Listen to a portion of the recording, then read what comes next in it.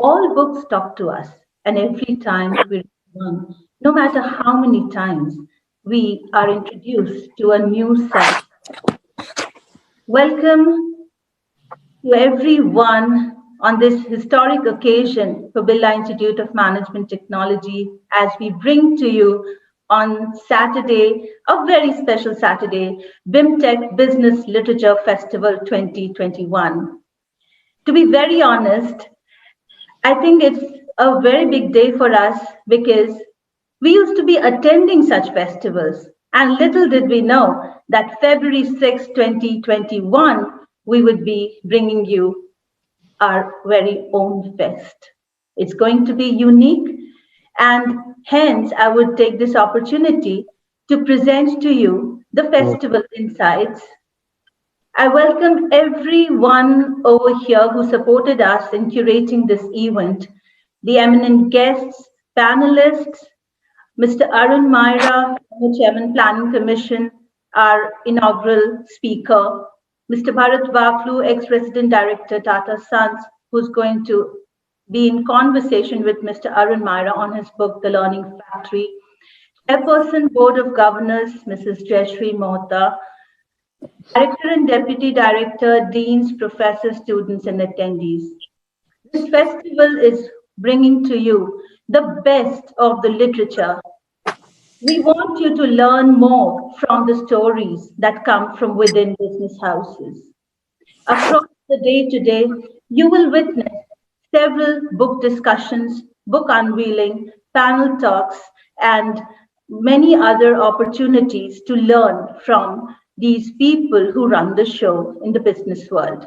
So this is especially for the students. It's beyond textbooks, beyond case studies. This Saturday is a special classroom for all of us. B schools are different now. B school education has also changed. In our festival insight, I would like to tell you how we conceptualized the festival. Last 1 year was tough for everyone. COVID, actually a curveball, which taught us a lot. It connected us with our passion. Many of us found solace in reading of books or writing our stories, and many were motivated to publish them. And we got space to do that. I truly enjoy the windowsill coffee mug and the book and the smell of the freshly, published volumes. And I've tried to read many in the last 1 year as well. It prompted us to tell you all that while COVID was a challenge, it was also an opportunity. Today, you will get a glimpse of how people actually utilized the time they got and brought us so many stories from their own experiences. You will also be very delighted to know that we were supported by Penguin Random House to curate the session, and many of the featured authors have been publishing in Penguin Random House. I also urge students, faculty members to understand that reading will enrich you. Reading will make you richer. None of the fat wallet that you're aspiring for will be achieved if you haven't built yourself through the letters and the books that have been written. So, taking this opportunity to welcome you all once again, I would now like to invite my chairperson of Board of Governors of BIMTECH, Mrs. Jayashree Mohta, to kindly present her welcome note. Thank you, Saloni. Dear Shri Arun Mishra, Dr. Chaturvedi, Dr. De, and other distinguished guests. On behalf of the BIMTECH family, I am happy to extend a very warm welcome to all of you to this first edition of BIMTECH Business Literature Festival. It is rare to see a B school curate an event that brings together business leaders and their stories of successes, failures, and transformations. The Birla family has always endorsed creative and responsible sharing of knowledge amongst future generations. As a young child, I have had the privilege to learn and grow listening to the inside stories of business houses shared in the conversations at our home. I owe much of what I know today to the anecdotes I grew up listening to. It is heartening to know that the vision of the Birla family in, in inculcating business values through literature is being taken ahead by business communication area of BIMTECH. It is for the culmination of this very vision that we have all gathered here virtually today. It is a unique offering, a melting pot of compelling stories, deep conversations, and brilliant ideas.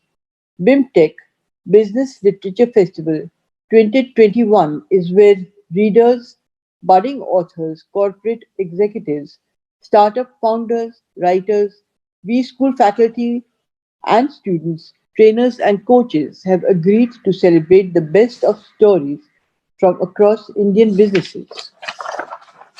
Literature is the bedrock of any civilization. It is through books that the richness of any civilization percolates to the future generations.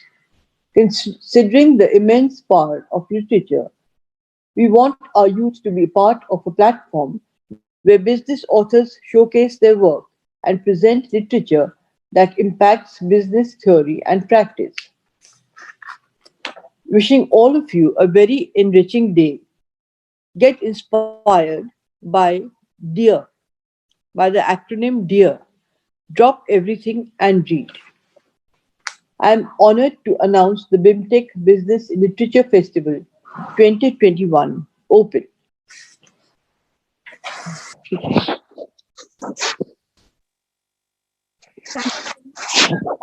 Really means a lot. The way you're driving us towards such awesome achievements and connecting us with literature, because the Birla legacy is all about that, and we love it. This is the right requesting ma'am to please mute herself. Thank you. Um, this day would not have been possible had we not got the mentoring of our director, Dr. Harivansh Chakraborty, and it's just opportune time to bring him in with his welcome address. Over to you, Dr. Chakraborty. Thank you, Dr. Saloni. Uh, Respected Srimati Jesse Motaji, Chairperson, Board of Governors, Sri Arun Mehraji, who has been our mentor for last so many years, Mr. Bharat Waklu, who is going to interview him today, Dr. Anup Singh, Vice Chancellor, Nirma University, Dr. Upinder Dhar, Vice Chancellor, Sri Vaishnav University, Dr. R.K. Dubey, Member of the Board of Governors, BIMTECH, Dr. Verma, Dr. Day, my faculty colleagues, alumni, students, and our guests from other universities and colleges. It's a great feeling today. And I remember when the building for the Greater Noida campus of BIMTECH was being planned and designed, our founders, late Basant Kumar Ji Birla and Sarla Birla ji, they have given this idea. The question was where should the library be located? So their suggestion was the library should be on the top of the building. And they have given the region that similar to the brain at the top of the human body, library should get the highest place. And they have told me, Dr. Chaturvedi, our library and other facilities should be as good as these are in top business school of India, including IIMs. We are grateful to our founders who have given a beautiful campus, a beautiful library, and a beautiful infrastructure. We have been visiting, and our students and faculty, they have been going to attend the Jaipur Literary Festival for long because it has become an icon literary festival, not only in India, but worldwide.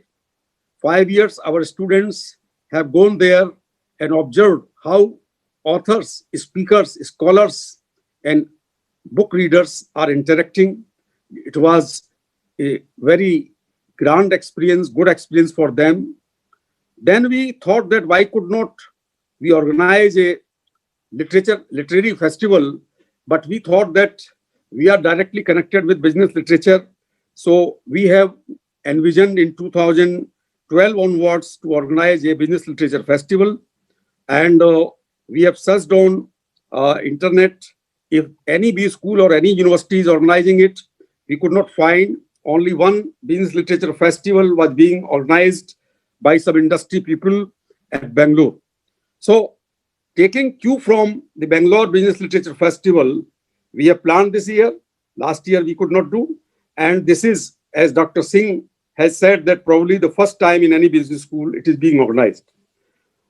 Why business literature is getting so much significance, so much importance? I think till millennium, when students used to be interviewed by B schools, there was no necessity for reading business books. But now for faculty of business schools and students, it is very important to read business books to keep them updated. In our country, there has been a history. I have traced Professor Dujendra Tripathi has authored several books on the history of business in India. Then I read a book in 1978, The Marwadis from Jagat Seth to Birlas, authored by Thomas Timber. And I am deeply influenced by a book which has been authored by a professor from Singapore University, Professor Medha Kodesia, Life and Times of G.D. Birla. And it is very authentic biography of late G.D. Birla ji. I just read today that now the readership of business books is increasing momentum, and corporate world is also taking cognizance of this. Many business leaders have already written books about their companies, their life experiences, but even every company is trying that if they can narrate a good story about their uniqueness, the whole world will know. Recently, Gaja Capital, which is the very prominent venture capital fund, has announced business book prize worth rupees 15 lakh, and first time it has been given to a book on Flipkart. I know that till 2010, there were mostly motivational books. For example, Subrato Bakchi has written Go Kiss the World, was a very popular book. Vikas Iyer has written The Habit of Winning. It has also become a bestseller. So these books are mostly read by the young people, that how should they motivate themselves and how should they manage their careers. There have been success and failure stories of business. But recent hit, the data I have scanned, one book, Satya Nadella's book, CEO of Microsoft, hit Refresh. It has been sold. 85,000 copies have been sold. And Raghu Rajan's book, I Do What I Do, 120,000 copies have been sold. So I think it is getting momentum. At BIMTECH, faculty and students, they are trying to cultivate book reading habit. Many times our chairperson gives me books read by her for the use of the library. And we are fortunate that under her leadership, we are venturing into a new area today. Thank you.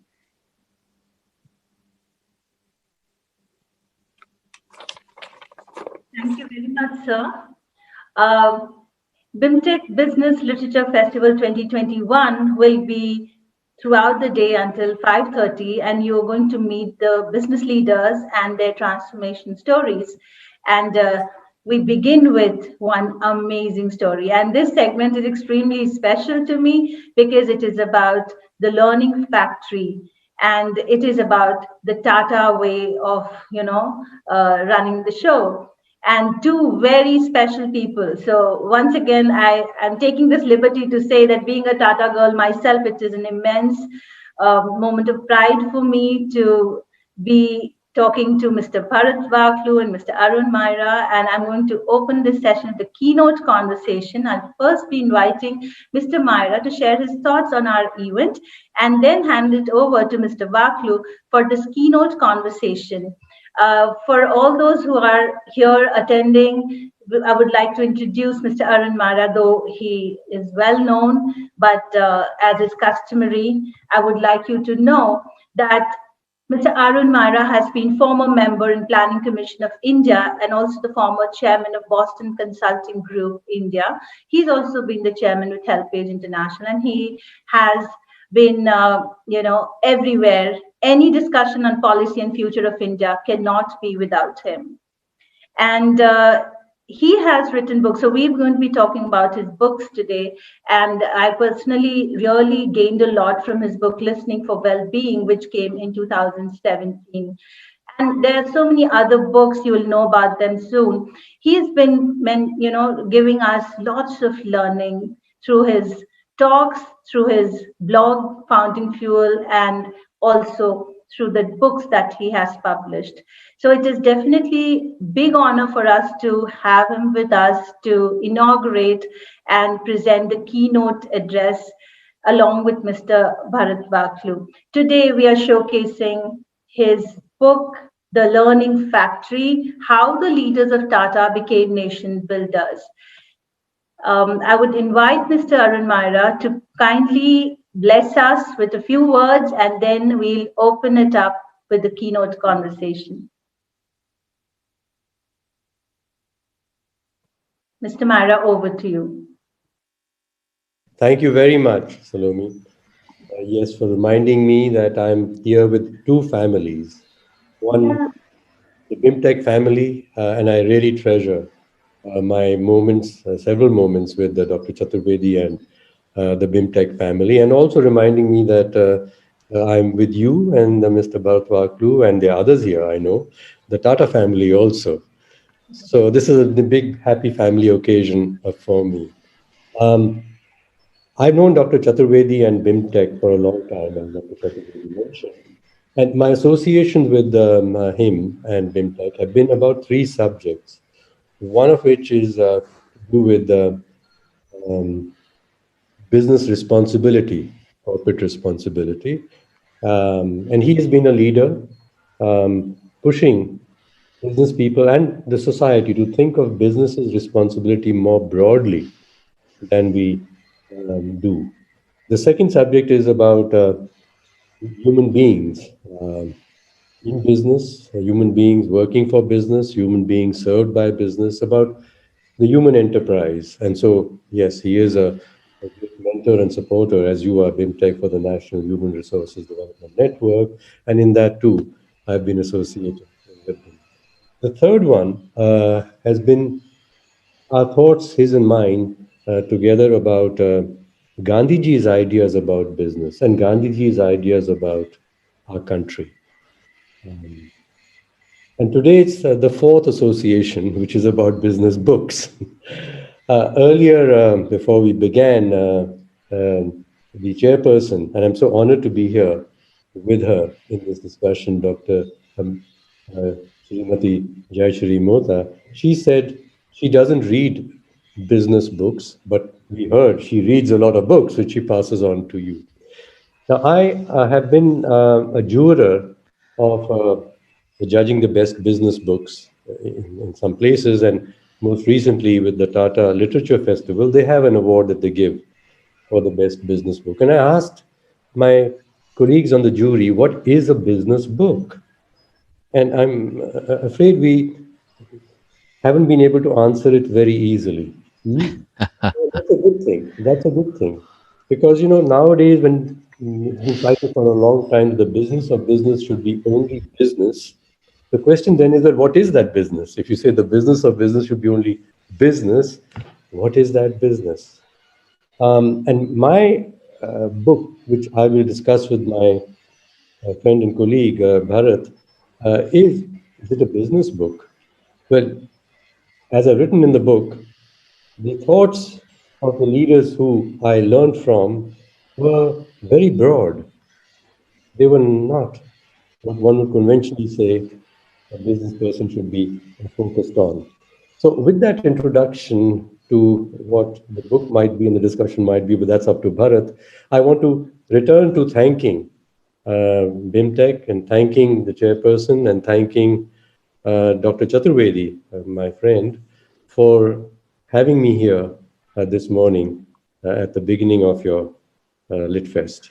Thank you so much. And Good wishes to all the students.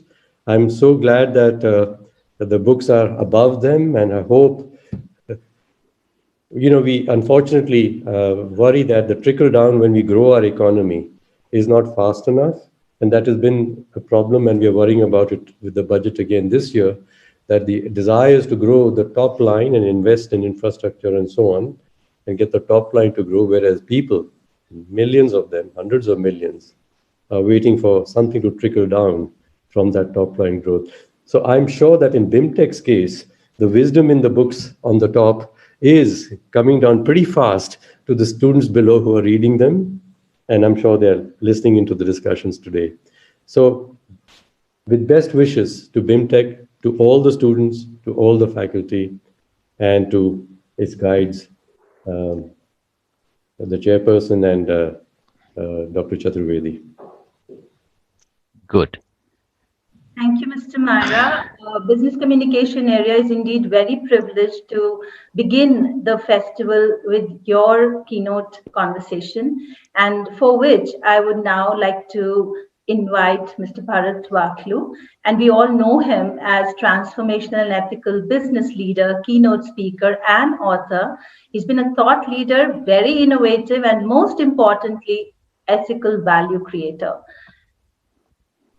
Okay, Those of thank you you. who are waiting to hear, yeah. So I'm going to hand this over to Mr. Waklu, and also letting everybody know that we had designed pre-event contests, and one of the contests was a book review on the Learning Factory.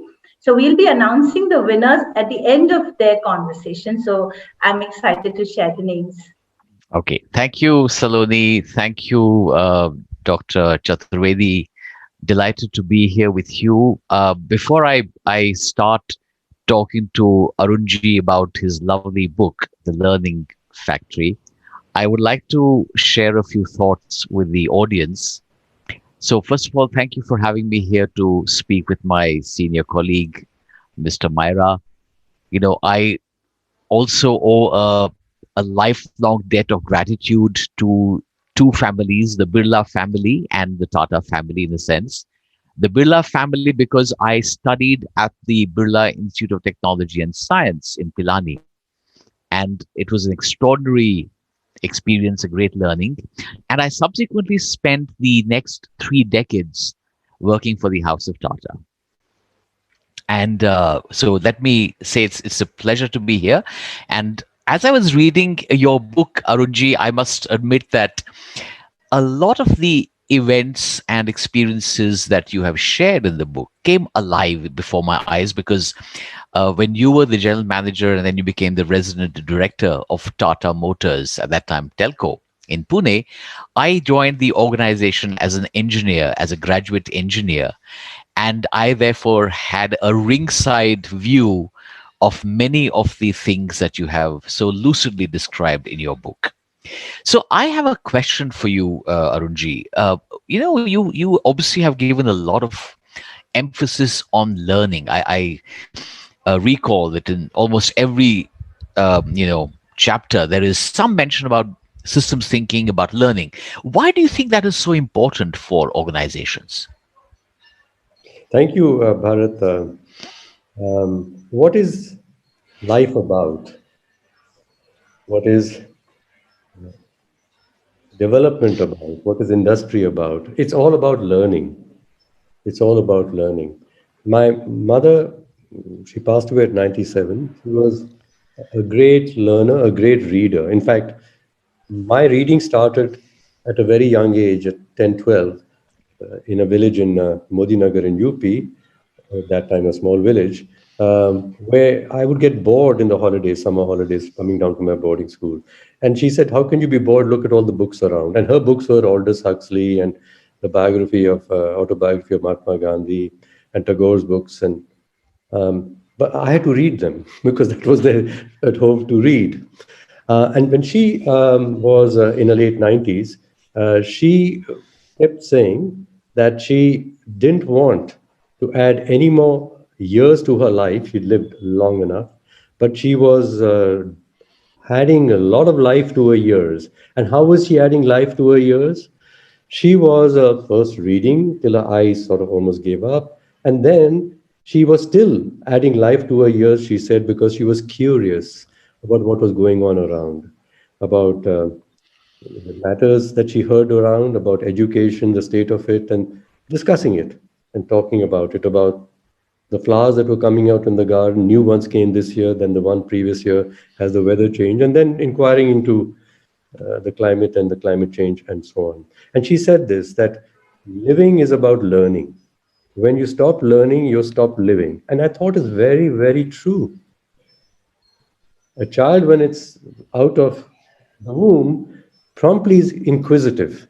It's, what is this, touch this, that sound, and so on, and trying to figure out what everything is around the child, and so it goes on. And at the time that you stop being curious about what's happening outside and what's happening inside yourself also, you stop learning, and as my mother said, you stop living. Now, coming to connect this with the development, Tatas, the story of Tatas, that we need in India to grow more industries, industries that can produce things, the standard that is the best in the world, so that Indians don't need to aspire to buy foreign things. They will get things made in India. But how will this be done when we're not yet? I'm talking of the early days, 100 years ago, when there wasn't that much industry in India, and Jamshedji Tata was starting the enterprises. That yes, India didn't have the capabilities to produce the complicated engineering goods, and we had to learn how to do it. So the question was, we had to learn to do something we don't know how to do yet. This is what a child does growing up in life. Learning to do what the child doesn't know how to do then. Same, industrialization is a process of an organization and many organizations learning to do things that they haven't been able to do before and aspiring to do them at standards that they are the best. Right. Proving to the world and to themselves that we can do it too. So it's the process of learning, and this was the spirit. And you said you joined Tatas at the time I was there, and Sumant Mulgaonkar, the great leader, this was it. We are going to, as Indians, learn to do things which Indians haven't done so far, and learn so fast that very soon we'll catch up for the best of the rest. So that was the spirit of, and that is why my book is titled The Learning Factory of My Stories, what I learned from great leaders there, and I use the word readers. And he encouraged, Suman Mulgaonkar, there was no management schools at the time. Right. I didn't go to a management school. He said, be curious, read. And my goodness, he compelled one to read because he would land books on my table and other people. Peter Drucker's books, the big book, would land there, and please read it. And then you'd have a discussion about the book. So that's how, by reading good books and by applying oneself to creating something that one hadn't done before, one learned, and that's the story of the Learning Factory. Wonderful. So throughout the book, you do share your, share experiences about your extraordinary association with both Mr. J.R.D. Tata as well as with Mr. Sumant Mulgaonkar.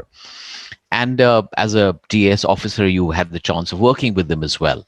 Now, is it possible, Arunji, to create a culture where the kind of questions that Mr. Mulgaonkar would pose to you, for instance, could those become the norm in the organization to enable the entire community of executives and all the others to move ahead with the same kind of passion for excellence and learning?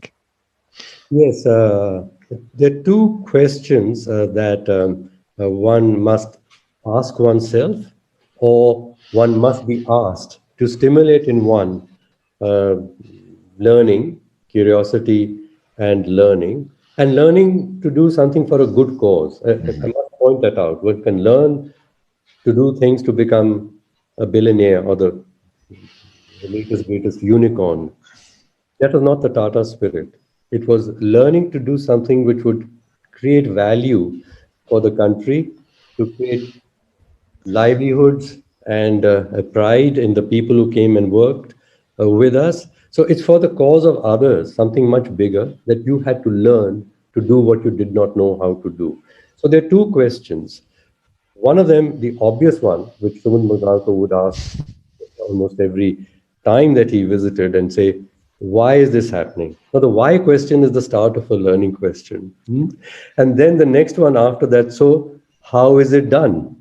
And that is the capability building question. These words about why and how were so frequent in his conversations with young people, old people, even the gardeners who worked in our factories in Pune. And you might recollect the lovely, lovely ecosystem we created. He would ask these people, even the gardener, Aaj, or he would ask in Marathi, let's say in English now, that, what is it that you have done last week which is different to what you did before?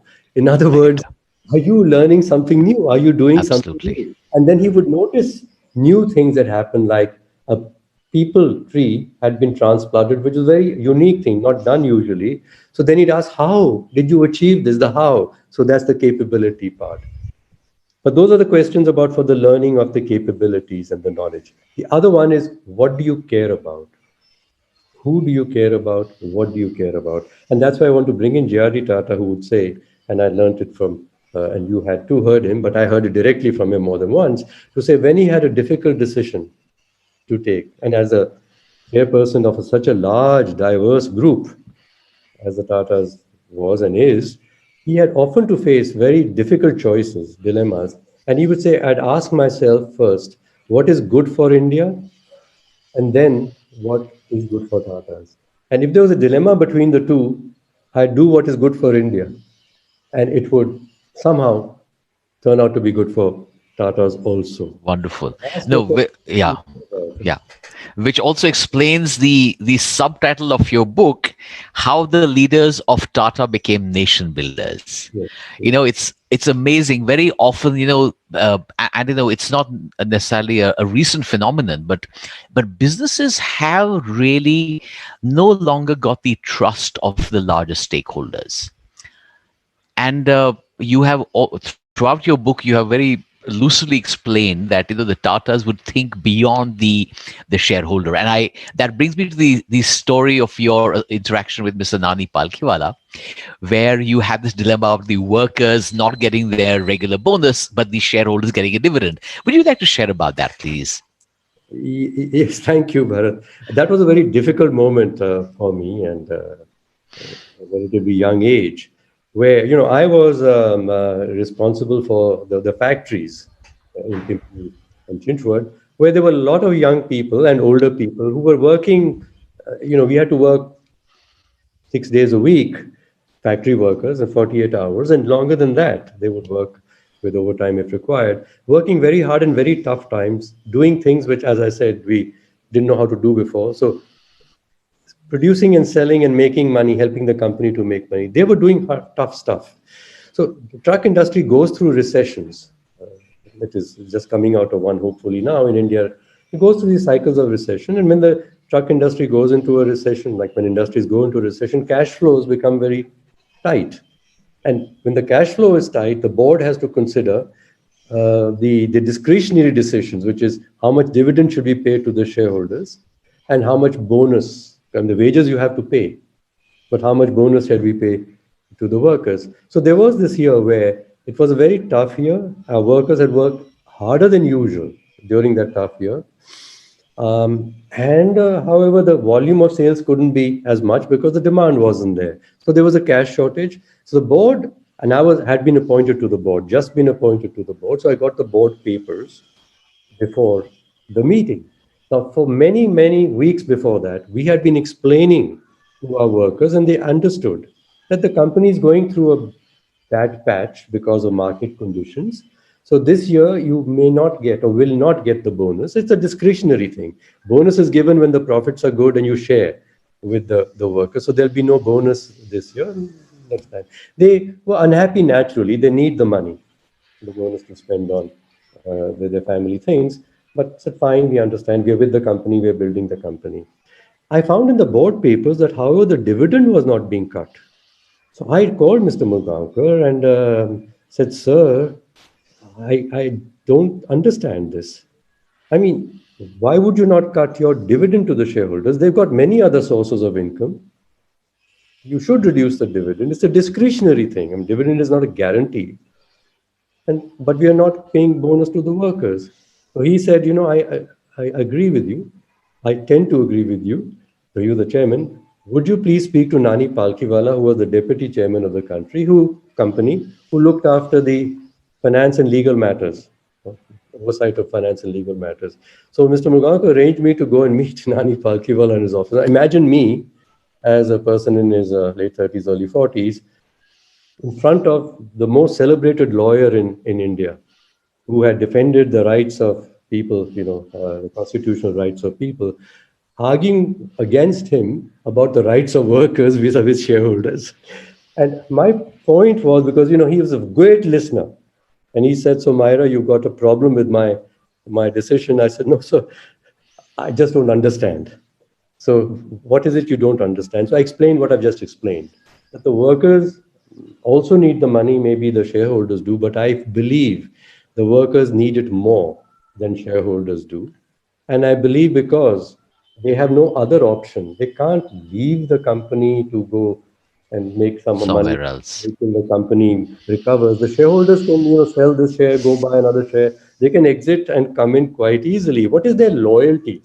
What is the loyalty of a shareholder to the enterprise compared to the loyalty of a person who's working, learning, and going to live their whole lives? So this is my values ethical dilemma here.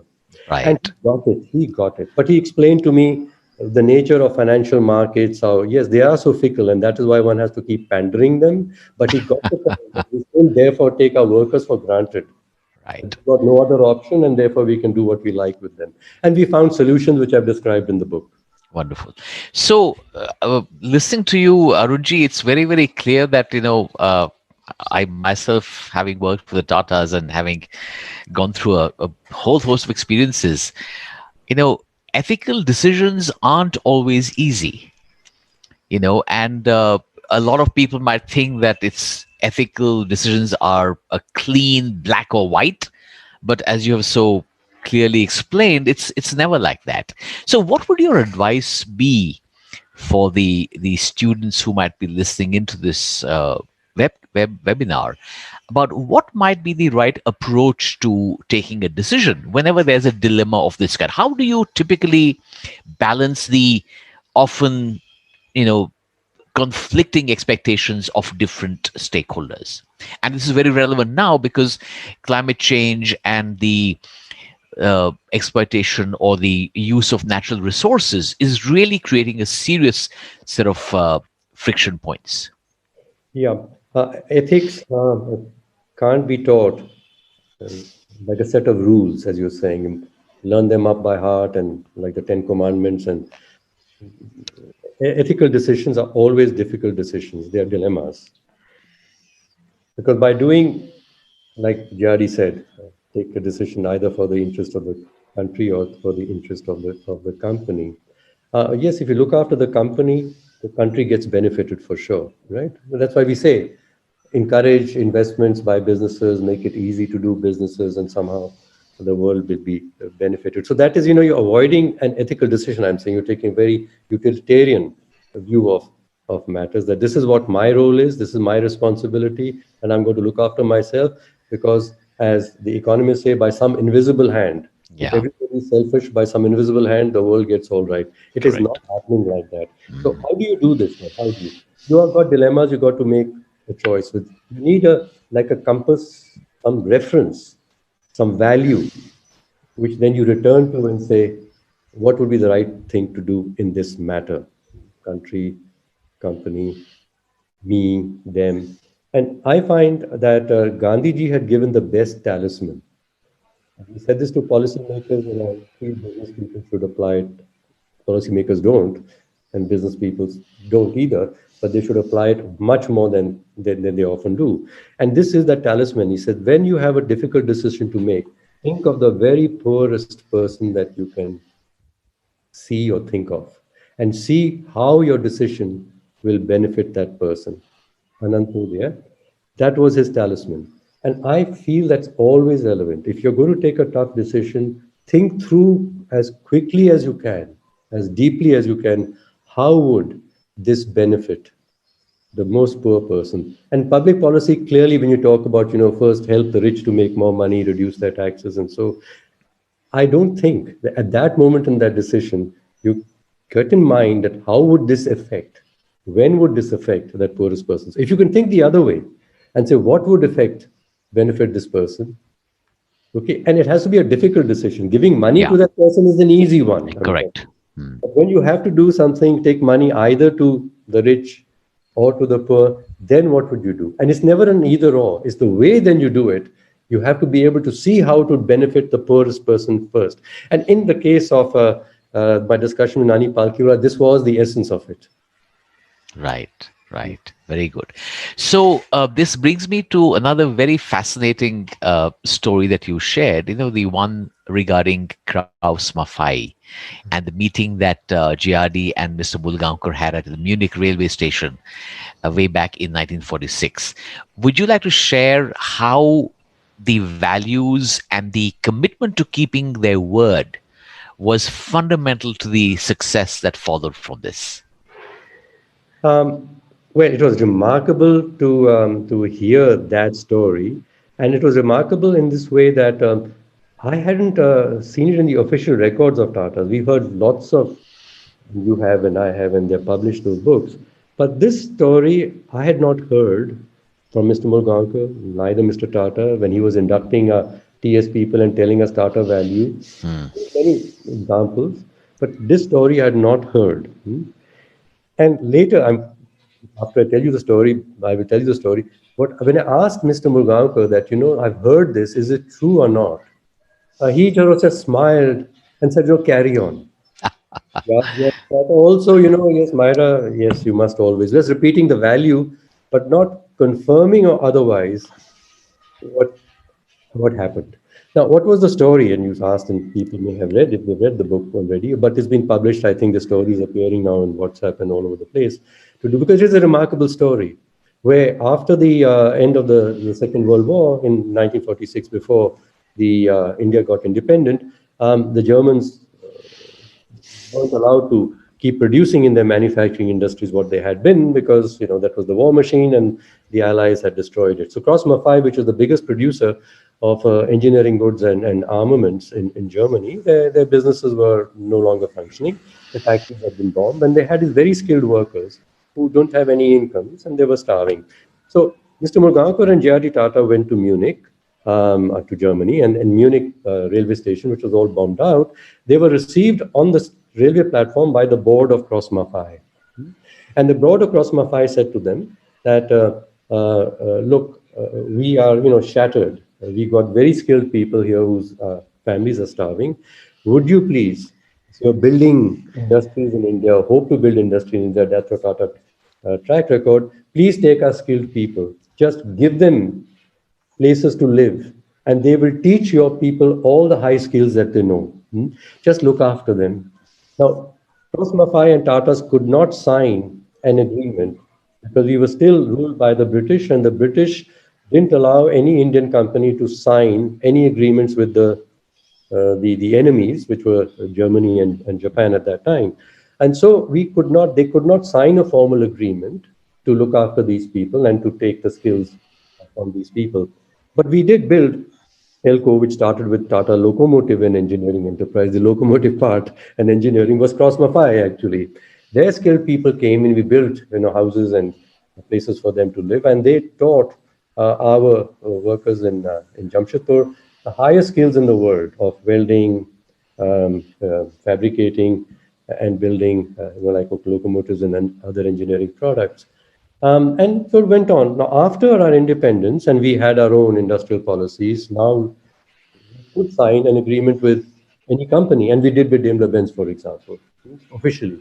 But then there was this pending thing, that there was no agreement signed, and we had already got the value. We had built up an enterprise using the skills of Cross Maffei and its people. And this letter went, this is the story I heard from the Cross Maffei directors in Malaysia. And they said, we want to acknowledge the greatest enterprise, business enterprise that they have come across, whose people honor their words. They don't require legal contracts and lawyers. They give a word and they will live up Wonderful. to what they given. And so In this Tata wrote to say that, look, can we now pay you royalty? I mean, they were shocked. They said, no, we don't want it. right, After right. What a fascinating tale, it- Dr. Myra. Can I just put in a word? Yeah, That was please do. really, really very interesting. And I don't think too many people know about it, but it's really a very idealistic story, and more people should know about it. Thank you so much for this interesting bit of Thank you. And information. let me add, Jayashree ji, that when Yes. Mr. Myra was then the CEO of a Tata joint venture in Malaysia, Uh-huh. uh, you know, one of the bankers from Australia was trying to find out how credit worthy are the Tatas. And the Acha. moment the Tata name was mentioned, the Yes. banker said, well, this is a letter from the Tatas is as good as a banker's guarantee. So Yes. obviously these things build up. Of These course. are ideas that really contribute to True. creating value. So Very we have true. a few, just about a minute or two more. So Mr. Myra, before I let you go, I want you to please share a message with the young professionals in the audience. What might be your advice to them as we deal with a completely new world? Because after all, the stories that you shared that I have been through are from the 80s and 90s and maybe early 2000s. But something now is different. What would be your advice to the young people? Um, we just come out of the COVID time. During the COVID, the stark inequalities in our country have become even starker and more visible. They've always been there, and they've always been there. We had until the COVID time, and even now, I'm afraid we are continuing with this whole thing that I'm all right. Let me get a good job. Let me earn more salary, more salary. And Saloni, when you said something about read, it might help you. I thought you almost said to make a big pot of money. That should not be the objective. Please, like Anantodia, I think that you have an opportunity here to shape the world to make it better for everyone. So, Right. in whatever you choose to do, whether it's your small enterprise, you're working with a large enterprise like ours, your partner, the question keep asking yourself is, how can I become better at doing something that needs to be done, not to make me wealthier, but to make the world better? So, what would be the subjects that you want to learn more about to understand why the world functions like this, or the capabilities that you want to build in yourself so that you can be a leader, a contributor to making the world better for everyone. So keep asking yourself these questions. Absolutely. Wonderful. Mr. Myra, I really have always been a great admirer of yours, as you know, apart from being a colleague. So, but thank you on behalf of the BIMTECH Business Literature Festival 2021 and the entire team that's organized it. Our grateful thanks. But before I let you go, I'm very pleased to announce that the jury that reviewed the responses of those who had read your wonderful book, The Learning Factory, have identified the winners of the book review. And with your permission, Dr. Chaturvedi and Saloni, I'm going to announce the names right now. We have Vishal Pathak from I Am Kozhikode as the front runner, Vishal Pathak. And then we have from BIMTECH, we have Shikha Singh and Anand Soni, as well as Ambawala Murtuza and Aditi Garg. So hearty congratulations to the winners. I look forward to the reviews of this very, very lucid book. And before I wrap up and thank you all once again, I want to share with you that the thoughts that Arunji shared towards the end are not just thoughts that he's telling us. He is actually living them, because along with him and a bunch of about 125 other ex-TAS officers, ex means those who retired from the Tata Administrative Service, we are a group that's working together to make a small difference in the world in whatever way we think we can, where our skills and our gifts are put to use for the greater good of all. So, on that note, ladies and gentlemen, my grateful thanks, Dr. Chaturvedi, Srimati Jayashree Motaji, Saloni. Thank you very much. We will now take leave of you, but thank you so much for having us. And thank you very much, Arunji. It's been an Thank you so much, extraordinary Arunji. It conversation. was very nice. Excellent. Thank you. Thank you, ma'am. Thank you. Congratulations Thank to you, the Bharat. winners. The intention is to make everyone read, and we don't get to meet people like Mr. Myra and Mr. Vaklu and have conversations with them. So we'll make every effort to get them with us every now and then. Thank you so much, Mr. Myra and Mr. Vaklu, for supporting our initiative and inspiring each one of us and making us feel more committed towards the national good. So we'll keep that in our minds and we'll design future ventures also in the same way, including the next generation. And I'm sure you'll be proud to know the achievements when you hear their stories one day in one of our fests. So I'm looking And forward to Mr. also. Myra, can I describe you with an oxymoron? I Please. would say you are an altruistic businessman.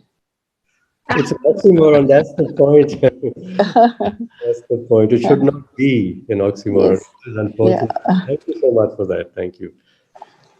Thank you Thank you. very much. And this is another very important segment in our inaugural session. As we all were, during the COVID days, we were all doing our own things, and we found many amazing stories that BIMTECH decided to document. I hand over this session to Dr. Nimisha Singh, my colleague, and she's coming up with an announcement. So wait and watch. Thank you, Saloni. A very good morning to all. For the unveiling of the book, we are going to unveil two books today, edited by Dr. Chaturvedi and Dr. A.K. Day. For the unveiling of the book, we are honored to have with us Srimati Jayashree Mohta, Mr. Arun Myra, esteemed panelists, faculty colleagues from BIMTECH, authors who have contributed to the book, students and delegates who have joined the BIMTECH Business Literature Festival. In this virtual audience also, we have about 30 authors who have contributed to this book, and some of them are have joined from US, Europe, Sri Lanka, and Pakistan. Before we proceed with unveiling of the book, I, Dr. Nimisha Singh, sub-editor of the book, would like to give a brief preview on behalf of the editors, Dr. Harivansh Chaturvedi and Dr. A.K. Day, and my sub-editor colleague, Dr. Shreya Mishra. Earlier, Dr. Day was to give the preview of the book, but because of his health conditions, I'm conveying the message on his behalf. He has joined, you must have seen, he has joined from the hospital itself, and he's doing well now. About the book, we all saw that the COVID-19 pandemic, how it disrupted the way of life, professional and personal, and some unusual measures were forced upon us, such as the social distancing and strict lockdowns, and that shook up all the sectors of the industry. While the idea for the book was being conceptualized, there were a lot of articles coming up in professional journals and magazines. But as a B school, we intended to contribute something of contemporary research value to the academic fraternity. So we looked at these articles. We consulted some consultants' reports, such as reports by the PwC, Deloitte, McKinsey, that had articles backed with a lot of data, but the inferences were opinionated. And we were more looking forward to the future perspectives, the impact the pandemic will have on businesses, financial markets, economy, professional and personal lives, and even on the ecology and ecosystem, and then their respective recovery strategies. We also listened to various management experts, and with that, we came up with 4 sub-themes: the way forward for the business, reinventing professional life, familial bonding, lost or found, and revisiting our social and ecological system. The idea was that to explore various facets of the impact, such as how these sectors will recover, what will be the new business models, how they will evolve, what will be the growth drivers, and the leadership styles, communication, relationships, and communities, how they will change. We also wish to share that we had a very strict timeline.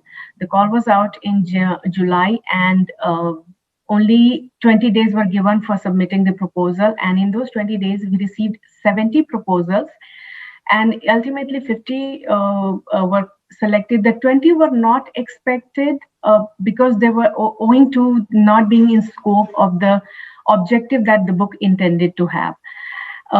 With the strict deadline, and yes, the articles to the proposals that were selected, they were given only 1.5 months to submit the article. So we were expecting that with this strict deadline, we may have only 25 articles and there will be one book, but we are pleased to share that finally 50 articles were received and they are published in 2 volumes. These volumes are dispatched to the authors, but a few of them may have received, but here it is. You can see the virtual cover of the book, and soon you will receive those articles as well. So these are the 2 volumes for the book. We would also like to share that in addition to India, we have contributions from 12 countries. And these contributors are university vice chancellors, deans and directors, distinguished professors, and senior industry experts, meaning that the insights provided in these articles are unparalleled, diverse, and unique. One more thing that was suggested during the call was to include co-authors from different backgrounds in the hope to have a cross-functional perspective on the issue. And so many of these articles in these books have co-authors from different countries or mix of academic and industry or faculty from different subject matter areas, demystifying the multi-dimensional impact that the pandemic has on professional and personal lives. Also, the articles are conceptual or empirical or policy papers that have used qualitative or quantitative methods alike. And we hope that it will provide the readers, including investors, management, policymakers, with new results, recent findings, and future perspectives on the impact of the pandemic. With this background, I would like to invite Dr. Day to share how we achieved quality and also to share the 2 future projects that we have. Dr. Day? Thank you, Nimisha. And thank you for giving me this opportunity to share how did we maintain quality of articles and publishing on time, etc., when so many stakeholders from different countries are involved. So we actually implemented 4 measures. The first was we did not invite articles from anybody and everybody. We had drawn a list of very senior authors, very senior academicians, practitioners, and we landed up with about 160 names. And these names were taken from the contacts list of mine, of Nimisha, Professor Chaturvedi, my all other colleagues. They were very, very critically reviewed. And then we said that, okay, this is the final list to which we will approach. The second one, as Nimisha has already shared, that for such a multidimensional topic, single author may not do justice. That was our conviction. So we insisted and suggested to many that why don't you have another person from another discipline or maybe another country, so that a multiple perspective creeps in and enriches the quality of the output. The third one, obviously everyone knows, multiple reviews, very stringent reviews at multiple stages.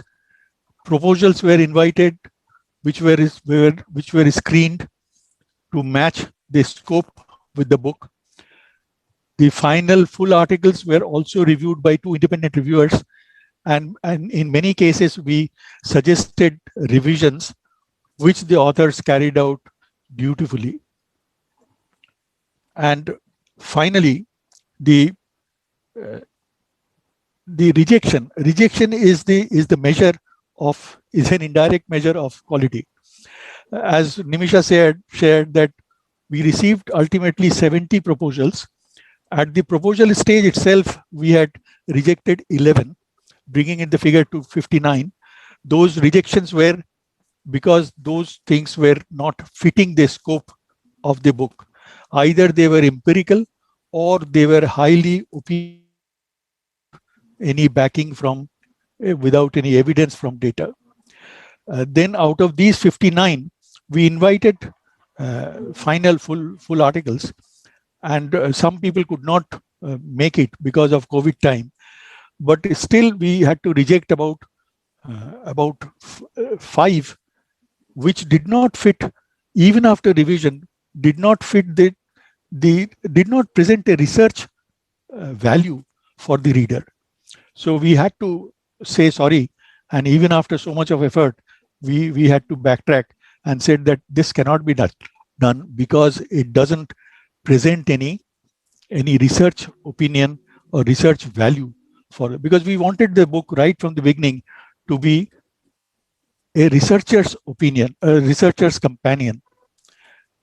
And that is how, these are the 4 steps. I repeat: list, multiple reviews, multiple authors, and rejection. Finally, I am very happy to share, because it is a Lit Fest, it is a literature festival, that we have plans to come out with another edited book on future of case method. As you know, case method is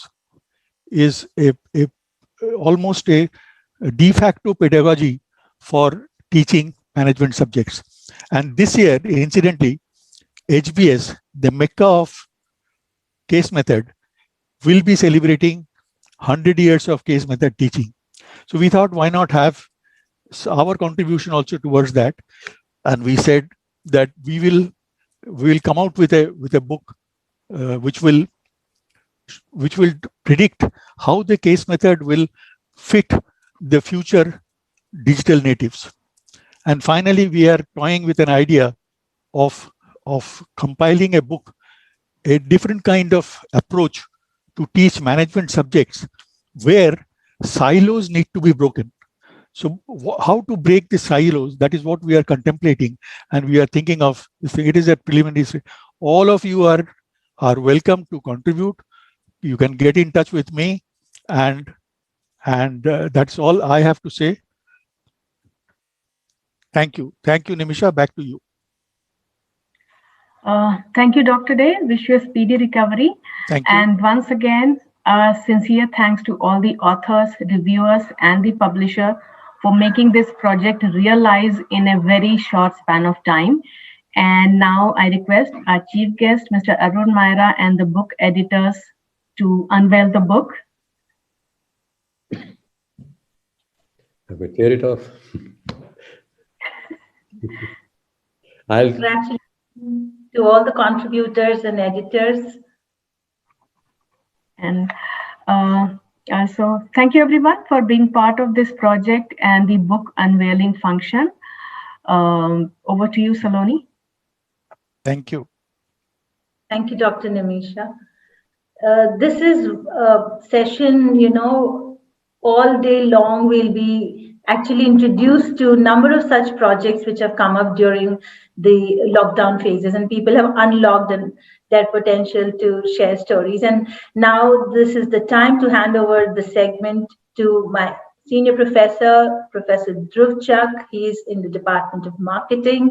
He is himself an avid writer reader, has his own poetry collection, and he's going to bring to us some very amazing conversation with Mr. Ambi Parmeshwaran. Over to you, Chak. Thank you, Saloni. Thanks a lot. And thank you, Business Communication Department, for organizing a very unusual festival. So it's only fitting that I present a very unusual book. So before I'm introducing my author, let me show you what the book looks like. And Ambi, you could come on. So this is the book. If you notice, it says it all. The name of the book is Spring, Bouncing Back from Rejection. And you see all those springs. And as they say, a picture is worth 1,000 words. So he's essentially an ad man, a legend in the advertising world, and this is his book. So these few words, I introduce to you Mr. Ambi Parmeshwaran. He is the author of this book, and authoring books is nothing new to him.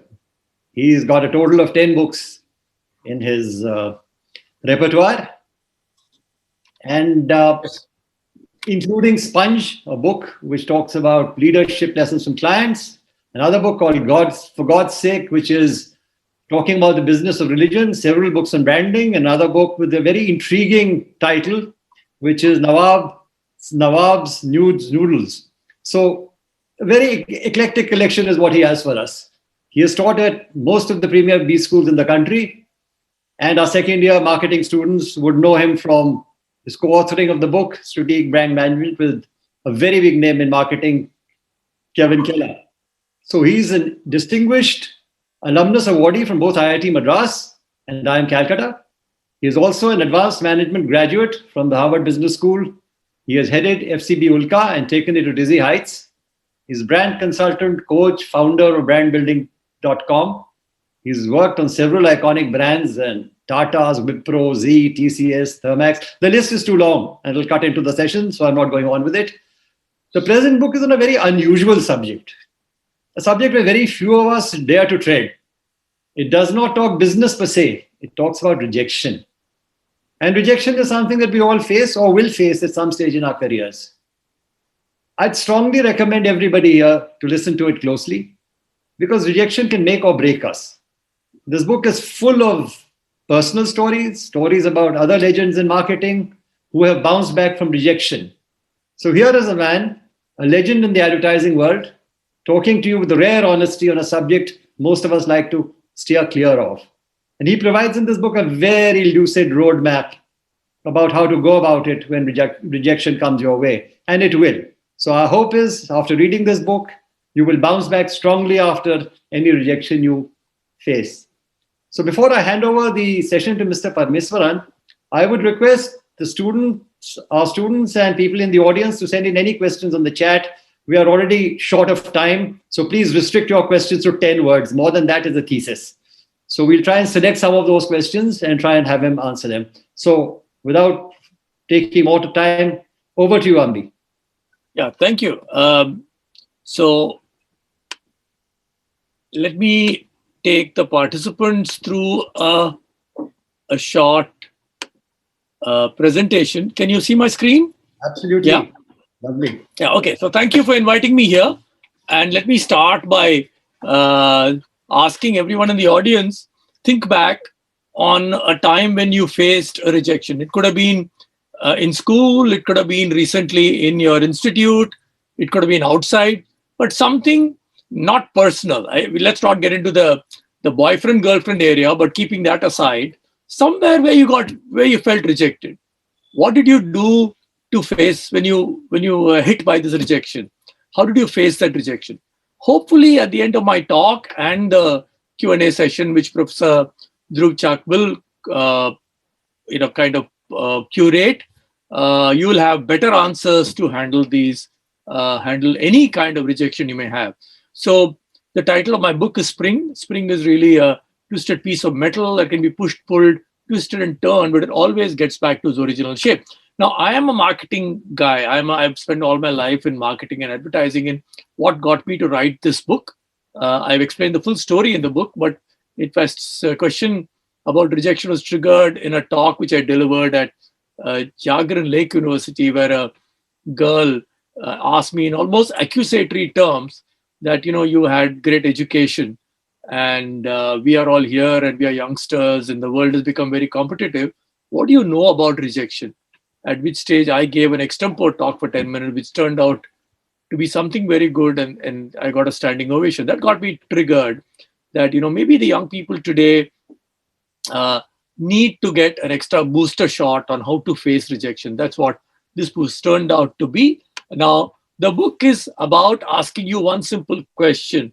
How agile is your internal spring? How good is it in terms of your ability to bounce back when you face with rejection? So the book contains roughly 60 odd stories in about 20 chapters. And I've made sure that only about 6 or 7 deal with my own life. But there are other stories from authors, from sports personnel, from business tycoons, from startup entrepreneurs. So I'll take you through a glimpse of this. I've taken Professor Chak's permission that I will make a 15, 20-minute presentation. And he's been kind enough to allow me to do that. So I'll take you through that presentation, maybe show one or two ads, and then get into a discussion. So let me explain the very simple formula I have for handling any rejection. First, face the rejection. Okay, don't crumble, don't crash, don't cry. Face the rejection. Second, when you're hit by a rejection, process the rejection, find out what happened. And third, most important, when you're hit by a rejection, learn from that rejection. Because if you don't learn from every rejection, you're going to keep falling deeper and deeper and deeper. So let me start with the first part of facing rejection and my own story. This goes back to 1977 when I was in IIT Madras. As a chemical engineer, I applied for a position with Hindustan Lever. I got rejected. And then come to 1978, I was in IIM Calcutta. I tried again applying to Hindustan Lever for a summer assignment. I was a good student, so I thought I will walk in and get it, but I got rejected. So when I got rejected twice by the same company, I sat back and said, look, I need to think this through. And that's when I said I want to do my summer assignment in Kolkata.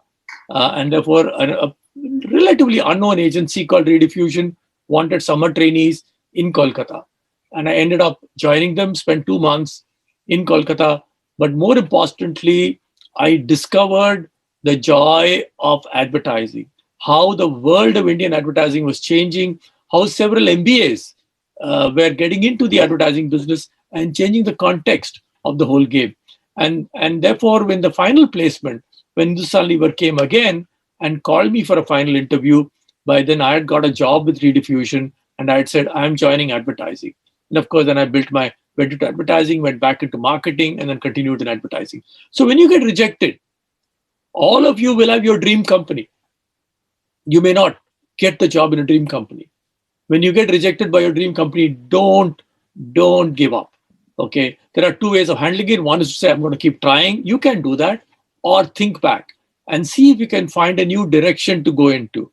So understand that there are different shades of rejection. Some of them are final, some of them are tentative. Of course, in the placement season, what you get is final because you're not going to be able to get into the same company from campus. Maybe you can join the same company 5 years later, 3 years later. Maybe that you can keep in the back of your mind. But if you get rejected, find a new direction to go into. Okay, don't keep lamenting the loss. All right. So that's the first lesson from my own life. The second is really these books. These are all bestsellers, right? Jeffrey Archer, J.K. Rowling, Jack Cranfield, of course, Amish Tripathi. All of them have something in common. The commonality across all these best-selling authors is they were all rejected, right? Jeffrey Archer was rejected by 17 publishers. J.K. Rowling was rejected by 12 publishers. Jack Cranfield was rejected by something like 140 publishers. And of course, Amish was rejected by so many publishers, decided to publish the book himself with his agent. How do authors manage to break through the publishing, wall, so to speak? That's because they have faith in what they do. They have faith in their work, and they have someone close to them to tell them that their work is good. And therefore, they keep trying, and they finally succeed. So if you have the inner conviction, especially in the creative arts, and I know in advertising, very often you come across creative directors who have tremendous conviction that they keep selling. And sometimes the client says, no, and we'll talk about a story later. And the client finally says, yeah, maybe this guy is so convinced it will work. Maybe we will go with it. So if you're convinced about something will work, keep at it. Don't give up too early. Now we come to someone whom all of us love and respect, Dr. APJ Abdul Kalam. Now, Abdul Kalam described the story in his book. The first time they sent out a satellite launch vehicle, SLV-1, I think it was 1993 or 94, 89, and it 79, and it went up into the sky and it came back in 315 seconds. It was a total disaster. Dr. Kalam, obviously, his inner confidence was broken. He was deeply ashamed of what he had done, but he had a wonderful boss, a gentleman called Professor Satish Dhawan. Professor Dhawan told Dr. Kalam, I will go talk to media, you stay out of it. And Professor Dhawan met the media, told the media that it was a mistake, we made some mistakes, we will learn from this, we will get it right. Exactly a year later, when they sent out SLV2, it was a success. Now, what did Professor Dhawan do this time? Professor Dhawan said that it is Dr. Kalam's success and he should go and meet the media. And by doing that, Professor Dhawan managed to silence the inner, get Kalam to silence his inner critic and overcome his diffidence, saying, what a disaster, recover and become better. And he describes all this in his book, Ignited Minds. So very often you may have to find a mentor who will help you silence your inner critic. But even otherwise, remember, your inner critic will keep telling you that, hey, you're not good enough, you're not going to get this job, you're not good enough, you're not going to get the project. But learn how to silence the inner critic. Okay. So that is the first part, facing rejection. What happens when you're hit by a rejection? Now let's come to processing rejection, right? You need to find out what happened. And I've written this in my book. What has been rejected is not you. You've not been rejected. Your CV has been rejected. Maybe your proposal has been rejected. Your project has been rejected. Remember to distance yourself from your project. And also remember not to blame the other side, saying the other side is at fault. The HR manager didn't like my dress. The HR manager did not like my hairstyle. Sorry, that is also wrong. So let's go to currently cricket season is going on, and it looks like the England team is going to have us for breakfast and lunch and dinner. But let's look at what happened to Rahul Dravid. Rahul Dravid is dropped from the Indian one-day international team in 1998, right? And what does he do 3 days after he was dropped? Geet Sethi, world billiard champion, describes this story in his book, saying he was in the Krantivira Stadium in Bangalore. He had gone to get his physicals done because he had a tournament coming up, a World Cup coming up. And whom does he see early morning in the stadium? It was Rahul Dravid. And Rahul Dravid had just been dropped from the Indian cricket team. What was he doing in the stadium? He had a special trainer to improve his upper body muscle. Remember, imagine the commitment of this man. He had been dropped from the Indian cricket team. He was not sitting at home and lamenting. He was not running around in Delhi complaining. He was back in the stadium practicing. As a result, what happened in 1999 in the World Cup? India unfortunately didn't do too well, but Rahul Dravid was a top run getter across all teams in the 1999 World Cup. What does it take? Therefore, if you're working somewhere, and all of you will get jobs, all of you will join various good companies, you may not be in the A team. You may not be picked to be part of a prestigious project. Don't worry. Don't curse. Just practice more and you will achieve success, right? So let me come, and some of you may be looking at, doing your own startup. Let me tell you this little story about a startup which I've been mentoring for some time called Saral Design. It's started by Suhani Mohan and Harish Mehta. Harsh Mehta is from IIT Madras and Suhani is from IIT Bombay. They make economical sanitary pads, and they make the machine to make that economical sanitary pad, but these are high quality sanitary pads. Now, they had got some angel investing money done, so they made their first prototype, and then they started pitching to VCs. One full year, 52 weeks, they went through 100 presentations, not a single check was signed. Fortunately, some angel investors supported them, so they kept the company going. They kept making a machine every 3-4 months. But fortunately, they got invited to a conference in San Francisco. And there, after Suhani's presentation, she met a very wizened lady who walked up to Suhani and said, Suhani, what you're doing is all wrong. You're not a regular startup. You're an impact startup. Suhani had not heard the term. What is impact? They said, no. Your company is not just making another cookie or another shampoo. You're going to change people's lives. So you're called an impact startup. Change your presentation. Suhani changed the presentation. So remember this, 100 presentations, 0 checks. With the input from that mentor, she changed the presentation. And the next 10 presentations she made to impact investment companies, she got 4 checks at the end of the 10 presentations. So if you've been rejected, face the rejection. And when you're processing the rejection, please find out if you can have a mentor who you can go to and talk to and share your problems with. And let me now tell you a story from my own advertising life. This was the year 1997. India was opening up. A lot of car companies were coming in. We were invited to present to Hyundai. So 6 of us carried a lot of ads and went to Hyundai. That time was in Chennai. We flew to Chennai, made a presentation. We were walking to the presentation. I told my colleagues, this is not working. We didn't do a good job. But they said, no. We did a good. I said, no, this is not working. We didn't do a good job. We didn't get the account. And we got back. We put together a think team saying, look, India is opening up. More car companies are going to be coming. And we have no understanding on how to market cars. So let's start reading. So we reached out to our parent company. They had not too much experience, so whatever little they had, they shared. We started doing our own secondary research. And then we discovered that Tata was unveiling a new car at the Auto Expo 1998. We met the Tata folks a few weeks after that, got them involved in a case study competition. And at the end of that, we were told, would you like to pitch for this business? So we've been waiting for that invitation. We said yes. We put in a lot of effort. 14 agencies pitched for that business. 14. The best of the best agencies pitched for the business. And in June 1998, we won the business and we launched the car, which all of us called Indica. Went on to be a very successful car. And then we handled Indigo, then Vista, Manza, etc. The interesting side plot to this is the agency which won the Hyundai account handled the Hyundai account from 1997 till around 2005 for about 7 years. But we didn't get that business, but we won the Tata Motors business in 1998. And that continued with the agency, and it's still there with the agency. I mean, something for 10 years, Tata Motors was our number one account, both in terms of prestige, in terms of revenue, and in terms of what we could do.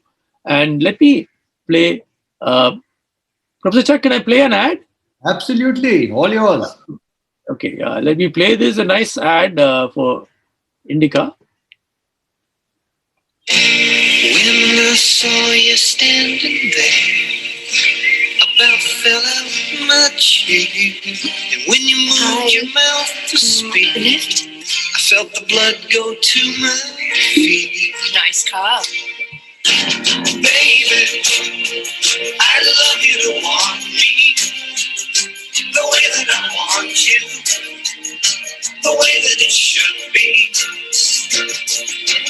Baby, I love you to want me the way that I want you, the way that it should be. Baby, you love me to want you the way that I want you. Hello, excuse me. Can you give me a lift? Tata Indica, more dreams per car. So it turned out to be that we lost something. We got rejected by Hyundai, but what we got turned out to be even better than what Hyundai would have been. So remember this. After every rejection, are you able to hear me or no? Yeah, we can. Okay, good. So remember, after you hit by rejection, sit and play back on what went wrong. You never know, you end up to a big better place after that rejection. But the third part is... Grover, could you please give yourself? Thank you. Yeah, please carry on, Andy.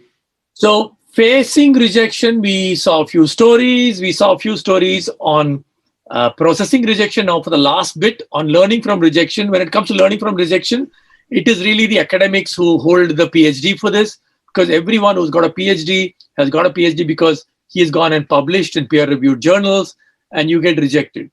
And peer-review journal, the process of rejection is very harsh. And a lot of people, a lot of scientists, a lot of even Nobel laureates have been told their research is all, bunkum. So the big thing is the smarter researchers know that a paper which has been rejected may actually end up becoming a better paper because of that rejection. So the little analysis someone I know is a professor shared with me, saying of the 20 papers he's published in the last few years, 14 papers got through the first attempt.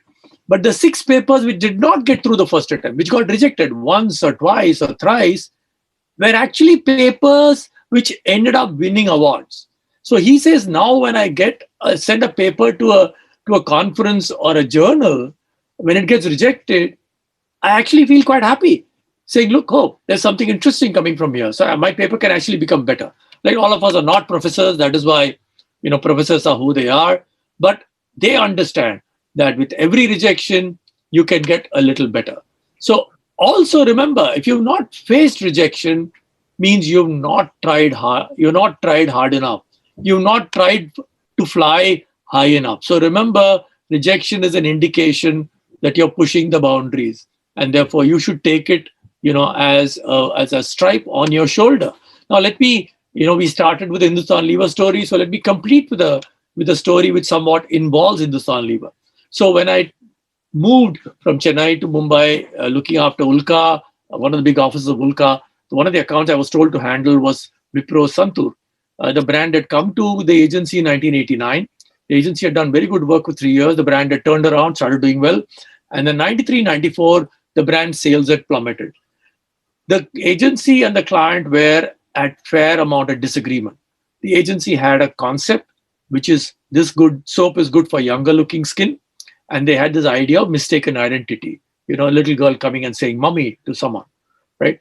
And they had done a series of ads. The client said the ads have stopped working. The insight is no longer valid. We need to another insight. The agency was convinced that the insight was right.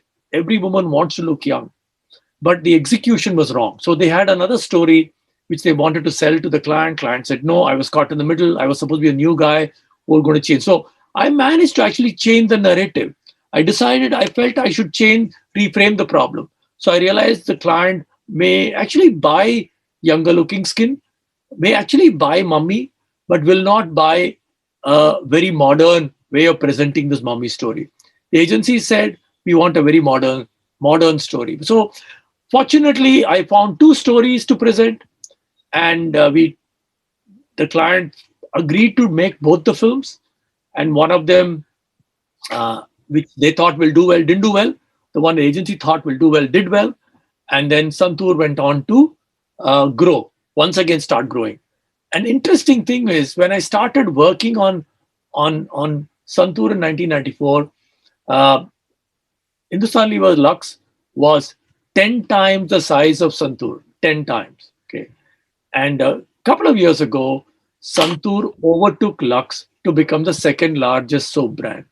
Now, so in a sense, by rejecting me, Hindustan Lever did me a favor, because I got to work on a company called Wipro and its brand called Santur, and helped build a strong Indian brand. So which was the ad which got into this trouble? So let me play that little ad and then.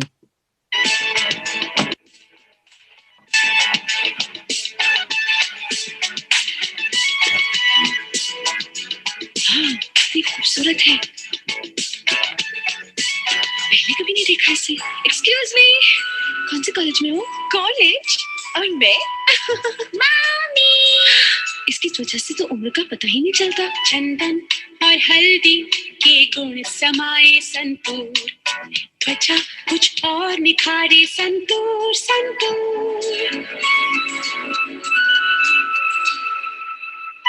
Santoor, santoor.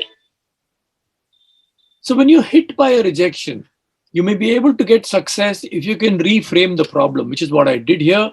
This ad turned out to be a landmark ad, and this led the way for the Santur woman to become a pilot, to become an architect, to become a singer, to become a musician, a dress designer, choreographer, etc., etc.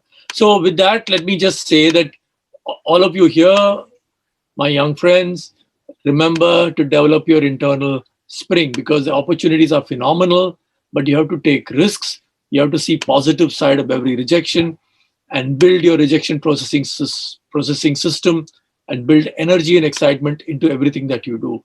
Because if you become a super spring, you will bounce back after every challenge, after every rejection. So remember the very simple phase, process, learn formula. So just want to conclude with Nelson Mandela's quote: "Do not judge me by my success, judge me by how many times I fell down and got back up again." So I have, a book is available both as a Kindle, as a audio audible, and as a book. So you can pick it up on any of your bookshops or e-merchants. And of course, Professor Chak has already explained, I've got many books to my credit. I've got 10 of them. You can get all of them in your library, or those of you who want to buy them can buy them. You can follow me on Twitter, LinkedIn, and Facebook. So thank you very much. Let me stop sharing, sir, and hand the mic back to you. Thank you. Thank you so much, Ambi. That was a fascinating presentation. It's a big lesson to all of us listening in how an ad man does his presentations. Absolutely fascinating. So this is what is expected of you after some years of your having worked at it. So big learning lesson for me too. So what I took from it was you've been just taught some lessons on rejection. You've been taught lessons on leadership. You've understood that you need a mentor. The sooner you get it, the better. And you need to separate yourself from rejections, face them, process them, and move on. And one line which remained with me from his presentation, I found it fascinating, was rejection is an indicator that you're pushing the boundaries. Now that is something which I think is a big, big insight. So rather than get depressed by it and think the world has come to an end, take it, learn your lessons and move on. That was absolutely great. Thank you so much. Please do buy the book and many more. I just discovered, I told Ambi that I only have one book in my library. I actually have two more. I had both Sponge and Nawab Nudes and Noodles in my library. I had actually bought those books in order to teach my daughter something about advertising, because she was going to appear for MICA for an interview, which I'm sure the books helped her to get in. So now she works with the McCann World Group, and I think some of that I would not be, might as well thank him here. We don't get a chance to acknowledge this often. So before we close this session, I have a couple of questions, and I will try and ask Ambi those questions. Let me give me a second. One of those questions was how to keep that hope going on when you don't have anyone to share that sorrow with or the rejection with. Well, you can't do it alone, Dhruv. You can't do it alone. You got to have someone close to you to hold your hand. So let me narrate the story about, Stephen King, who's written all these horror books. He created this horror genre. He was very passionate about writing. And so he had taken up actually a job as a school teacher, and he was living out of a trailer park with his wife, who was also a teacher. Right. And he used to write 3, 4, 5 hours a day, send the stories out, and he used to get rejection letter back. So one day he was writing in the morning for about 2 hours, and he didn't like what he had written. So he crumpled those 10 pages, threw it into the waste paper basket, and went out into the garden or the open field. And when he came back, his wife was reading the book, and she said, "Stephen, this is your story." He had thrown it away. She said, "No, Stephen, this is your story. Sit down and write it." And he wrote that, and that turned out to be a book called Carrie. Some of you may have seen a movie called Carrie, very scary movie. And it went on to become a multi-million bestseller. So you got to have someone. You can't do it alone. You can't do it alone. You got to have someone. It could be a friend. It could be your spouse. It could be your former boss. It could be a professor whom you reach out to for advice. It could be your old school teacher. So it could be anyone, but you got to have someone.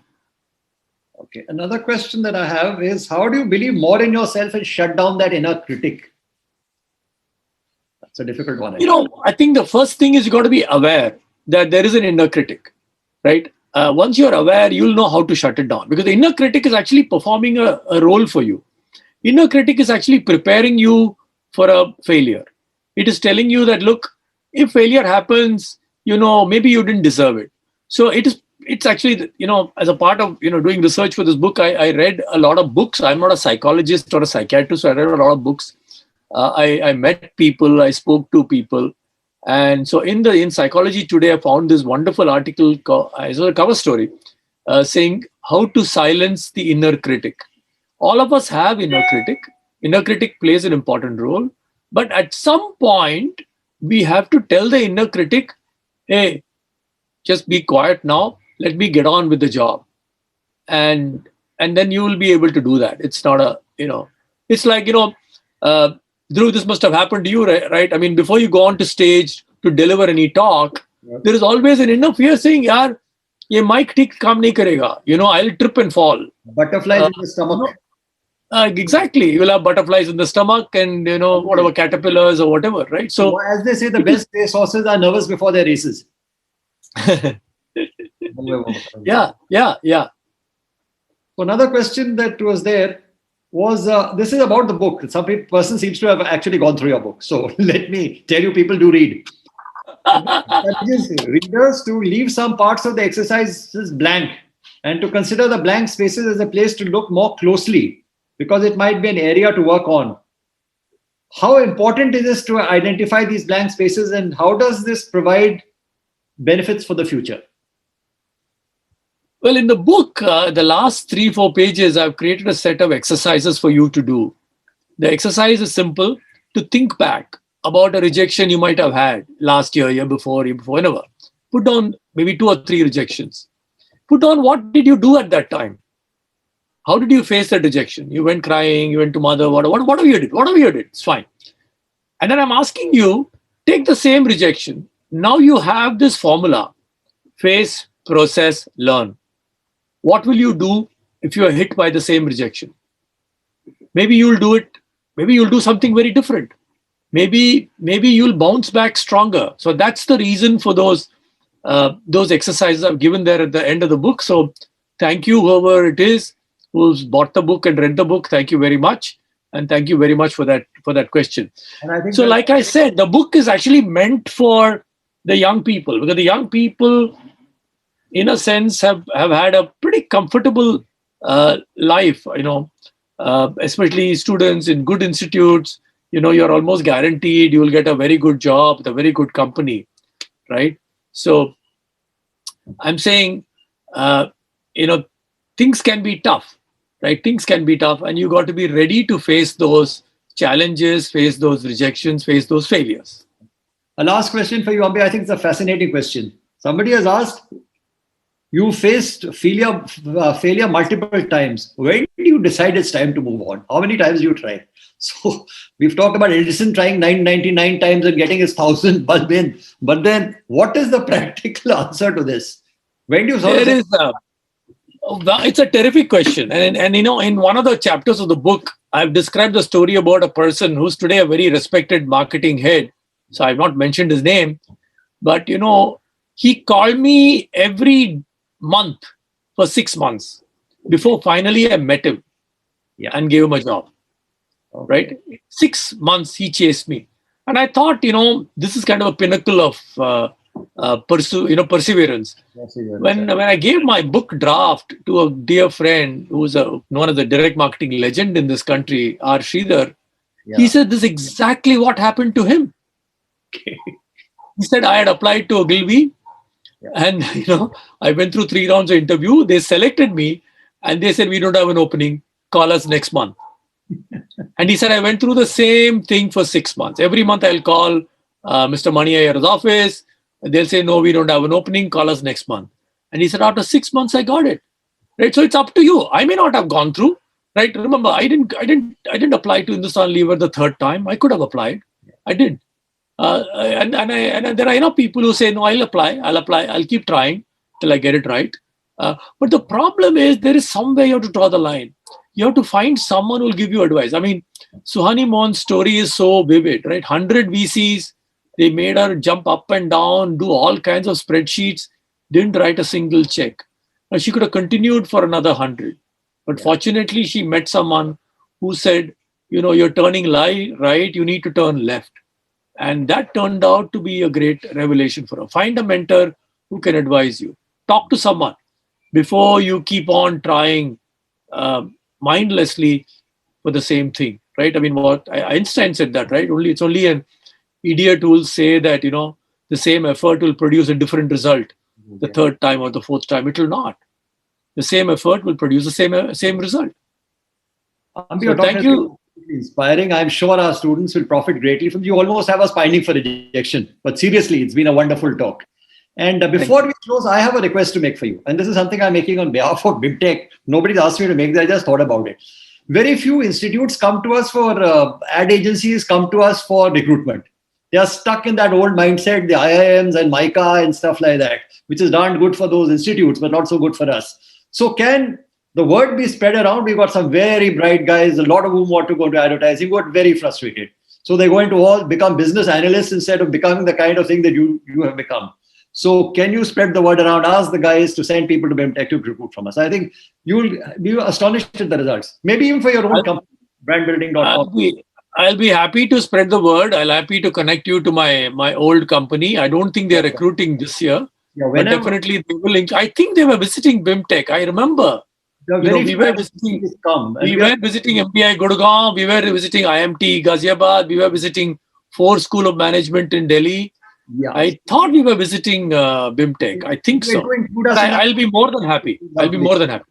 Thank you so much. It's been a fascinating session. Thank you, Saloni, for organizing the fest, and Abhi, thanks for being here. Look forward to you, sir. Bye-bye. Thank you. Well, thank you, Ambi, sir. Your book, Sponge and Now Spring, you picked up a lot of things from your anecdotes. And I'm sure each one attending this session is becoming richer and richer and wiser with. Thank you all for writing these books for us. And this is actually motivating everyone to read more. And that's the intention of the fest. And when Dhruvchak sir was talking about the creativity on our campus, yes, you'll be amazed to see. And I have a person in the upcoming panel, Mr. Abhijit Bhaduri, who supported me recently in one of the event called Omniglots, in which our students actually created comic books. And this was actually evaluated by Mr. Bhaduri himself. It was inspired because of his sketch notes. So I think we are trying to do something out of the box and making people create stories, visual synopsis.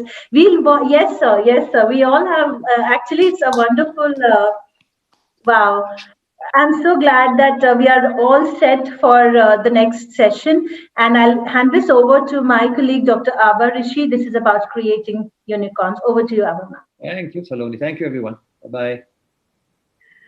Thank you, Saloni. And wow, that was a wonderful session. And we are looking forward to another great session. I have here with me three wonderful authors, and they're all going to be talking about how we can create unicorns. So, since this is a business literature fest, so one of the dimensions has to be entrepreneurship. Without entrepreneurship, there will be no big companies, and everybody started small. So this session is going to be about entrepreneurship and how do you create unicorns. India has the distinction of having 34 unicorns and hope to have many, many more. So good afternoon and welcome to this book cafe session on creating unicorns. And let me take this opportunity and introduce the authors to the audience. We have with us today Mr. Abhijit Bhaduri, and you have seen him with the book. And absolutely, I have my copy here with me, and I have a lot of questions. So, but let me first introduce you. He's a strategic advisor to business leaders and organizations in transition. He's an executive coach to leaders on building a culture that attracts talent necessary to drive growth, and is rated among the top 10 learning experts globally. His clients range from Fortune 100 companies to startups and large Indian organizations. He has been described by the Forbes magazine as one of India's most interesting globalists and has also been voted as the #1 HR influencer on social media. So he has got more than 800,000 followers on LinkedIn and Twitter and is one of the most influential voices on talent management. And his book actually gives a lot of insights and inputs on how you can create that kind of talent pool and really drive your organization to success. So he has already authored one more book, which is called The Digital Tsunami, Don't Hire the Best. That's basically for culture fit. Did I get the right name right, sir? Yeah. Absolutely. Don't Hire the Best is about how to hire, by looking at personality rather than just competencies. Absolutely. And then we have Mr. T. N. Hari, who is an angel investor, an advisor, and a sounding board to numerous young entrepreneurs and startups. He has studied at IIT and IIM, and he has worked at an executive level with multiple startups and also those who have scaled up.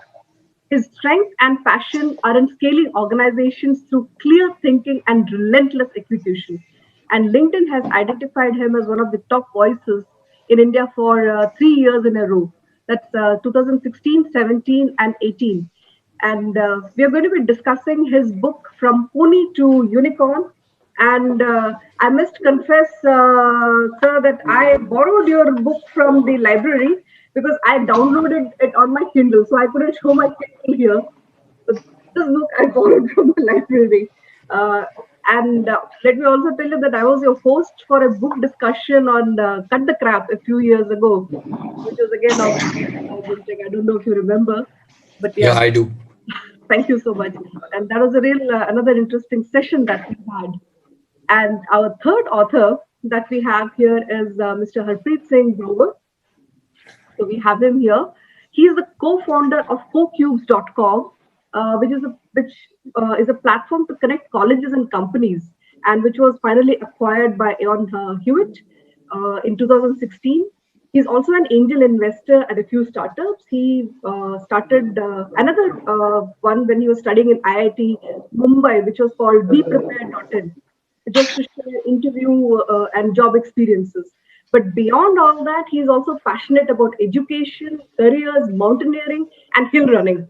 I don't know where you find the time, but wow, that speaks a lot for your energy and your enthusiasm. So your book is absolutely here with me. So read all three of them. Awesome. And let me also add on something, Mr. Grover. One of the people that you have mentioned on page 53, remember you had hired two people, Deepak and one more person you have mentioned. By the way, Deepak is an alumni of BIMTECH from the 2007-9 batch. So the connection goes way back out there. So audience, we have a power-packed half an hour ahead of us. So instead of me speaking too much, let me now ask the authors a few questions. See, everybody talks about the books, but what I'd like our audience to know is what went behind the books. I mean, what was the thought? What was the conceptualization when you were actually just sitting down and thinking about it? What was the thought process behind it all? So I'll ask Mr. Abhijit Bhagat first, and then go on to the other authors. Sure. Thanks. First of all, I just want to congratulate BIMTECH for this absolutely phenomenal idea of B School hosting a set of business books lit fest. Phenomenal idea. So thank you very much. So the book, the logic was that I first started to write about. I wanted to write about how HR is getting transformed. Because of technology, a lot of changes in the workforce and all that. That was really the first draft. It was called How to HR. Really, the limited piece. As I started to write that, then I discovered that you can't sort of write about HR in isolation without talking about what the going through. So, which is actually the model which I talked about, that worker, and workplaces are interlinked. So that was the big idea of that particular book. And this is where the book was going to the press. And then, of course, 1 month into the press, COVID happened. So then I thought that, okay, there is every likelihood that this is going to take at least 2, 3, 4 months. And, maybe I should just really start writing about some of the things and update because nothing was working at that point of time. So when I did that, I discovered that so many things have changed in the world of work so radically that I actually landed up rewriting the entire book during the COVID months. And that's how, so I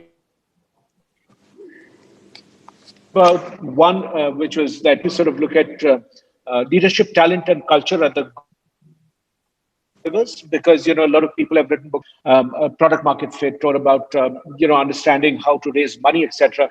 But the three elements, leadership, talent, and culture, I believe, are really under leveraged. And all the work that I've done in the last 4.5 years, all taught me that the people who get it right, who are growing well, are really looking at that. And the three different stages of growth, from dreamer, which is the startup, you just get started, to a unicorn when you have national presence, and a market shaper when you have global presence. So this is the three stages. In between the second and third, very often companies fall off because they stop investing in either leadership, talent, and culture, and those are the incumbents. That's the entire framework which I put together. Great. I mean, that was really interesting reading about the 4 different types that you had mentioned: the dreamers, the unicorns, the market shapers, and the incumbents, and how you had defined each of them. And thanks for giving that insight into how you actually went about creating that process. So over to you, Hari sir. We'd like to know what was your thought process when you were conceptualizing this book. Right. So just to give you a sense, my co-author Sanjeev Agarwal and I have been very closely associated for the last 18 years. And 18 years back, my journey with startups, my passionate journey with startups began. And both of us have seen, small organizations scale and go on to become large companies. The word unicorn is just a placeholder. So you don't necessarily have to aim to become a unicorn. Your aim should be, how do you build a scalable company? And since we've been through this journey multiple times, we thought we had learned some lessons and we knew a thing or two about building scale companies. And we thought, why not put this in the form of a book? One of the most enduring human pursuits has been building things on a grand scale since historic times, whether it was building mammoth pyramids or connecting the Mediterranean Sea with the Suez Canal, or transatlantic cables, laying them. So I think building things on a grand scale has always been a human pursuit. Having said that, the allure for scale has always had pitfalls. There have been a lot of failure points. And we also recognize that a lot of modes of failure are common across domains, across businesses, across different types of companies. And we spent some time trying to figure out from our own experiences, what are some of those? And is there a playbook for being able to scale without the wheels coming off? So we put together this playbook and we've identified a 9-step kind of a framework. No guarantee for being able to scale seamlessly, but certainly the probability of being able to scale goes up if you understand these different dimensions well, and if you play out these dimensions well. So that's the reason why we thought, it's important for us to put this book out. And the Indian startup ecosystem, I think, has become pretty mature in the last 10 years. I think with the setting up of Flipkart in 2008, I think we went into a completely different orbit altogether, where Indian entrepreneurs for the first time were solving India's problems, the local problems. Prior to that, great multi-billion-dollar enterprises got built out, like Infosys, Wipro, on solving problems of the West using, a labor arbitrage. But then from 2008 onwards, I think there was a big trend. I think the founders of Flipkart inspired and motivated, if not thousands, at least hundreds of entrepreneurs to go out and try their luck at solving India's problems. And every year we see that this is getting more and more mature. After addressing the needs of the 70 million top end of the pyramid customers in tier 1 cities in India, I think India is now ready. Indian entrepreneurship is ready to address the needs of middle India, the next 400 million. We see some very interesting, exciting ideas. We see very interesting, entrepreneurs from tier 2, tier 3 towns in India suddenly taking the lead. Like cricket in India, I think is getting democratized, moving from tier 1 cities to tier 3 cities in India. So that's a fascinating thing. So we thought it'll be helpful if some of these entrepreneurs can even benefit a little bit by, knowing about our experiences and some of the lessons that we learned. No guarantee for success, but increases the probability of being able to pull off something without the wheels coming off. Absolutely. Very insightful, because I remember reading about what you had said about entropy and how actually nature is not really geared for those large-scale companies which are there. Yes. So I think the 9 steps that you're talking about in your playbook should really help kind of remove those difficulties and challenges which most people have when they're trying to scale up. So thanks for that. And Harpreet sir. Yeah. Over to you. Yeah, thank you. So, Vibhor and I started a company almost right out of college. We were roommates in ID Bombay. That's where we met in the year 2000. 2005 we graduated, and 2007 was when we started CoCubes. And it took us, 10 years to build a company. We started with dreams of becoming a unicorn. We ended up becoming a profitable, growing company, before selling it to Eon Hewitt. And we realized, when we started, there were, no mobiles, there was no 4G, there was no internet. And now, like, Hari was saying, the world has changed. At the same time, what hasn't changed is that building a company is still very, very hard. And when we started, we were the first people in our batch to actually leave our jobs and start a company. It's time pe, if you were an entrepreneur, people wouldn't, wouldn't want to marry your daughter to you, yeah. Or if you were a girl, wouldn't want to marry your boy to you, whichever ways. But all of that has changed now. But building a company, still remains hard. When we started, we didn't have a lot of people to look up to because there were no large companies being built for India. And we got from Thai, from other places, we got some mentorship. But we realized that if we had access to more knowledge, maybe we could also have done more. Maybe we could also have built differently, and we learned through our mistakes. So we wanted to put that 10 year of experience of building a company, of the ups and downs we saw, of everything that happened to us, across in a book. Because and the book is called Let's Build a Company. But the whole thing is that if you want to do a startup, it is not about only business. It's not about only 10 hours a day that you give to work. This is your entire life. So, we wanted to write a book which is not only about business, but which also we shared what happened to our personal lives as we went on that journey. And, we encapsulated all of it together and, wanted to put it across. Absolutely. And I loved reading about both the angst and the exhilaration that you had when you went through the different ups and downs, and the fact that your girlfriend became your wife. So that is true. it's an absolutely amazing journey that you have had. And the fact that the name of your company, CoCubes, I really like the way you had put it together, connecting colleges and companies, the CEO of all the three together, making CoCubes. Correct. Really, really nice reading the book. So now the next thing that I'd like to really ask from you, Abhijit sir, you have written a beautiful book, but we have a generation of people who are not really that interested in reading a lot. So if I were to ask you to kind of make it into a gem which they can take away from this particular session, so what are the three things that you'd really like to have the younger generation take away from your books? So you're on mute. My apologies. This is the most, favorite statement these days. You're on mute. So I think the first thing that I would talk about is, the advice with which we looked at careers is going to be very different today.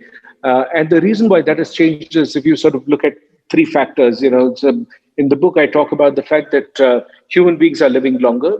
India's average life expectancy has gone from 32 years when we got independence to today when it is closer to 70 years. So it's more than doubled. So that is one.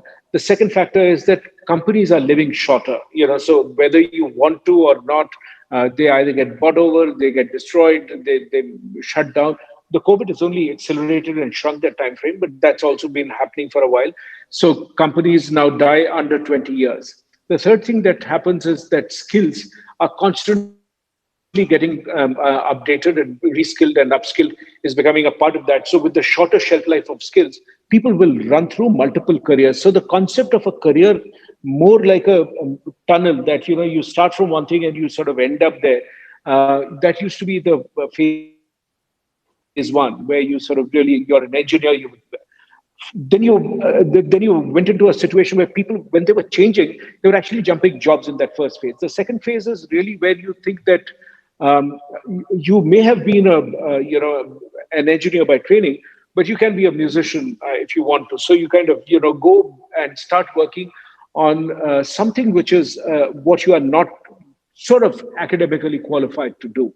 So that's your career stage two. Career stage 3 is where I think the world is moving now, which is, in there are going to be a way more number of entrepreneurs and freelancers than people who are employed. So what will actually happen is you will end up creating, in one day, you will work with multiple people using multiple skills and having multiple income streams where you are paid at different rates. So in my case, the work that I do for consulting, I get paid at a different rate than, let's say, the work that I do as a brand evangelist for some companies. And the work that I do, let's say, for writing and drawing for clients, gets paid at a different rate. So the same day I'm working with many different people. So that's going to be the model of the careers. The second thing that you have to look at is the kind of ways all the businesses are going to go through this whole thing of becoming really tech companies at some level. So all jobs will also become tech companies. Being able to understand that becomes very important. But at the same time, the importance, while the tech part of it or the hard skills is going to keep disappearing every now and then, you will need to actually start building the soft skills, which is the permanent thing, which actually builds the basis of how people navigate their careers. And the third element, which is understated, a lot of people think that personal brand is about how loudly you can shout on social media. It's really not about that, but being able to identify a core value proposition, which is where, when you look at the skills that you have, the passions that you have, the abilities that you have, all of that put together, how do you create value for others? And the social platforms are really ways in which people can understand and try out that, okay, you are a person worth investing that in. And therefore, that is the, the shift that you are going to see. Ergo, the final takeaway is that, being prepared to really discover what I say is your dark chocolate, which is that, you have to finally find out what is it that creates value for you and creates value for the others, because one-sided process doesn't work. So being prepared to have that constant reinvention is a skill that we'll need to build, because, Ambi talked about understanding rejection, but you have to really work. And I think when you look at the sequence, Hari talked about this whole thing of pony to unicorn. And then Harpreet talked about how do you build a company that's still very hard. It's the same process. You have to work on multiple ideas, multiple skills.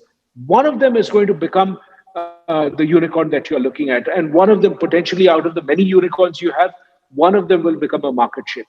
So your career is going to go through that same process of dreamer to unicorn to market shaper. In everything that you do, you will not be a market shaper. To discover what is that, that's the skill. Great. I mean, that's I've noted down the few points. And now may I request Hari sir to give his take on what are the lessons that the younger generation should take away from your book? Yeah. So I think first of all, I just go back with some data of all the Fortune 500 companies in 1955. Less than 10% remained on that list by 2014. The average half-life of companies worldwide is about 10 years, which means that every company that exists or that gets created is no longer there 10 years from now. Half the number of companies are no longer there 10 years from now, which is either they get acquired or they die. So, and 99%, both in India and worldwide, firms are micro and small enterprises.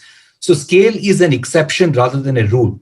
And it's not easy to build scale companies. Building scale for scale is almost against most principles of nature, is what we've argued. So we've just say that, you should be realistic about building large companies. Don't expect that to be an easy journey. There is a component of your own efforts, being able to do the right things, the environment around you, and a huge component of luck that goes into building big, enduring, sustainable companies. So I think that's lesson number one. You should have the reality check. The second is, I would say that it goes on to build on my previous book of 2019, which is saying no to Jugaad, the making of big basket. I think it's very important, if you have to build sustainable institutions, to say no to Jugaad. And Jugaad is not frugal innovation, as some people tend to believe.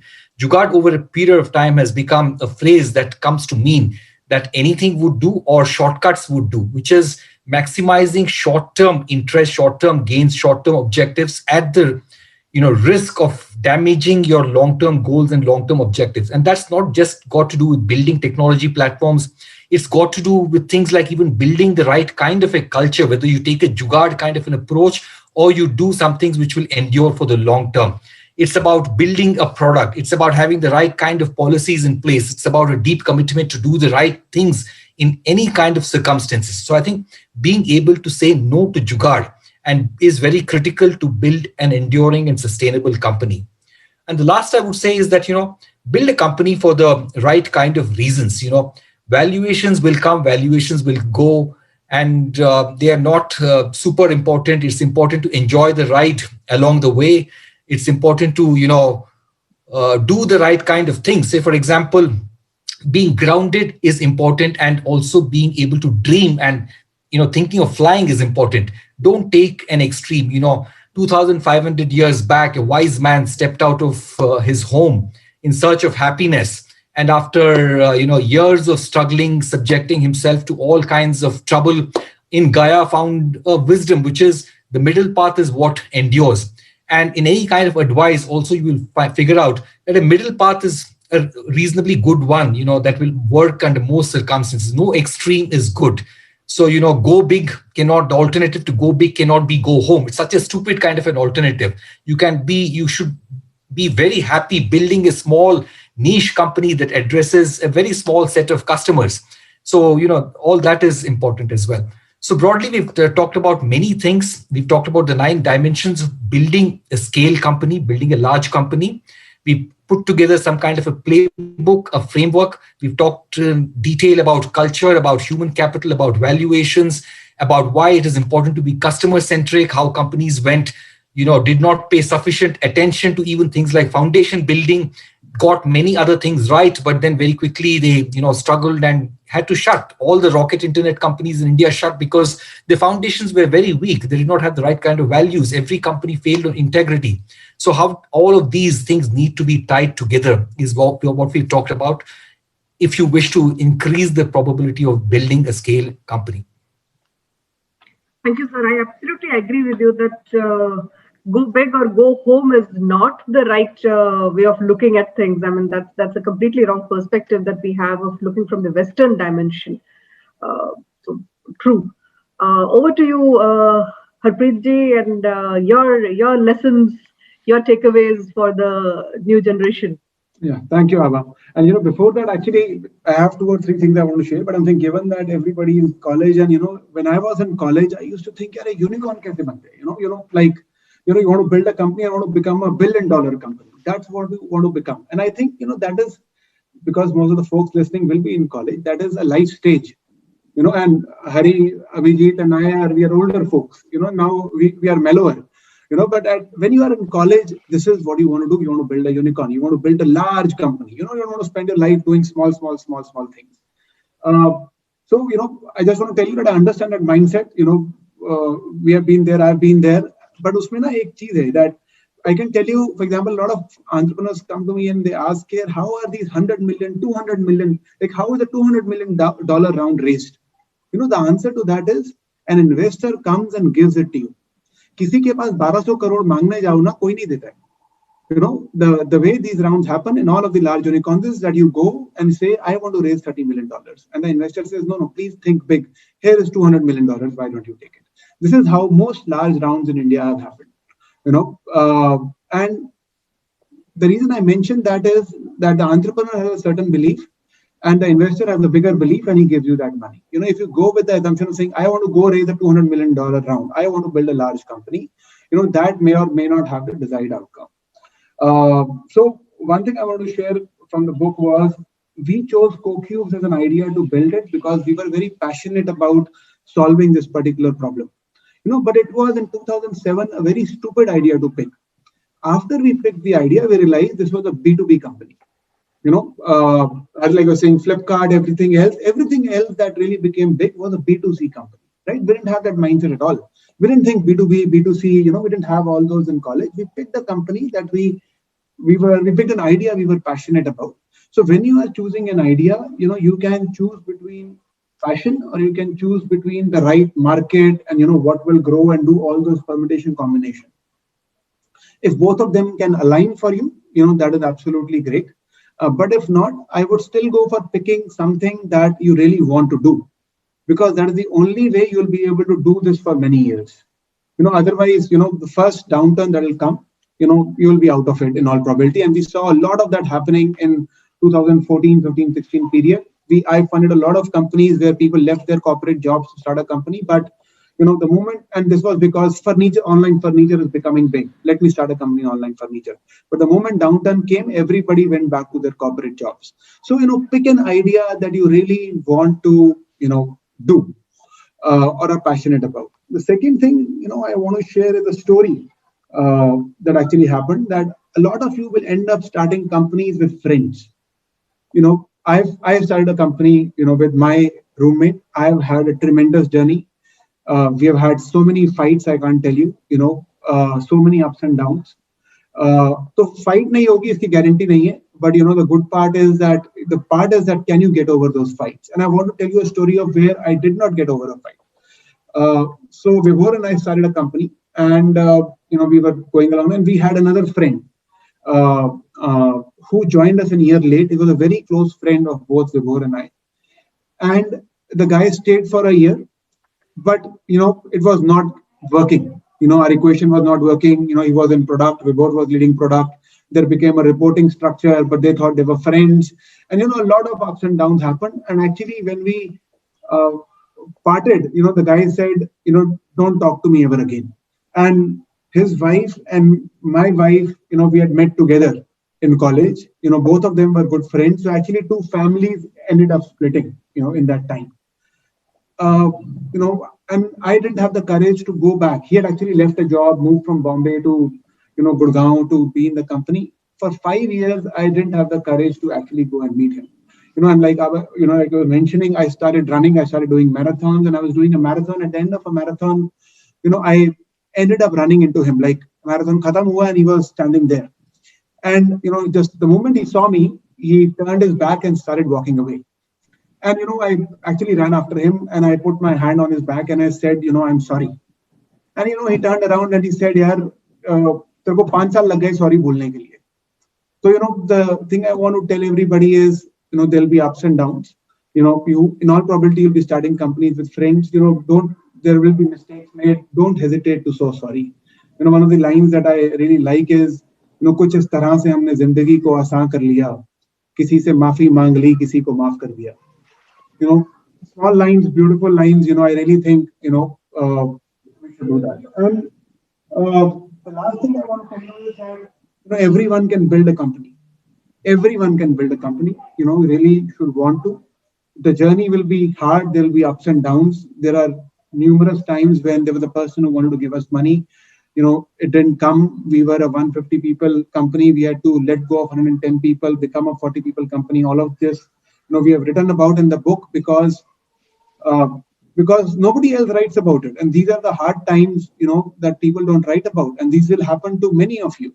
We also burned money in buying or taking an office which looked very fancy, and we invited everybody to take a look at our office, and we spent 25% of the venture capital we had raised on building an office. Something I would never do again or never advise anybody else to do again. There'll be ups and downs, but if you really want to build a company, you can build a company. And I think it's, so yeah, you are in college, you're at a great point in your life, and your life is uncomplicated.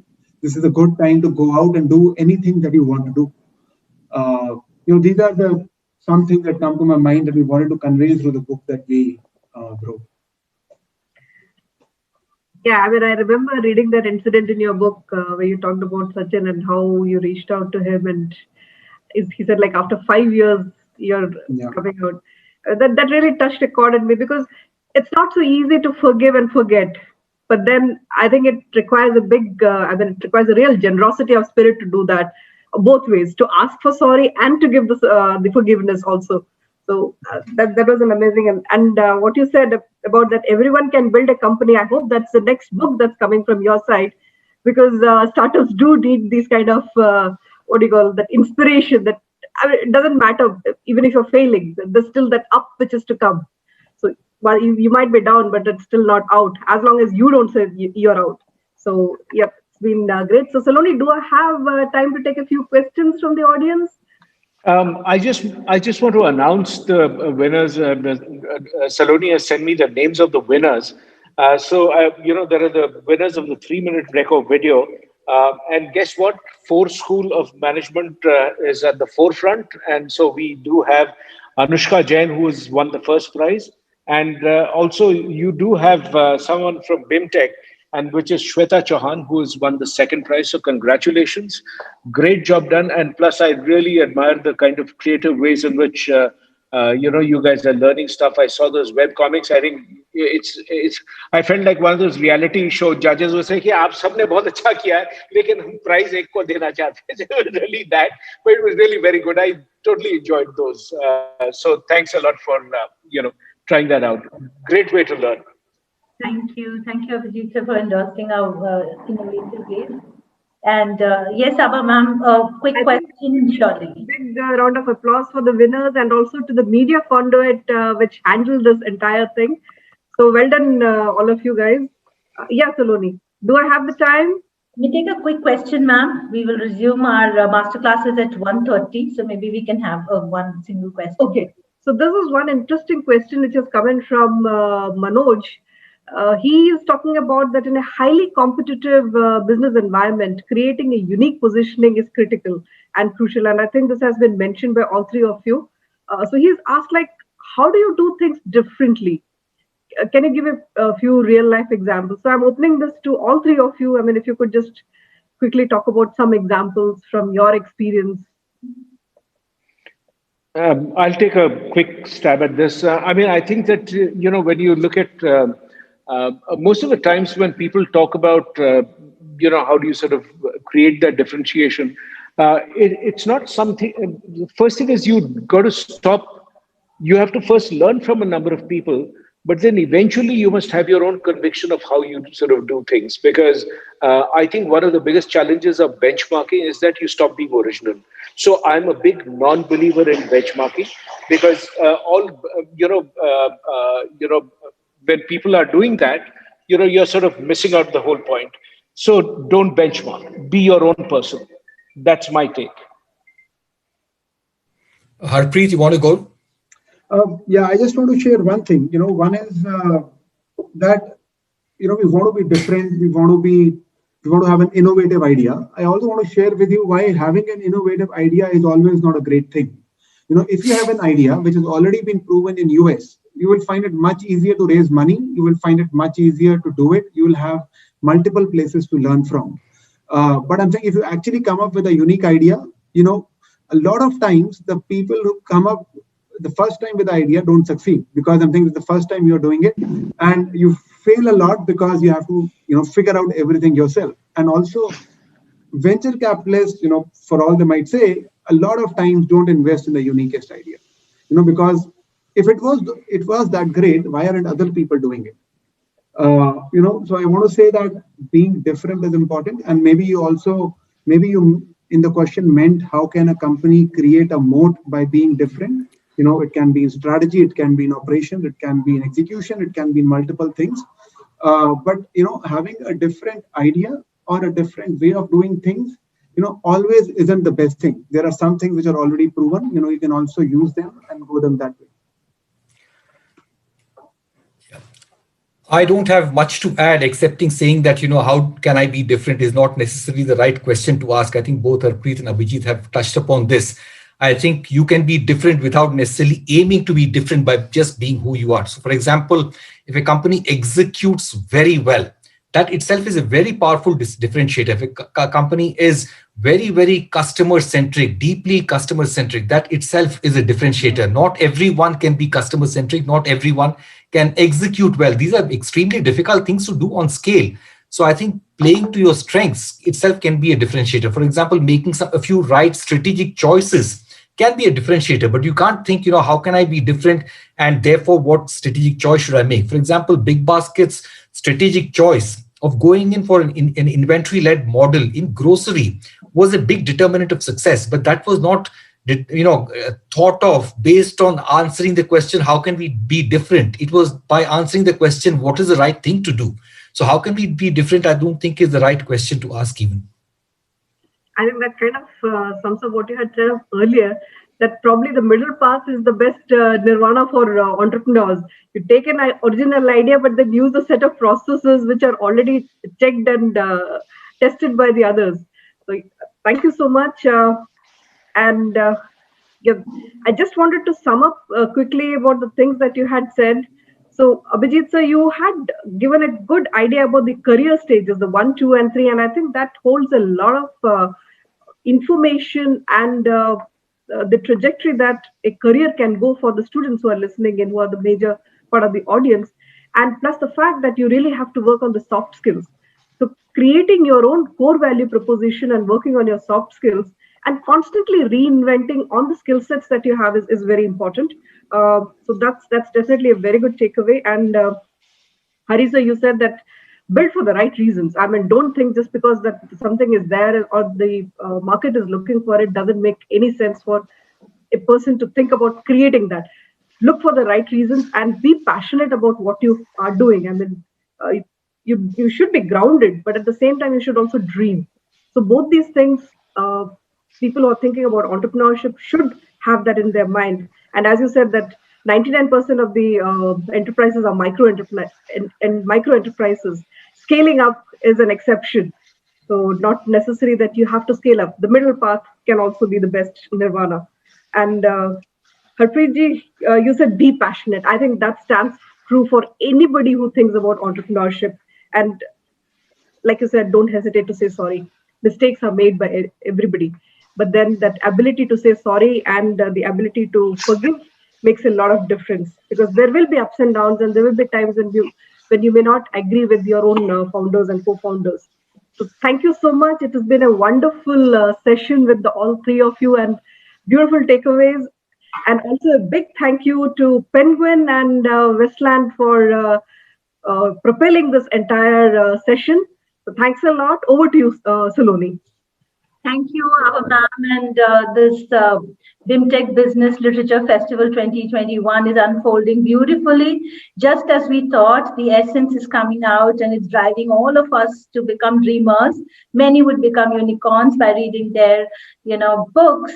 And you mentioned about soft skills and benchmarking and passion. I think it's true for each one of us. So I'm sure people are getting inspired in ways so many. We had a different time slot and I was worried that it's spilling over, but I loved it and I'm glad that there are so many attendees. They aren't leaving us because it's such an enriching conversation coming up every now and then. So as a mentor of Majlis, Debating and Theatre Society, the word Majlis is this. They are one of the core organizing team, student team of this fest. I think it's just turning out to be so beautiful for them as well. So we'll keep coming back to all of you. And let me tell you all that we're going to be taking a half an hour break now. 1:30, we will resume with 4 masterclasses. So since you all have documented your books, there are many who want to. So we're going to have 4 masterclasses and the themes are beautiful. The first one is getting published. You all want to write. Mr. Rohit Bhargav, he came up with a book recently, Non-Obvious Megatrends. So he is going to guide us through becoming a published author. And then we have a very nice session by Mr. Sandeep Kochar. He'll be training us on crafting failure stories. So I think it's just getting better and better with each theme. The third masterclass is on leadership and in management through ancient literature and mythology by Mr. Atul Satya Kaushik. So we do a lot of theater and we bring in a lot of art and culture through our theater and events. So that's how we bring in a lot of learnings on ethics and so many other dynamics of organization. So our students learn through that. The fourth masterclass is about 30-second thrillers, and it's by none other than KV Sridharaka, KV Pops. And I'm so glad he agreed to do this for us, and he's going to tell us about compelling storytelling and podcasting. These 4 masterclasses are parallel. So many of us are, craving to be a part of all, but we'll all have very good, participation there. Looking forward to the post-lunch session where we have a panel talk, literature in B school classroom. You all have written amazing books. Beyond textbooks, beyond case studies, your books are going to give us teachers wonderful, engagement in the classroom. So we're going to take all our students into a new classroom where literature published by business leaders are going to train the students. So do look at our schedule and be there. And thank you so much for supporting our initiative. Thank you, Abba ma'am, and Atal Incubation Center. I hope we'll keep doing this more and more. I take this opportunity to conclude the pre-lunch session and thank you everyone for supporting us. Thank you. Thank you. Thank you. Thanks a lot. Thanks. Bye. Bye, sir. Thank you.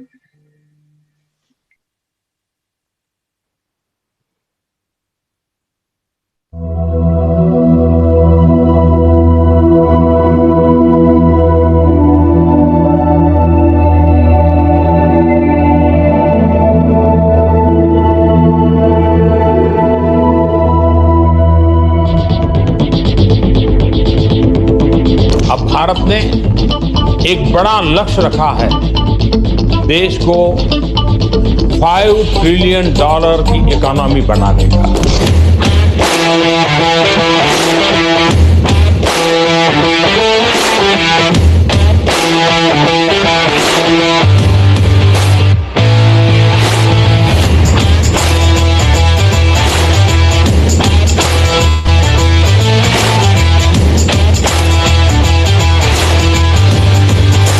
With such a huge expansion in the Indian economy, we will need a very different set of skills among management professionals. The onus will be on business schools to shoulder this responsibility, and we at BIMTECH are ready to take up this challenge. The Birla Institute of Management Technology, BIMTECH, proudly producing outstanding and industry-ready business professionals for over 3 decades now.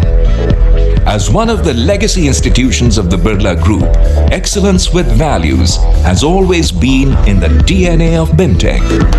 Ranked 6th among all private B schools and accredited by the NBA and NAC, BIMTECH is the first B school in India to get the prestigious Business School Impact Survey label from EFMD, Brussels. We have completed quite a few milestones to achieve AACSB accreditation.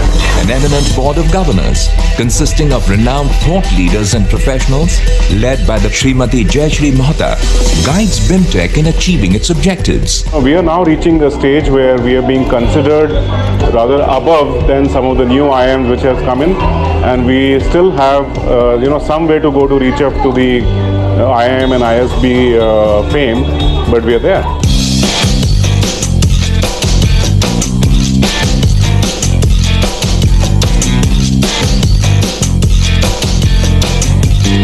Over 300 of our alumni are CXOs and over 350 are entrepreneurs. To make any great institutions, you require 5 pillars. What kind of governance we have got? Who is the director there? What kind of faculty? Is it truly faculty-driven school or the board-driven school? Whether the school is truly connected with the corporate world or not? And are we grooming leaders who are value-based? One of the catalysts for BIMTECH's phenomenal rise is the visionary leadership of its director, Dr. Harivansh Chaturvedi, who is inspired by the ethos, values, and legacy of the Birla family in the field of education. Dr. Chaturvedi is known as an institution builder, as an educational leader. All through in our existence, we have consistently emphasized the values of sustainability, transparency, innovation, and entrepreneurship. One of the core USPs of BIMTECH is its 70+ strong full-time faculty. Through the state-of-the-art pedagogy, experiential learning, and training of professionals through frequently organized management development programs, BIMTECH faculty brings its diverse industry and research experience right into the classroom. We are fortunate in that we have a wonderful mix of trained youngsters and experienced professionals. BIMTECH faculty has been producing outstanding research. These are being published in A and A star journals. The best part about BIMTECH is its highly experienced and very helpful faculty. You can take their mentorship and guidance on any time, be it academics or industry exposure. We do not hesitate to reach out to even the most senior faculty members. Thanks to its robust corporate and industry interface and a consistent quest to innovate in its curriculum, BIMTECH's main focus has always been on the industry readiness of its students. We would like our students to hit the ground running when they go to the corporate world after completing their education with us.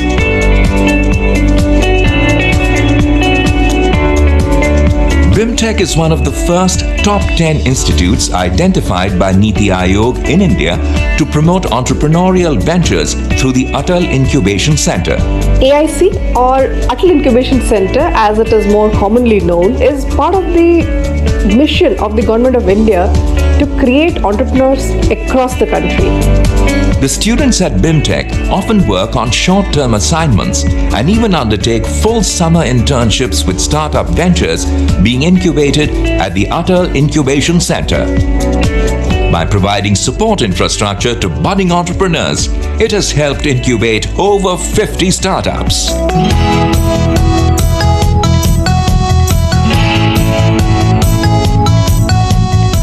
Today's event of Lyceum at BIMTECH has a lot of relevance. It provides students the opportunity to interact with the industry. We place a lot of emphasis on development of soft skills at our campus through events like Lyceum, which is for presentations, and this is evaluated by industry experts.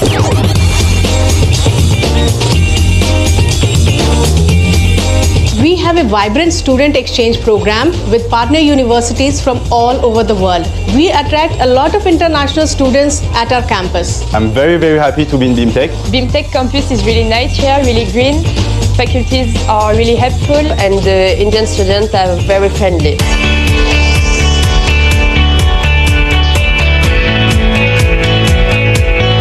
The best part of BIMTECH is life inside its lush green and eco-friendly campus. Equipped with a state-of-the-art infrastructure, including a well-stacked modern library, gym, and health center, the campus meets most of its energy requirements through solar power panels, dotting the skyline on the top of its academic buildings and hostels. Learning here is a 24/7 process. With each passing day inside the campus, I felt more confident, learned new skills, made new friends. About my experience in BIMTECH, so far this is the best decision of my life to come here. BIMTECH not only prepares you for corporate leadership, rather it inculcates a sense of values, ethics, and corporate responsibility. We don't just learn in the classroom, but also through a series of events, guest lectures, excursions, and industrial visits. Our entire campus is student-driven, and we have a range of conduits that manage almost everything inside the campus. We just not celebrate Holi and Diwali, but festivals of all religions. During Ramzan, our mess also serves food for Iftar and Sehri. BIMTECH is mini India. We have representation from 27 states and union territories. Frequently organized academic conferences, seminars, workshops, and colloquiums provide excellent opportunities to students to imbibe the entrepreneurial spirit and be industry ready well before they pass out from the campus. The industry connect of BIMTECH with the industry is phenomenal. Be it collaborating with IBM, be it collaborating with international universities for student exchange, you name it, it's there. Every year, a large number of reputed Indian and multinational companies visit BIMTECH for their campus recruitments. See, BIMTECH is one of the most premium institutions and very progressive in the thought process. The students that we have recruited from BIMTECH at EY have been very good learners, and they are also adaptable. At the same time, they are down to earth.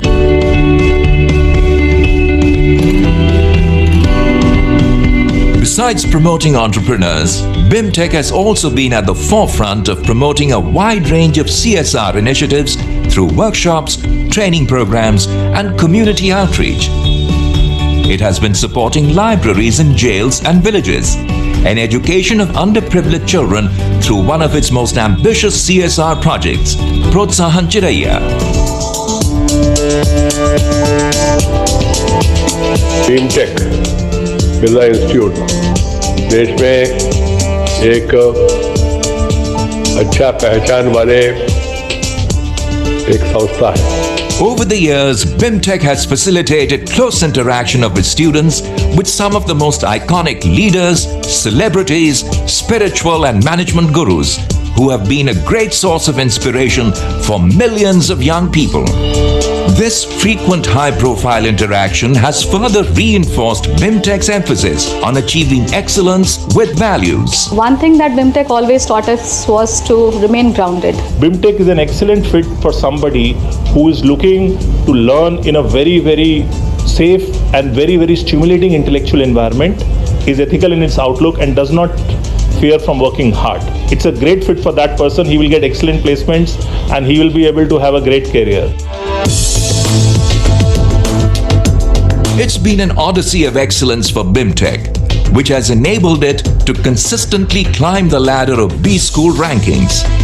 Its proud legacy has led to setting up the Birla Global University in Bhubaneswar, which is now fulfilling aspirations of all those seeking high-quality higher education in the eastern part of the country.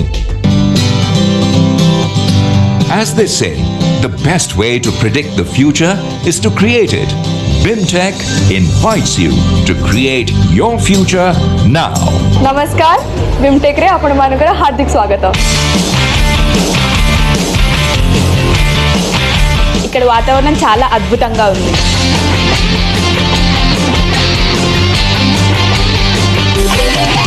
Here the life is less ordinary. इथे क्रीडासाठी खूपच जागा दिलेली आहे. या इथे. നമസ്കാരം എല്ലാവർക്കും BIMTECHിലേക്ക് സ്വാഗതം.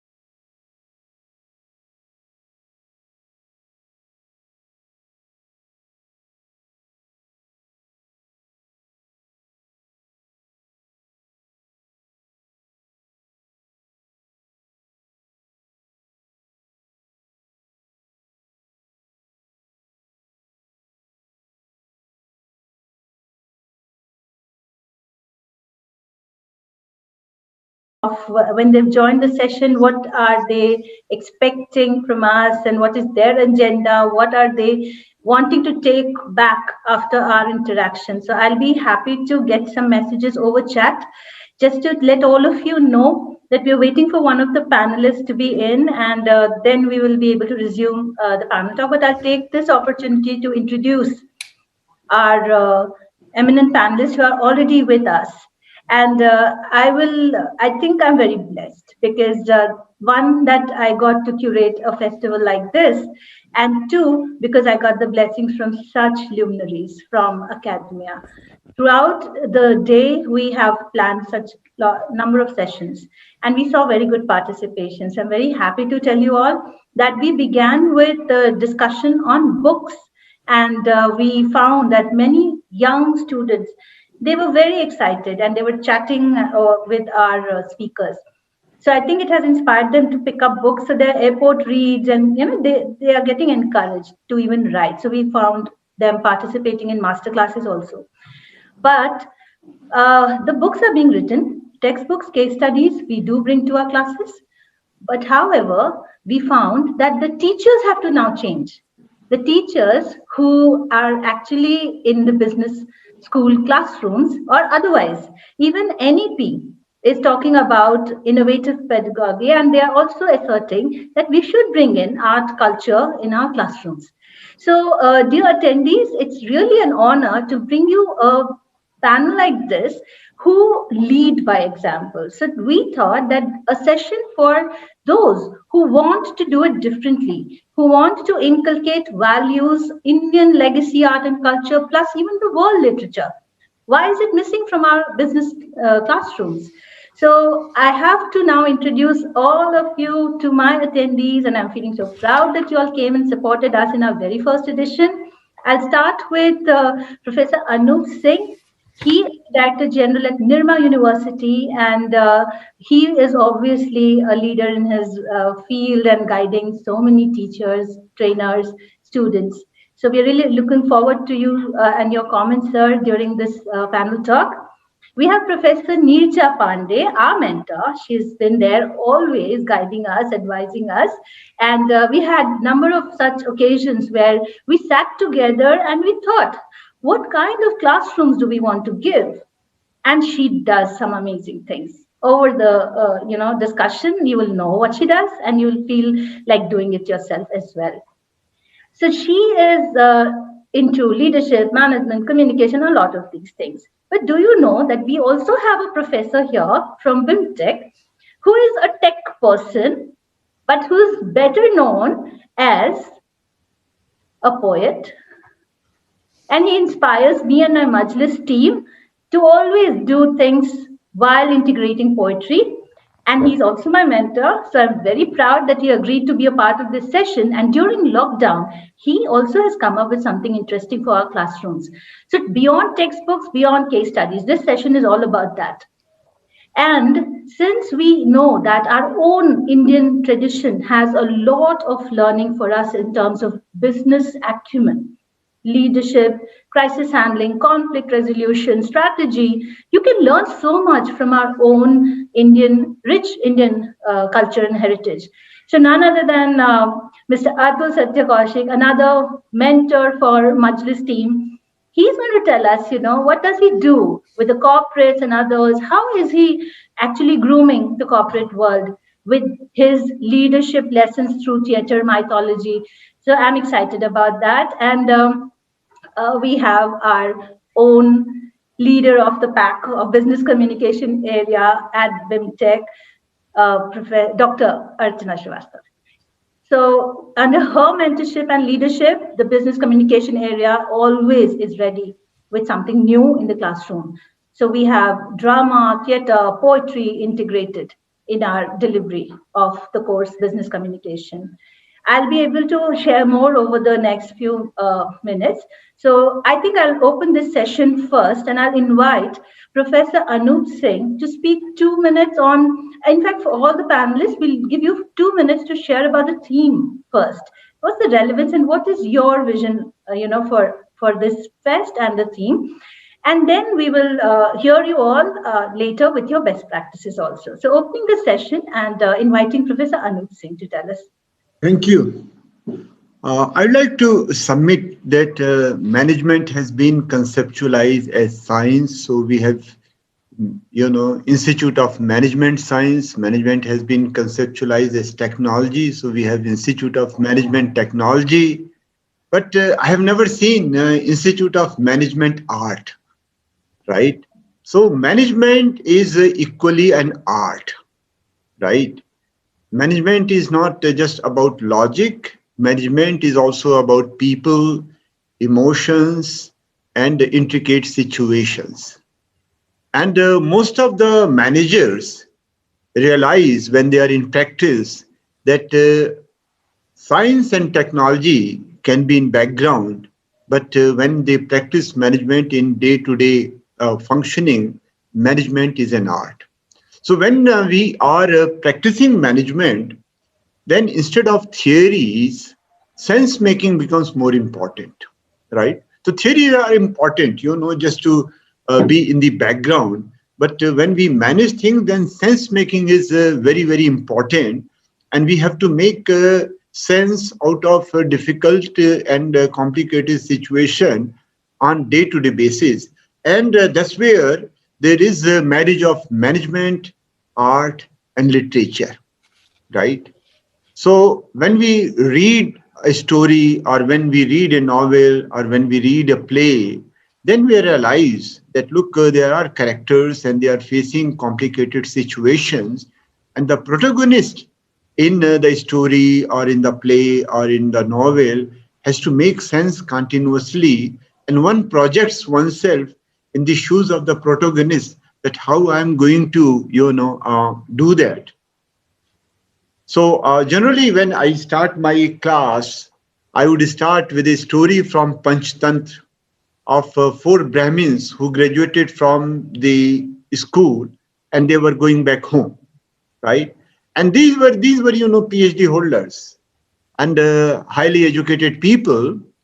And then they saw something on the way, and the person who was professor of, or who was PhD scholar of anatomy, he said that look, there are some bones, and I can collect the bones and make something out of it.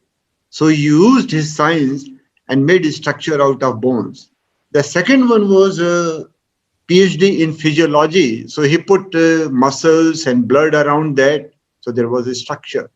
Third one was a PhD scholar in dermatology. He say, okay, I'm going to put a skin on it. So he put the skin. And fourth one was a spiritual scholar. Say, I'm going to put life into it. And along with them, there was a servant who said, okay, I know you guys are very skilled, but let me, climb up the tree and let me see what happens. So he climbed up the tree, and fourth person put life into the structure, and suddenly there was a tiger, and tiger was very hungry, and he ate up all the four scholars, right? And this guy who was not a scholar, he was saved. And then I will ask my students, hey, which is important, right?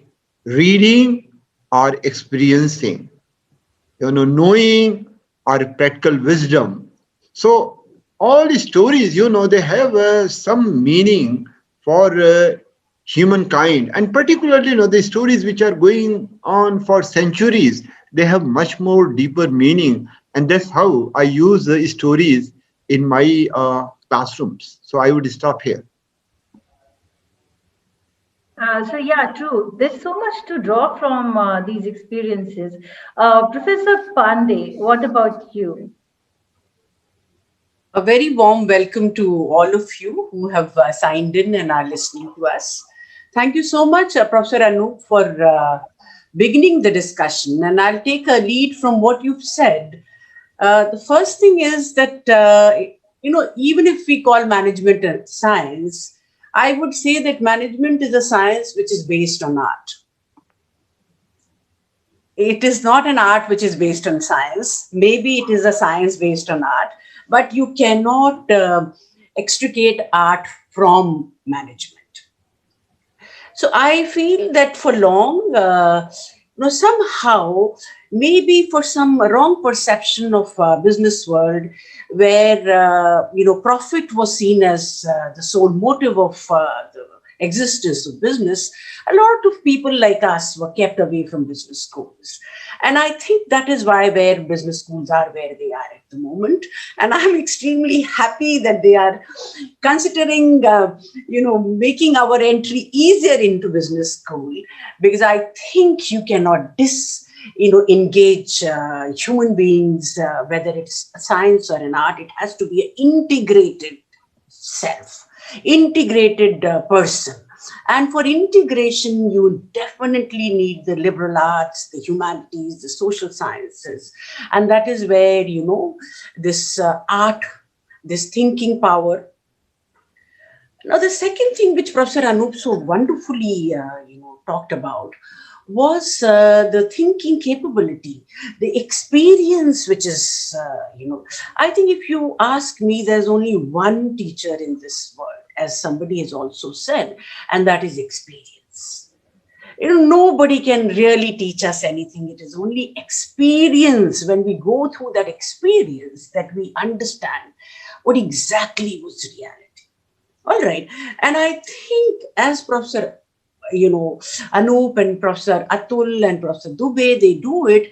So have I been doing it. But for me, the plus point has been that I have also got a PhD in poetry. So I am a literature person, a PhD in poetry, who about 2.5, not exactly 2.5, about 22 years back, set up the first business communication department of the then 6 IIMs together, Professor Monipuli at IIM Ahmedabad.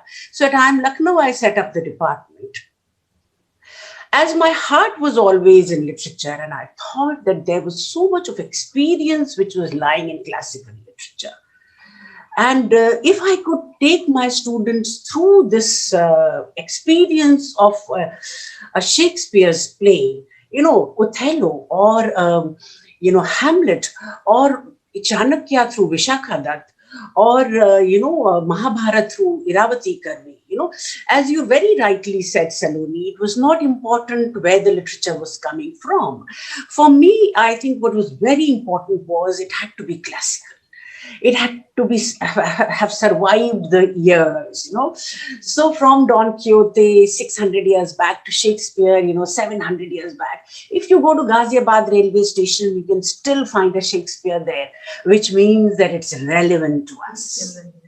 It's relevant to us, and we are fools that we are not looking at the relevance of a Shakespeare or a Shaw or a, Premchand or a Vishakha. Totally agree, ma'am. So that is where I feel, Saloni, I feel that it's very, very important. The theme and the day's deliberations and discussions, business literature, classical literature, literature by business people, you can increase the canon as much as you want, but we should have these discussions as much as we can have. Thank you so much for having me here. Thank you for your initial thoughts, ma'am. And it's great encouragement for all of us in our fraternity. So it's not just us doing it, it is our fraternity doing it. And I would like to invite Mr. Atul Satya Kaushik and ask him, how do you see our fest adding value, to the kind of work you do? And what are your thoughts about our initiative? So please unmute yourself. Thank you so much, ma'am. I'll begin by thanking BIMTECH, thanking you, Dr. Saab, and all the panelists who've come here to join us. And I'll quickly jump to my part of the thing that this is a great effort to combine literature with business. And I'm one who's most happy about it, because what I've been doing for past many years is that I've been trying to tell this world that our stories of Ramayana, Mahabharata, Bhagavad Puran, Shiv Mahapuran, Bhagavad Gita, they are lessons of management in entirety. In fact, I am reminded of one line from Mahabharata which translates as, anything which is here is found elsewhere, anything which is not here is nowhere. जो कुछ भी है वो महाभारत में लिखा जा चुका है, जो वहां पर नहीं आपको कहीं और नहीं मिलेगा.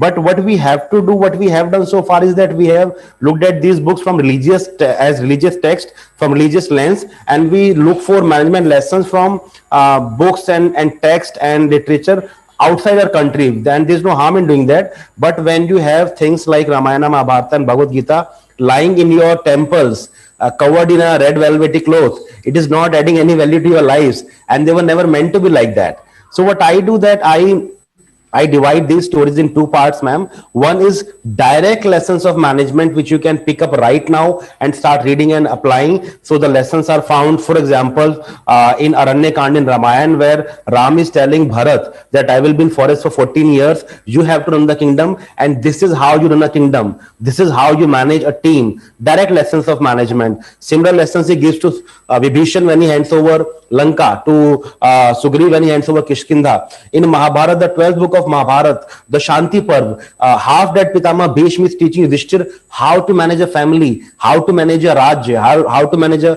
Prashasan. Bhagavad Gita is the first motivational lecture given by anybody to anybody. First motivational book written, which has all the lessons of professional management. And then we have a great person called Chanakya, who wrote Kautilya Arthashastra and Chanakya Niti. All we had to do is to just... Mr. Atul, so we'll come back with your activities. Let us just hear Professor Dubey, because he's been from the tech world and yet so close to the cause of literature, and he always inspires us in the Majlis team we always get opportunity to hear poetry written by him, and I got the courage to share my poetry also with him, because it has to come from inside. You have to voice your thoughts in whichever way you can, be it story, be it blogs, be it any other format. So Dubey sir, over to you. Thank you, ma'am, and thanks for inviting me, and very privileged to be part of such a illustrious panel here. And I don't carry much actually. I want to accept that कि कुछ भी तो मेरे पास नहीं, जो कुछ भी है वह खास नहीं, पर जब से मैं मिला तुझसे मेरा मन कभी उदास नहीं. So with these words I'll start here and we'll say, सब जोड़ रहे जब धन कुंदन, मैंने जोड़ा संबंधों को, कुछ प्यार लिया कुछ प्यार दिया मैंने अल्लाह के बंदों को. था रहा जूझता छका छकाता जीवन के अधिक अगनत थपेड़ों से, कुछ समय मिला तो सींच दिया अगली पीढ़ी के पेड़ों को. क्या फर्क मुझे पड़ता मेरा यदि कोई स्वर्णिम इतिहास नहीं, कुछ भी तो मेरे पास नहीं, जो कुछ भी है वह खास नहीं. So for me, the poetry has been helping me to shape my own, evolve myself as a own personality. And I realized that this is something which has given me immense power of imagination. Okay. I quote Wordsworth, okay, because I need to look little knowledgeable in this area. I'm a gate crasher in both this department. So Wordsworth says that poetry is the breath and finer spirit of all knowledge. The poet binds together by passion and the knowledge the vast empire of human society as it spreads over the whole earth over all times. And there could be several examples of people who have given. Our Hajari Prasad Dwivedi of Hindi, he says, Sahitya Samaj ka darpan hota hai. So we as a manager, we need to manage in a society, we need to manage people. Okay, that's our whole job is. The money and everything comes as, if we know how to manage people, our job is done. And that's why all this software skill we are talking about. So I feel that we should give respect to this discipline, inculcate in our teaching wherever appropriate. I do it in my own way. Anup sir is doing it in own way. Nirja ma'am to क्या तो path breaker हैं. इनका program IIM Lucknow में बहुत popular है और so basically all of us, Archana ma'am, Saloni ma'am and Kaushik ji. So I am a technical guy, but I have always found solace in explaining my own concepts to wherever. Using the some literary input. Thank you, Dubey sir. I think Dr. Archana would like to give her initial thoughts now. Yeah, so I'll begin by first of all paying my gratitude to all the esteemed panel members for joining and discussing this interesting topic with us. And on the theme, commenting on the theme, I would like to share a small personal incident.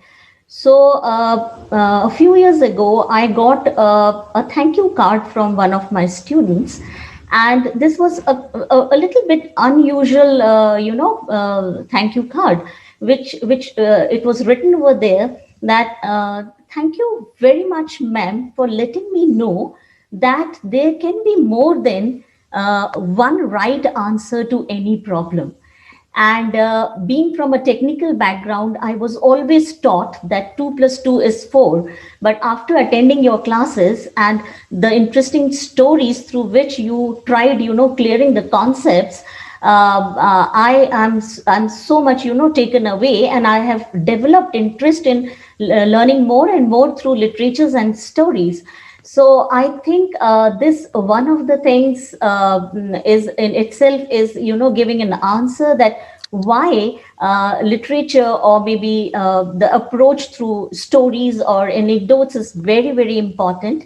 And I think at this point of time when, when the common aim of those in education, certainly all of us, is to prepare students for the world that is evolving at a very high speed and it's highly data driven. I think the role of literature and its importance in equipping our students for for further having them or making them more apt for the real world is very important, and the literature has the power to equip them with all these essential skills to face the real world issues. And this could be my opening remarks for this particular session. Yeah, Saloni, back to you. Thank you so much, Dr. Archana Srivastava. And we'll bring you in to sum up the entire conclusion. And let's hope that we are going back with some new practices and inspired to also design some new trends in our business classrooms. So everyone has been seeing Dr. Neerja Pandey's posts, and she writes about her course leadership and management through some literature that she uses. So I would like you to come in first, ma'am, because I follow your posts a lot and it really inspires me. And today you are here, so I need to stop and over. Okay, thank you so much, Saloni.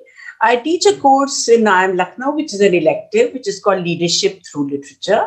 And in fact, my inspiration is Professor Sampath Singh's course at IIM Ahmedabad, which he started many, many decades back, which was called Leadership, Vision, Meaning and Reality. And in fact, it is being taught in schools of US as the moral leader and many other schools. So I'm not really, a path breaker in that sense that I'm the first one to begin.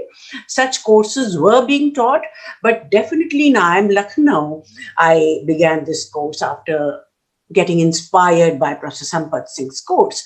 Incidentally, Saloni, something very interesting happened recently, that the student of IIM Ahmedabad, V.T. Bharadwaj, who introduced me to this course 20 years back, Dr. Chaturvedi, you'll be very happy to hear I was coordinating a, competition called Leaders in the Making Award at IIM Lucknow under the guidance of Dr. Pritam Singh, who's absolutely most wonderful picture I see behind you, and a leader who's absolutely beyond words. So we were doing, yes, absolutely, my heartfelt gratitude to the man who really inspired me to do a lot of things. So, V.T. Bharadwaj, who was a student of IIM Ahmedabad, on our way from Lucknow to Delhi, he told me about this course. And then next year, I happened to go to Ahmedabad, and I then was lucky to attend that 5-day MDP on the course.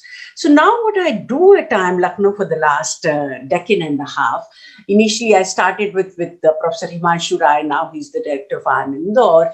I'm teaching the course alone. So we pick up literary pieces, but here we are looking at classical works. Say, for example, Siddharth, Hermann Hesse. 100 years back, First World War, and the world was absolutely disillusioned with the way in which human beings had acted. And there was a lot of pain. How do we go beyond this? And you have Hermann Hesse, a German writer, Nobel laureate, writing Siddharth. Now, when we pick up Siddharth, we are looking at themes, So in Siddharth, Saloni, we pick up the theme of passion and compassion. Now, later on, when we are picking up Beyond the Last Blue Mountain by R.M. Lala, and as Arun Maira so wonderfully related today in the morning, I think you have this living example of passion and compassion even today in the world. If Gautam Buddha, when he got enlightenment, was so absolutely compassionate to look for those, co-teachers whom he was able to see through his inner eye at Sarnath, and he travels all the way to Sarnath to give his first lesson to those people. Similarly, Jayan Tata, sitting and thinking of, Tata Nagar and Jamshedpur, is telling his son that plant trees on both sides of the roads. And you have, our own Gyanpith Award winner poet, Professor Dubey, you like these lines. So we're connecting passion with compassion. You have to have a passion to begin a business. But yes, it's needed, and the same passion right from the beginning, and definitely for sure, as you get more and more success, has to be turned into compassion. And you have those wonderful lines where you can see the, connect of the two. Sarveshwar Dayal Saxena, when he writes, "Dukh tumhe kya todega, tum dukh ko tod do, keval apni aankhein auron ke sapnon se jod do." no. So when Arun Maira today in the morning tells us as a mantra, if you have to succeed in life, you will have to look at once again back to the talisman of Gandhi, that how does my act help that most, poor, the poorest of the poor person. So somewhere, ethically integrated leadership can be beautifully taught through literature. Not that we are teaching, we are making students understand themselves. Do you have it in you? And I tell a lot of my students two things, Saloni, and I will, pass the baton to my own panelist. I tell them that you have 8 books. You for sure would have read these 8 books, and you'll tell your children about it. So for sure, your children will talk about you, as Mr. Myra was talking about his mother, that my father told me about this literature. At least you'll have that, sense of satisfaction. The other thing is you'll know yourself better. And maybe if you do not have it in you, you'll refuse to take leadership roles, which would be better for you and better for the organization. Because it's not easy to be a leader. It's not easy to take leadership positions. So, Saloni, here, maybe I would hand over to my other panelists, because they also need to, I would love to share their thoughts. Sure, ma'am. I think you just very beautifully put it in our minds, and it's so relevant in this context of the pandemic outbreak. We all realized the importance of bringing compassion in our environments, and it includes our classrooms. So thank you so much for passion and compassion. The magic words, the most powerful word I think, in the whole dictionary. Thank you. I think I would like to listen to Atul sir. Atul Kaushik sir has been, staging some amazing shows, and he has also integrated in his corporate training. So I would like him to focus on that. What has been the impact of your leadership lessons through mythology and theater, sir, in the corporate world? Because our students will go out in the corporate world and demonstrate these lessons there. So over to you. Yes, ma'am.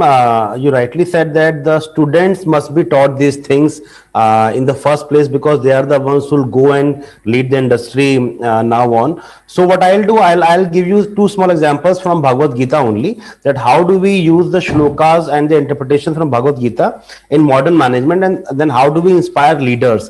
Dr. Pandey, in her first discourse, mentioned that how we are focusing so much on profits. However, ours is not a profit or result oriented culture at all. Ours is a process oriented, karma oriented culture. In the chapter 2, shlok number 47, the most famous shlok of Gita says, karmanyeva dhikaraste ma phaleshu kadachana ma karampal heturbu mate sangotsva karmani. So what has happened over years, Saloni ji, that it has been interpreted like that, कि कर्म किए जा फल की इच्छा मत कर, वो हमारे बस की नहीं है, तो गीता को साइड करो. Krishna never said that. Krishna himself was a result oriented person. He only said that कर्म पे तुम्हारा अधिकार है, फल पर अधिकार नहीं है.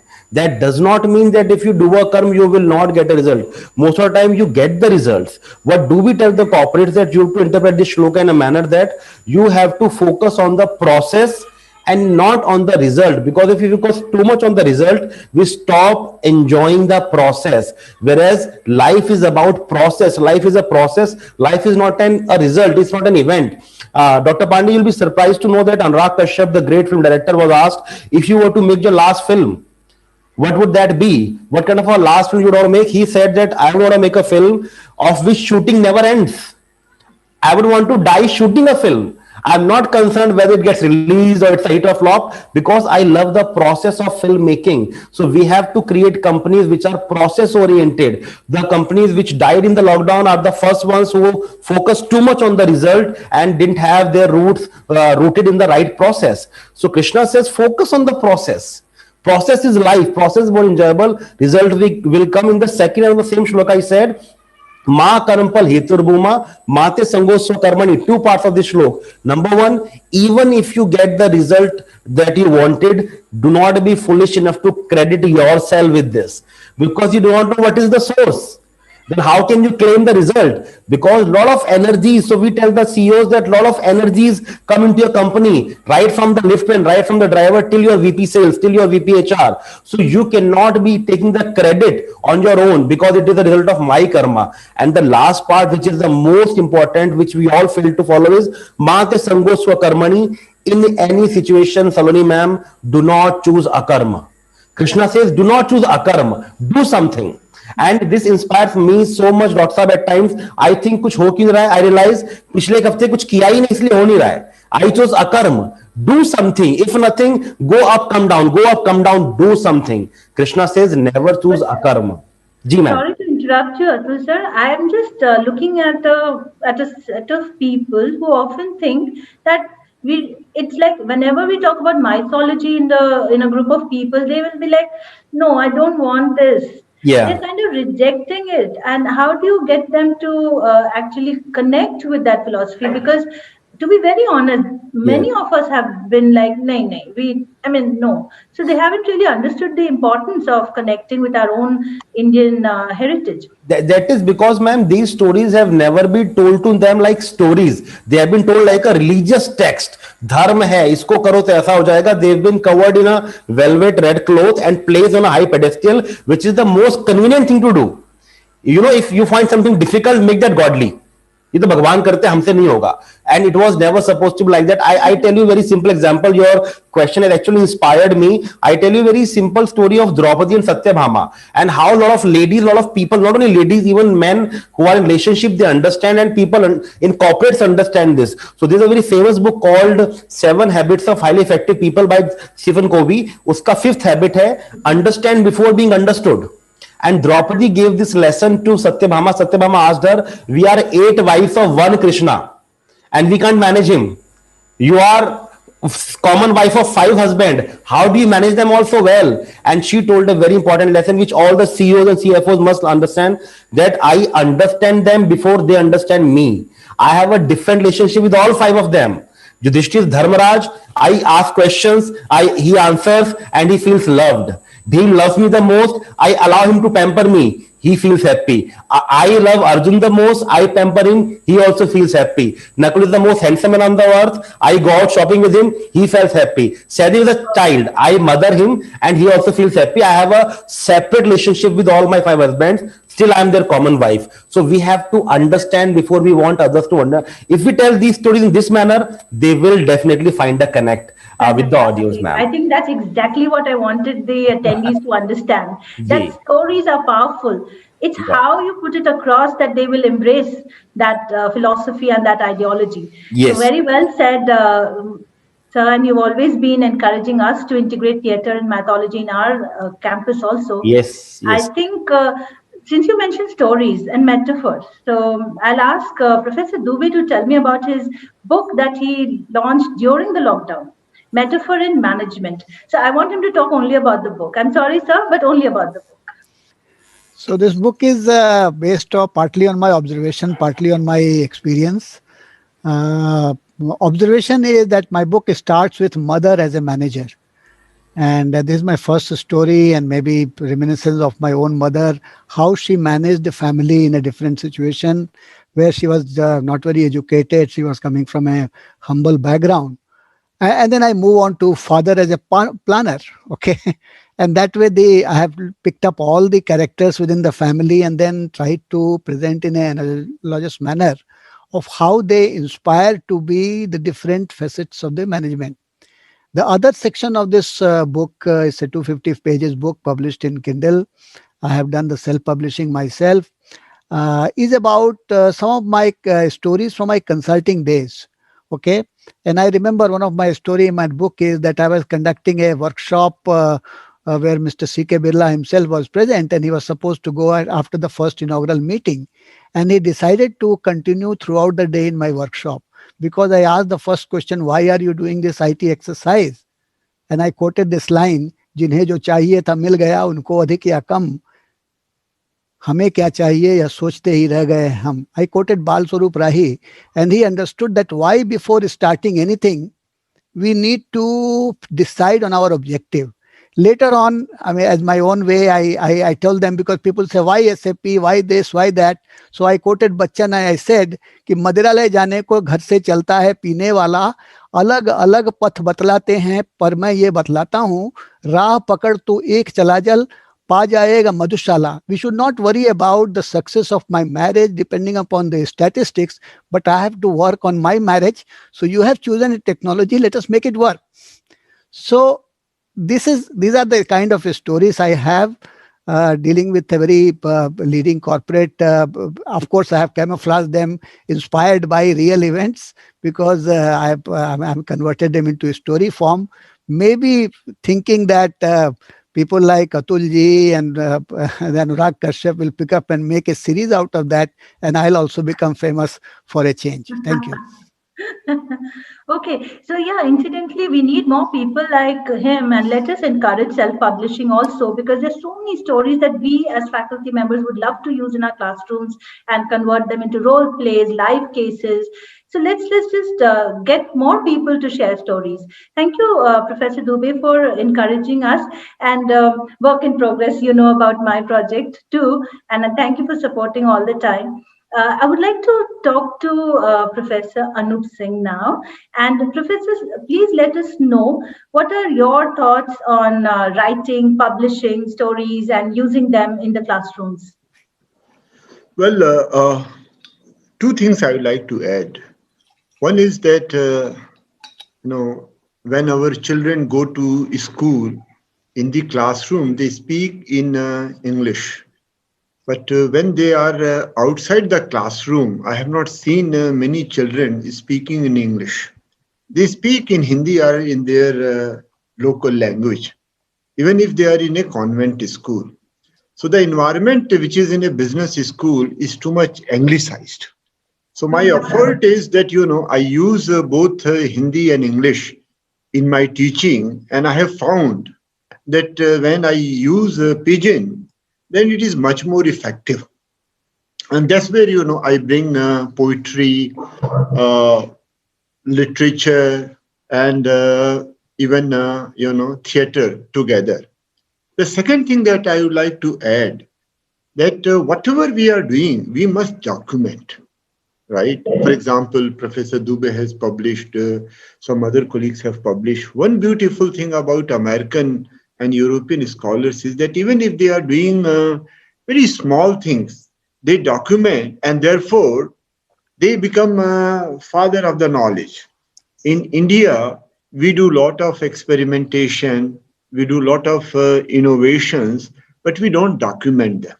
Okay, so about say almost 25 years ago, I did a small book, Managerial Wisdom Through Tales, right?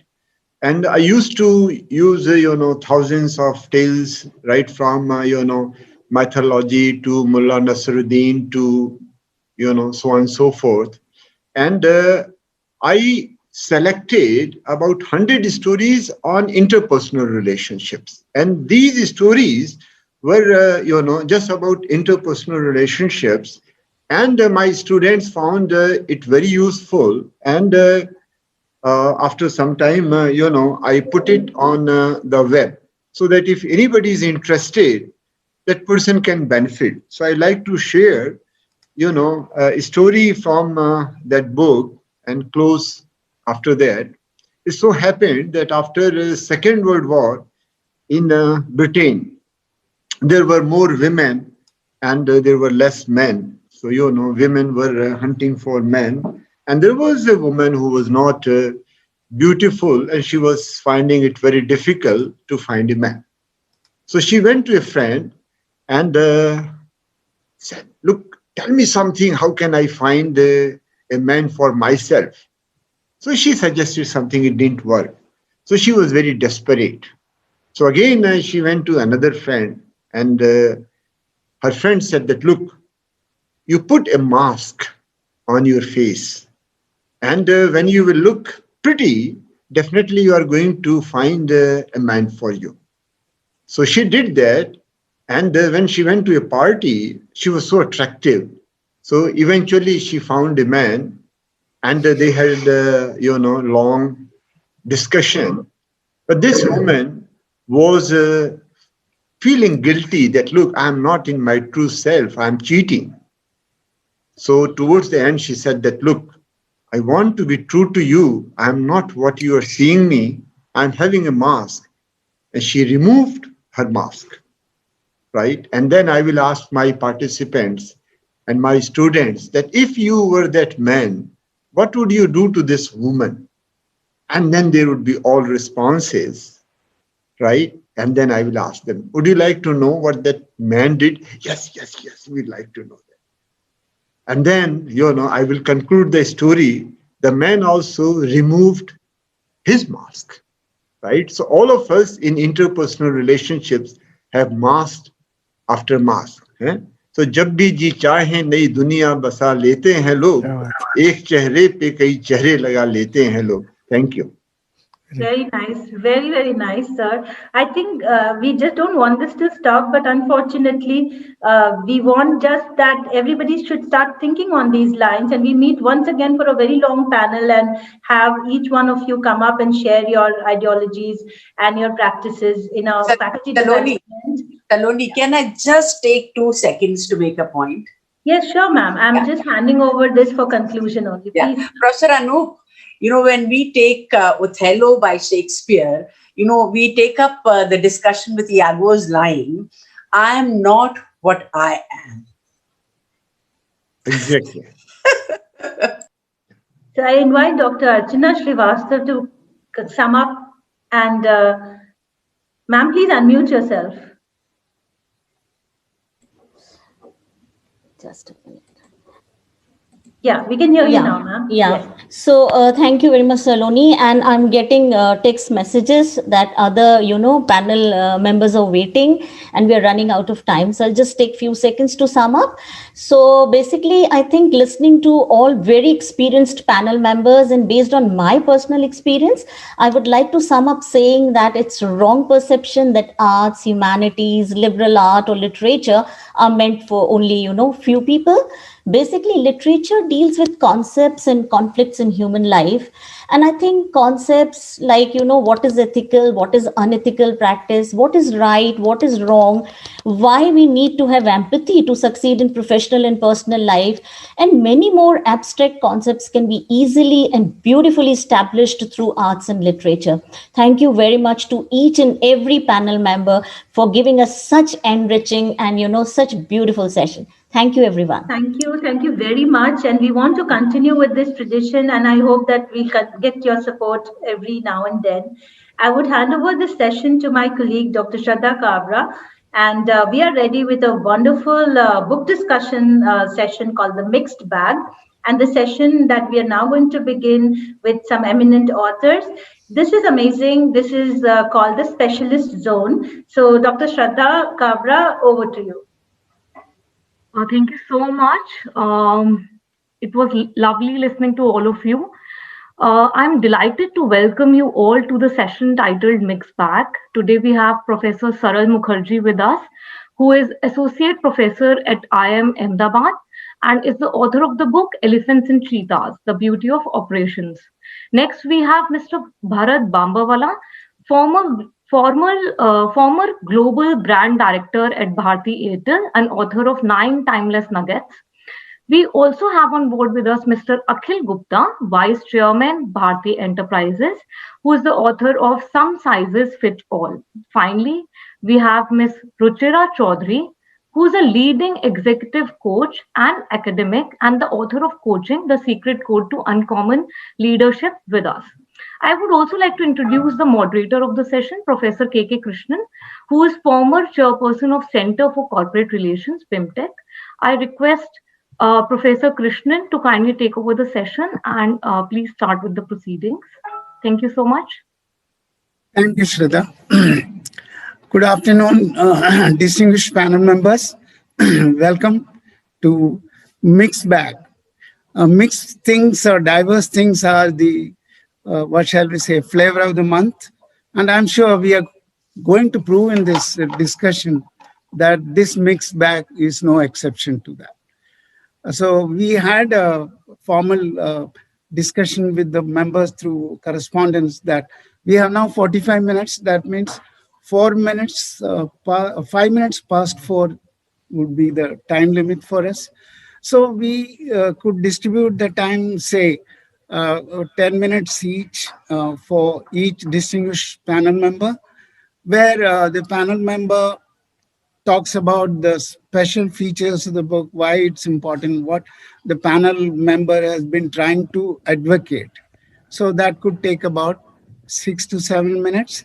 And since time is of the essence, if you permit, I can ask one or two questions with each panel member and tie it up at the end. Is that all right with the distinguished panel? That's Am I fine, audible? Professor Krishnan. That sounds good. Thank you, sir. Thank you very much. So we start with elephants and cheetah, the beauty of operations. One of the most important subjects in the MBA would be operations, definitely. Professor Saral Mukherjee has brought beauty into the concept of operations, which many would have thought is a dry as a bone subject. Over to Dr. Dr. Mukherjee. Thank you, Professor Krishnan, and good afternoon to all of you. And as Professor Krishnan rightfully mentioned, that operations is a very dry subject. And is there anything called beauty in operations? I can tell you, Professor Krishnan, one thing. If you search textbooks on operations management, this is one word which you will never find. You will never find a word called beauty. It almost seems that the operations world is so utterly functional in design that we don't even we are very rational guys, reductionist approach. We are the least likely guys to see beauty. But very interestingly, what happens is that fundamental to operations strategy is the idea of trade-offs. And when we look at trade-offs, and when we look at let's say a firm which is focused on cost leadership and a firm which is let's say focused on superior quality, or a firm which is focused on time responsiveness, the choices that the firms make in achieving those strategic positions are fundamentally different, and there are trade-offs involved. And many of my students would ask, why can't I have both? I want to have the cake and eat it too. Very nice idea, but it does not happen that way. And I would be struggling in my operations classes to explain to the students that there are hard choices when it comes to the operations part of the strategy, which you have to choose. And I would explain, and they would kind of in the class agree to that, and then after the class they will come to me and then say that, sir, I want to have both. So we go back to square one again and again and again. And that's where, about, I would say 18, 19 years ago, I kind of started using these metaphors of elephants and cheetahs to explain to them that the structure of the firm focused on cost leadership may be quite different from the structure of the firm focused on time responsiveness. And what I really understood is that as soon as I started using those metaphors, the things started to fall in place, because it is very intuitive for a person to understand that an elephant looks quite different from a cheetah. The elephant is structured quite different from a cheetah, and certain things which I can explain in so many words. When I started to use those pictures, use videos in the class, the understanding that the students had, I saw a sea change. And these students would later come back and they will say that, sir, I have forgotten everything other than elephants and cheetahs, which is, I don't know as a teacher whether to laugh or cry at that. This went on for a long period of time that I was teaching operations. I've been teaching operations for almost 19, 20 years, joined IMA in 2000. And around 2014 onwards, I started offering a completely new elective called Surprise, Surprise, Elephants and Cheetahs, System Strategy and Bottlenecks. And that elective has become very popular. So I thought that I should reach out to a larger audience. And the only way I could do that is through writing this book. So this is what this book is about. This book has nothing to do with biology or physiology or anything like that. This is a course on operation strategy. And in the process, it is while the name of the book says elephants and cheetahs, there are many more animals out there. Because otherwise the world would be so boring to just have only elephants and cheetahs. So there are many interesting different what I would say structures or choices, and the whole idea is that many of these things, when there are choices, the choices add up. 2 plus 2 is not 4. 2 plus 2 becomes 5. And that's where you start seeing the beauty of the organization. You start understanding that this organization is quite different from another organization, and organizations have soul.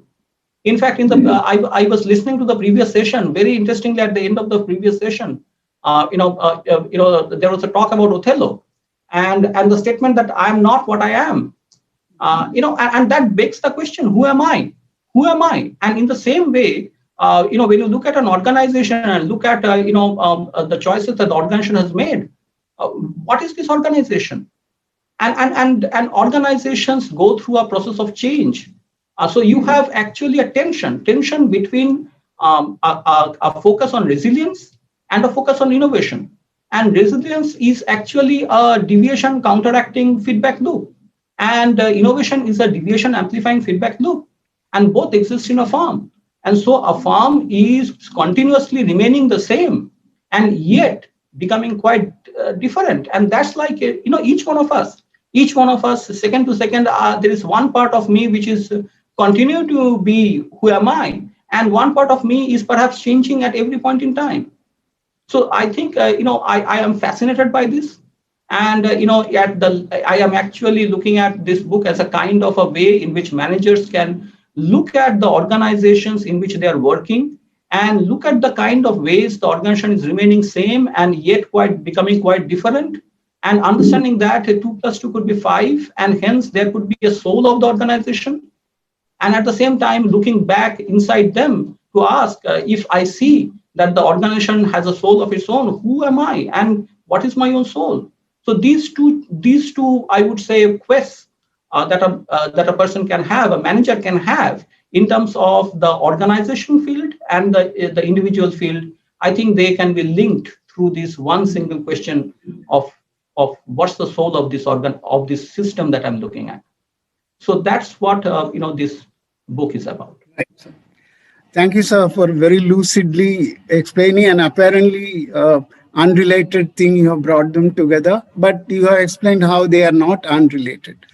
Sir, if the modern world is to be divided into post-COVID and pre-COVID, do you think operations or operations research or supply chain, any of these related areas, they would be different from now onwards, or those lessons and findings would still be valid? Why I am raising this issue is the World Economic Forum, in its latest report, as well as the Swiss Re, great reinsurance company, they all have flagged supply chain as the biggest threat in the coming days. Your views on that? Very interesting. During the COVID times, the word that I was listening to again and again in the business press was resilience. And suddenly, very interestingly, when I talk to corporates now, they are saying going beyond resilience, and they are saying, this is the same tension between consistency and innovation. During the shock that COVID had brought out, the focus was on consistency because everything was collapsing, and you wanted to go and hold on to that world which existed before. And I see that corporates are starting to move towards the next phase, which is this is a different world, and hence the innovation part, the difference part, something new, and that part is starting to come back. So these are two things which will never go back. One is and there's a tension between a deviation counteracting loop and a deviation amplifying loop, resilience and innovation.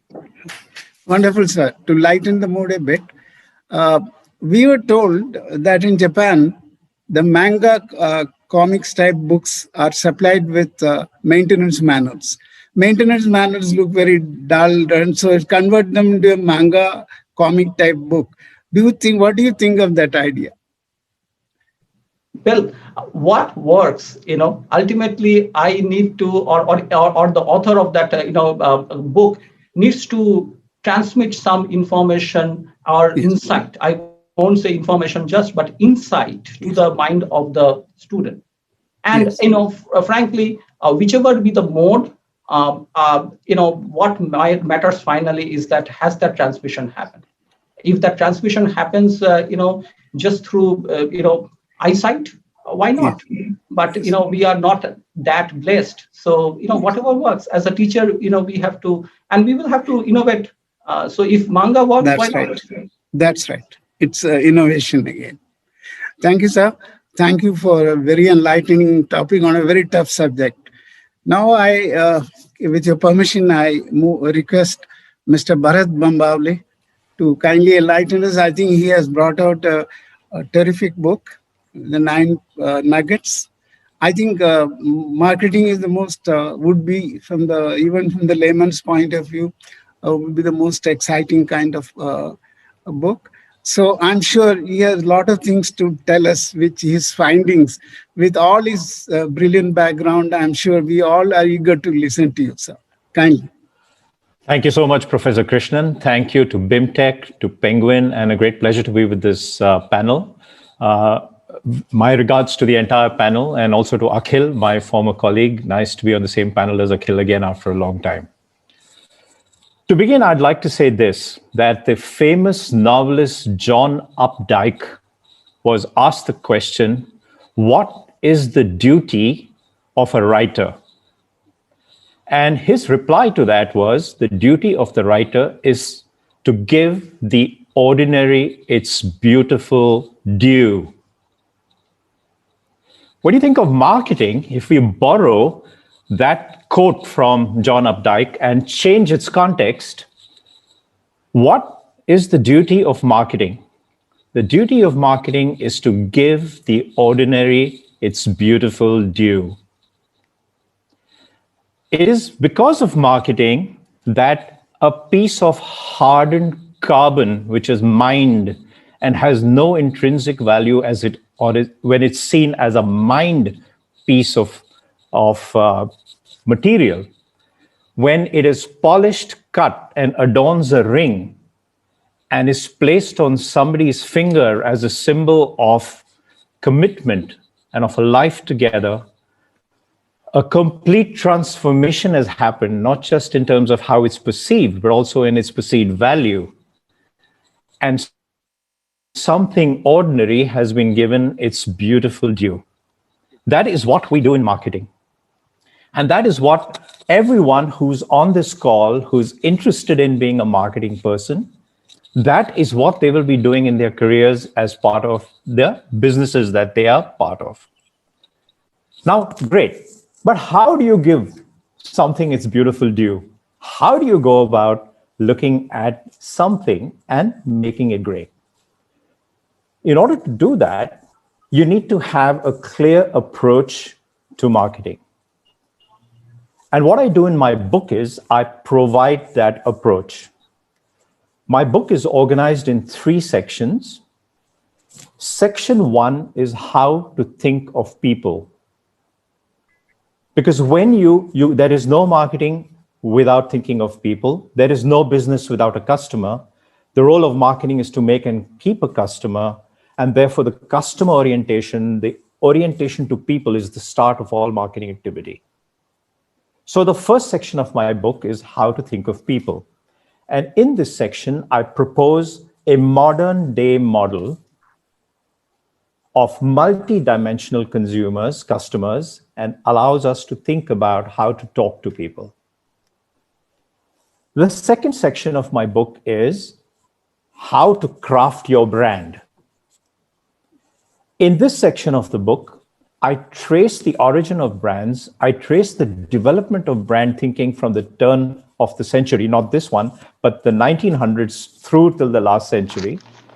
And I bring us to the current times where there is a need for brands to be authentic and brands to be multidimensional. Because the customer is multidimensional now, the customer evaluates brands on multiple parameters. It is equally necessary for brands to be multidimensional and respond to customers on multiple dimensions. I describe those in a model that I present in the second section of my book called the brand octagon. The third section of my book is how to go to market. So you figure out your people, you figure out your brand, now how to go to market. In how to go to market, I don't focus on sales and distribution and those aspects, which are very, very important, no doubt, but I focus on three essential ideas.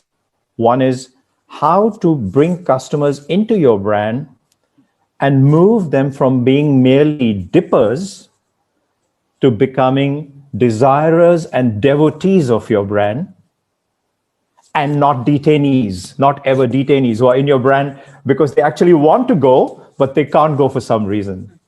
So that's one model. And the way to do that, the second model in the last section of the book, is the customer journey management, in which I talk about how brands must behave in different ways in the 4 stages of the customer journey: discovery, first stage; companionship, exclusivity, and belonging, and how brands must behave in different ways in each of those journeys to secure the relationship with the customer, to move the customer from just being a dipper to being a desirer or a devotee and not a detainee. So this is the organization of the book, 3 sections: how to think of people, how to craft your brand, how to go to market. Another point I'd make before I hand back to you, Professor, is that this book is particularly relevant for young marketeers. I've written this book for young marketeers. So I'm delighted to be on this BIMTECH business literature panel, because I feel I've been able to talk to some of the young marketeers whom the book is written for. I believe firmly that inside every young marketeer is a potential marketing great, a potential marketing legend of tomorrow. Not just one, but many of them who can change the face of Indian marketing, change the face of Indian business. However, there is a risk that many of our young marketeers may be rushed from textbook to tactic when they start their jobs. They will be straight away thrown into the hurly-burly of marketing ops, and they may miss out on a very essential foundational principles of marketing. And therefore, the principles in my book, I feel, are essential to them to overcome what could possibly be a gap between their textbook learning and their tactical learning, and provide a very strong foundation of marketing principles. Over to you, sir. Thank you, Mr. Mohale. You have really given a new dimension to we are accustomed to thinking of it in the conventional manner. Of course, the legendary textbook, I don't have to name the name of the textbook. So it's, of course, it's changing. It prompts me to ask a question. Did the COVID situation, or I'm sorry, I'm always talking of COVID because it seems to be with us for some time. It influences our thinking. After having observed this, do you feel the principles you enunciated are coming true, whether it is COVID or post-COVID situation, in terms of companies working out their strategies? Yes, sir.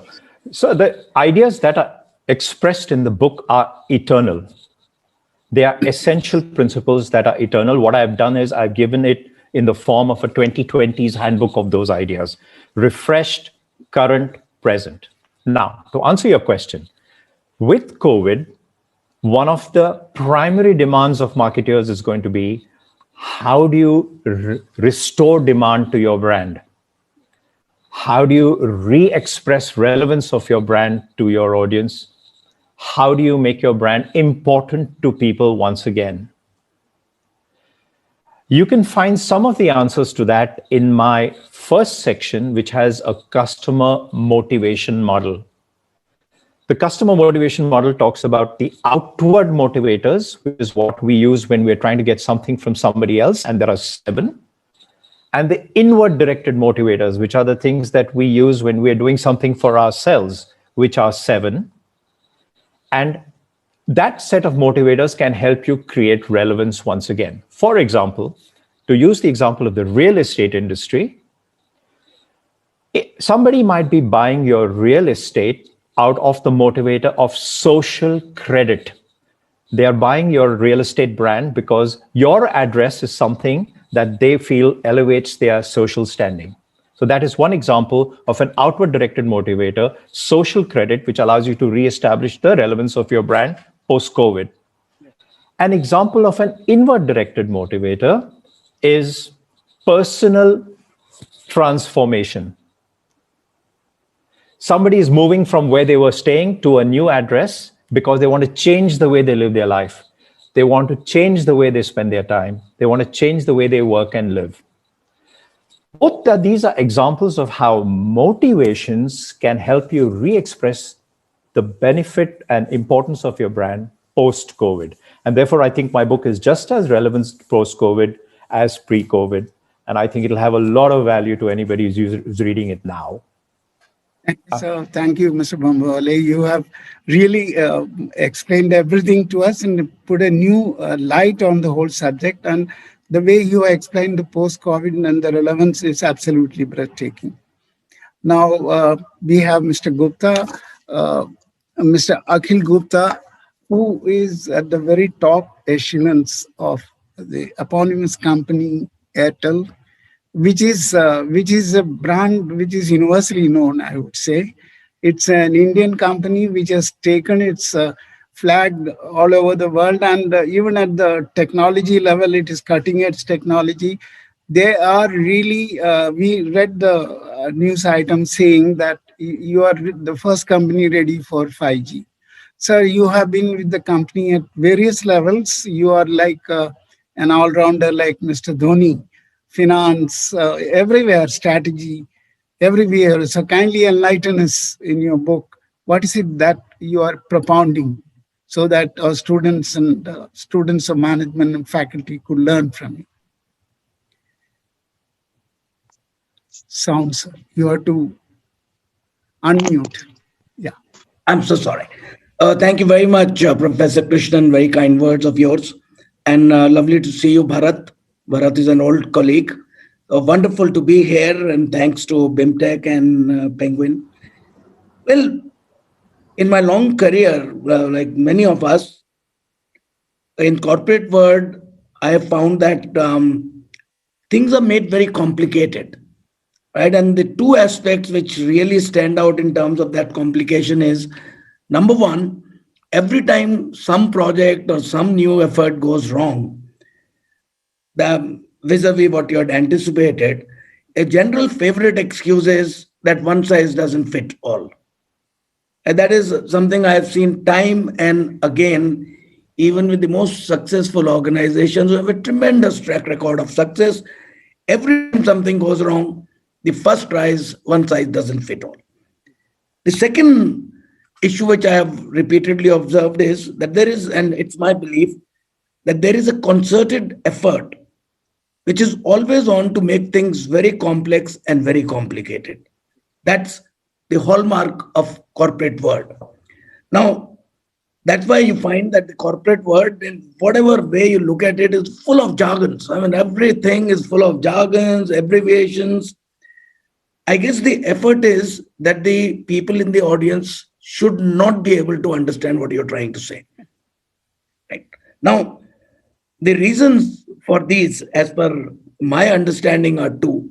For the first one, which is one size doesn't fit all, I have found that individuals who were responsible for that particular project which went wrong, they find some diversion to suggest as to what happened. Because the only thing you have to prove is I wasn't at fault. Therefore, the easiest thing to say is that our whole approach, which was perhaps given to him by his boss, right, was wrong. And so the easiest thing to say is that one side doesn't fit all. For the second one, I think the reason is that the companies are generally divided into silos with so-called specialists handling each silo. Now, each specialist either does not know how to simplify a problem, or it deliberately makes it look very complex because that is how he feels. The general people in the organization will perceive him to be a specialist, right? Now, that is the reason why, IT, even finance, marketing, everybody goes to length to do this complication. And as a result, the percentage becomes basis points in finance. It can be a simple percentage for the layman, but we finance people like to call it basis points. And extra subscription in a public issue becomes a green shoe. Right? We hate to use simple terms. So the theme of my book is really to tackle these two fundamental issues which I feel face the corporate world.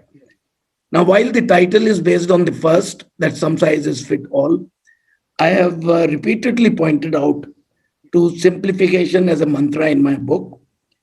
And the main theme is to point out the very fundamentals and basics of management, which do not change, irrespective of industry, geography, or the scale. And it's quite a coincidence, like Bharat, my book is also into three parts, just a coincidence. We didn't consult each other. The first part is titled The Fundamental Pillars of Management. This is about fundamentals of management. Part B deals with specific disciplines like HR and finance, marketing, IT, and so on. And the third part, which is my favorite, is the ways of working. Now, that deals with very simple issues like conduct of meetings, negotiations, dealing with the competitors, facing failure, and so on. So that's what this book is about, trying to simplify what is a very complex word.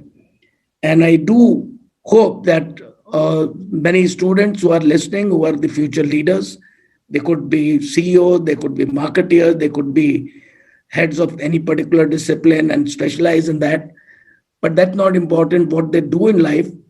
I hope that when they read this book, they would find the importance of simplification and the fact that an expert is actually the one who can make the most complex things simple and not vice versa. Thank you, sir.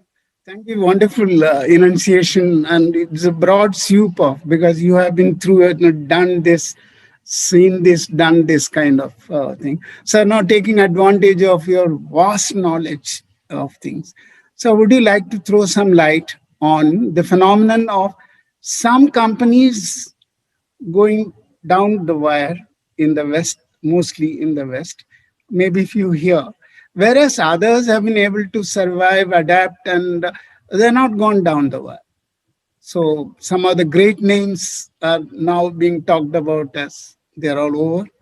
So how do you explain this? Well, I did an AMP program at Harvard quite some time back. And there was a professor, a very favorite of mine, Professor Trohan. And that point mentioned actually in my book as well. He taught a very important lesson. He said there is a power of D, that is his invention, not mine. So he taught us the power of D. Now this D was dissatisfaction.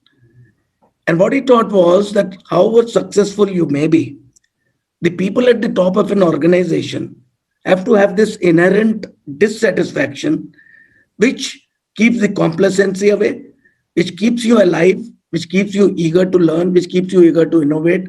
And that is why the successful companies which adopted that D, to my mind, have been able to move ahead with times and innovate well in time. The ones who got down perhaps were the ones who were too satisfied in their own glory of success. The other thing which is also my favorite, again, finds a mention in my book. It's a small chapter which says, fix it when it ain't broke. I fundamentally believe that a successful organization should strive to perfection when things are going beautifully. But normally, as they say, don't fix it till it broke. I like the other way around, that if you sweat in peace, the less you'll bleed in war. So I believe these are the two differentiations which successful companies who just kept from going from strength to strength and the ones which fell by the roadside could have been. Thank you, sir. Immense learnings from your insights. I'm sure our students would eagerly flock to the library.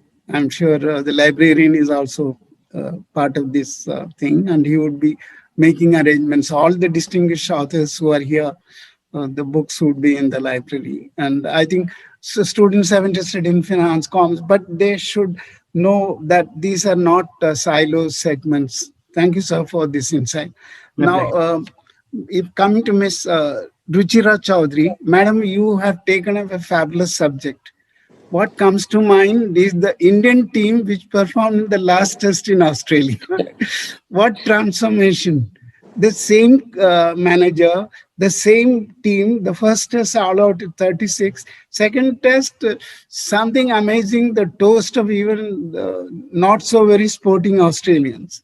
So, wonderful, madam, to kindly enlighten us on coaching.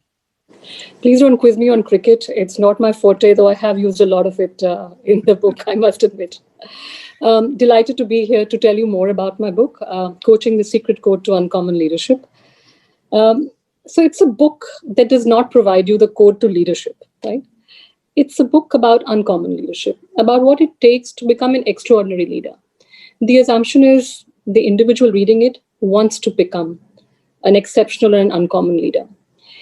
So I've tried to talk about the transition or the journey from being a good leader to a great one, or I guess I should say a leader to a leader coach. So let's unpack the thought a little bit. What is uncommon leadership?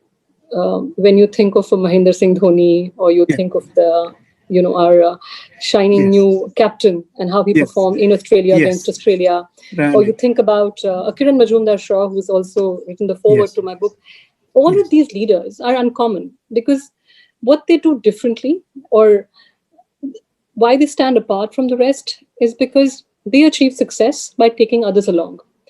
Their single-minded focus is on building those reservoirs of human capital, elevating their people as they elevate themselves or as they elevate their organizations. And I think there's a growing realization that real leadership is not just about building an empire or making those millions in revenue. It's also the ability to build those teams along the journey. It's about ensuring that you're not constantly telling people what to do. It's about asking people what to do. And I remember in the last session, I think it was Professor Archana who said it quite eloquently herself. There isn't one right answer, right? And there needs to be this growing realization that we have to move away from that culture of telling to asking, to provide, from providing answers to helping people find those answers. And that's what uncommon leadership is about. And then I've gone and talked about coaching and how is coaching that key or that code that unlocks this leadership.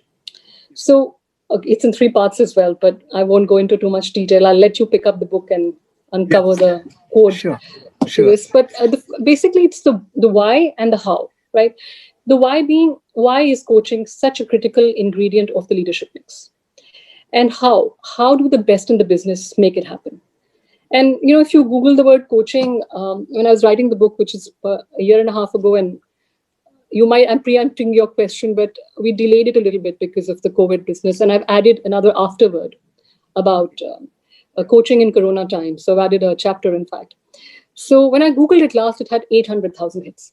And let me tell you the definition I've chosen, which it grabbed me and I've tweaked it a little bit. So coaching is the act of maximizing performance and potential of the individual that you lead or you coach through a series of self-enabling and non-directive conversations. And that's what coaching is. And the best in the business, these uncommon leaders understand that what it takes to do it right. I think that's pretty much the gist of what I have to say. But I guess it's important for me to conclude by saying my message in writing the book was fairly simple, right? As somebody who teaches this at the University of Chicago, the Booth School of Business, I teach it as an elective. I also studied there. And I came from not just that business school, but I'm sure many business schools. We don't talk about leading people, coaching. These are not subjects. And I did learn operations management, and I didn't find it dry, I have to admit. My favorite was a strategy, and I've done a major in strategy. But so to be fair, I didn't learn all of this. And in fact, my specialization is M&A. So I've been doing post-merger integration for the last decade or so. And when my alma mater called me to say, would you like to be the executive coach for U Chicago? They run an ADP program. My first reaction was, oh my God, I mean, coaching is so amorphous, it's so fluid, it's not what I do, right? And I went to business school where there's a huge accent on the numerate ability of the individual. So I was a bit taken aback myself. And to be honest, as I started decoding it, as I understood coaching and the fact that I was certified in many instruments, I realized in its simplest form, coaching is about untangling those knots that form in our heads. As leaders, as business leaders, as CEOs, there's so much going on inside our head, right? It's not as if we don't know the answers. It's really the ability to entangle those knots and form some distinct patterns. And that's what coaching is about. So coaching really is about making others shine. And when you make them shine, you shine brighter. That's the essence of the book. Whether you're a young manager who's just started out, whether you're somebody who's been around the block, whether you want to start your own venture, whether you're an individual contributor or a student starting out in your journey, I think you'll find value in it. So when you pick up the book, I think it'll help you coach your way to uncommon leadership. Thank you, ma'am. It's a fantastic thing. I'm tempted to ask a very obvious question. How would you rate Gandhiji as a coach? Well, I think fantastic. In fact, I've used one of his quotes, which my professor sent me. If I'm not, I may have been not saying it right, but he said, leadership is not about how many followers you have. Leadership is about how many people wish to follow you or how many people you inspire. And that's what it's all about. It's not about telling them what to do. You need to command leadership and you need to inspire people to follow you through the journey. And that inspiration only happens if they believe in you, if you're taking them along in that journey. Thank you indeed for this enlightening this thing on coaching leadership. I think everyone, every organization needs it. And thank you indeed for offering this book. I'm sure the library would be stocking it up. And today, I'm very grateful to all the distinguished panel members who are very busy by themselves to having spared the time for BIMTECH. And most grateful. Thank you once again for this. Thank you very much. Pleasure to be here. Thank you. Thank you. Okay, moving on. The last session was absolutely brilliant, and I now welcome you all to another star-studded session titled Popuri, which will be moderated by Mr. Amit Agnihotri, who is the founder of MBAuniverse.com. The book discussion will continue as we'll have the opportunity to know more about two very interesting books, namely The Victory Project, 6 Steps to Peak Potential, and Power, Sexuality and Gender Dynamics at Work. The Victory Project is written by Mr. Saurabh Mukherjee and Mr. Anupam Gupta, and Power, Sexuality and Gender Dynamics at Work is written by Mr. Roop Sen and Ms. Uma Chatterjee. I now request Mr. Agnihotri to kindly take over the session and begin with the discussion so that we get to know more about these prolific writers and their work. Thank you so much. Thank you. I hope we can all hear each other. Good afternoon. Warm welcome to Saurabh, Anupam, Roopji, and Umaji for this session. It's a short session of about 18 to 20 minutes. I don't know how much of justice we'll be able to do with all the talent and the great work that you've done. Two of the books that we are going to be talking about, which is The Victory Project, 6 Steps to Peak Potential, and Power, Sexuality, Gender Dynamics at Work, are great reads. They bring different perspective about leadership, about work life today.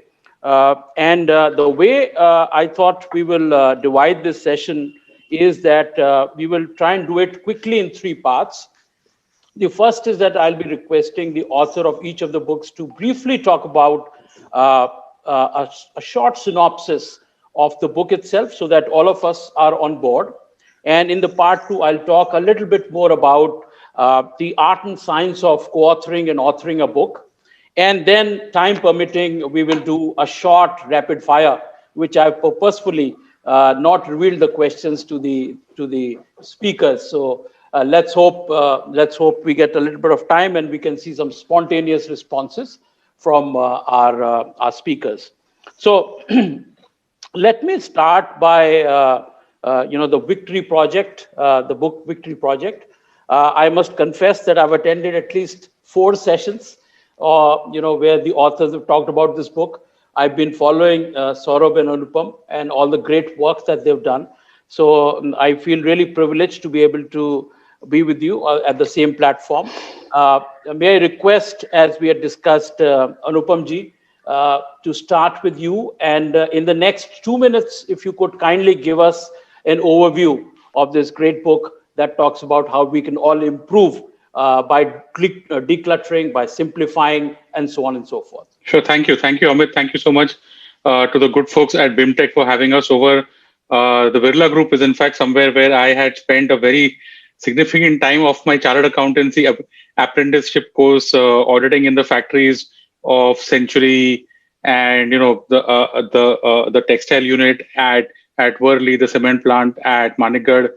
And this room is just so full of people that I have so much of regard for. I already spoke about Century. Akhil sir is someone that I have met back in the year 2000 when I was working for my previous organization, and Bharti was just about to be listed. So just seeing Bharti's journey from there, when we were actually part of the beauty parade for choosing the investment bank, and now all the way to where it is now, such an honor to be on the same stage as him. So thank you so much to everyone here.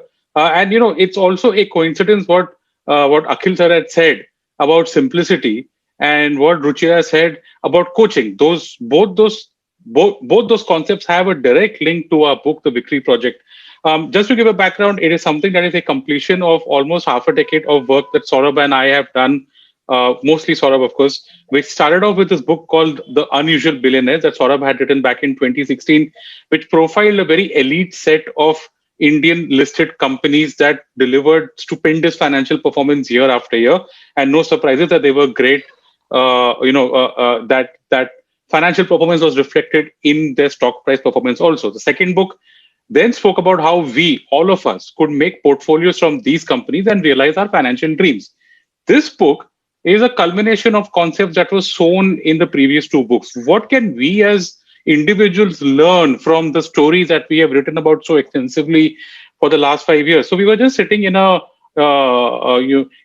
great cafe in Bombay, which sadly isn't anymore, Saurabh and me, and we were thinking about how do we, map out the concepts that would ultimately go on to become the Victory Project. And we made a list of people that we would go and meet, all of whose essays are there as part of the book. And the structure, the framework that we have is very simple. We start with what we call the first principles, which is specialize, find an area that you really love, simplify your life, spiritualize, which is a concept that is embedded in Indian mythology. But apart from that, we look upon it a little bit more objectively as connecting with our inner self. So once we achieve, or rather once we work at these 3 base level principles, then we move to behaviors. Okay, so very first behavior, declutter. So that is the link between doing whatever we've done at the first level and the next principle, which is creativity, unlocking parts of our brain that we know exist, but today it's all stuck in various parts of social media and WhatsApp and destroyed spans of attention. And finally, collaboration, which is a skill that we believe is very rarely spoken about. And one great example is how the Indian team won just a few weeks ago in Australia. And once we implement these, the base layer and the second layer, you'll see the effects in your life in the form of transformation, whether it is in your business or in investing or in general achieving fairly high levels of success with personal happiness. So, Amit, I hope that answers your question. Yes, thank you. Thank you for a brief but a great summary to start with. You talked about the first principles and the behavior which one needs to be top of the game. So thank you, Anupam. Let me now request the author of the other book. May I start with Umaji or Roopji? Who's going to take that? And please, let's keep it for 2 minutes. And please talk about the book and what it means for our audience? Hi, I'll take the first question. Thank you very much for this opportunity and space. So our book, The Power, Sexuality and Gender Dynamics at Work, well, the name itself is quite clear about what the book is about. The book strives to bring to the table the struggles, doubts, experiences of organizational leaders that are often closeted, that often remain undisclosed. Organizations with all their good intent and their mission to promote gender diversity, to promote equity, inclusion, they develop policies, they develop SOPs, they implement team building processes, they build robust grievance redressal systems. But still, in situations of interpersonal conflicts and gender dynamics, leaders are often left feeling very accused, perplexed, hurt, and frustrated. So at Change Mantras, the consultancy firm that Roop and I have co-founded, at Change Mantras, we work as consultants and coaches with various organizational leaders. And from their lived experiences was born this book. The objective, basically our idea about writing the book was to use real life case studies to explore and to learn how to engage as leaders, as managers with complex frictions between people, with different gender and sexual identities in the organizations. And some of the most deep and honest sharing of vulnerabilities, when we were speaking to leaders and organizational senior management, and their sharing of vulnerabilities and convictions to find some common ground, to find dialogue spaces, that was the motivation for Roop and me to write this book. The book, in essence, looks at destroying the polarized perspectives of looking at diversity and inclusion, and to break the polarized lens of victim and the judge.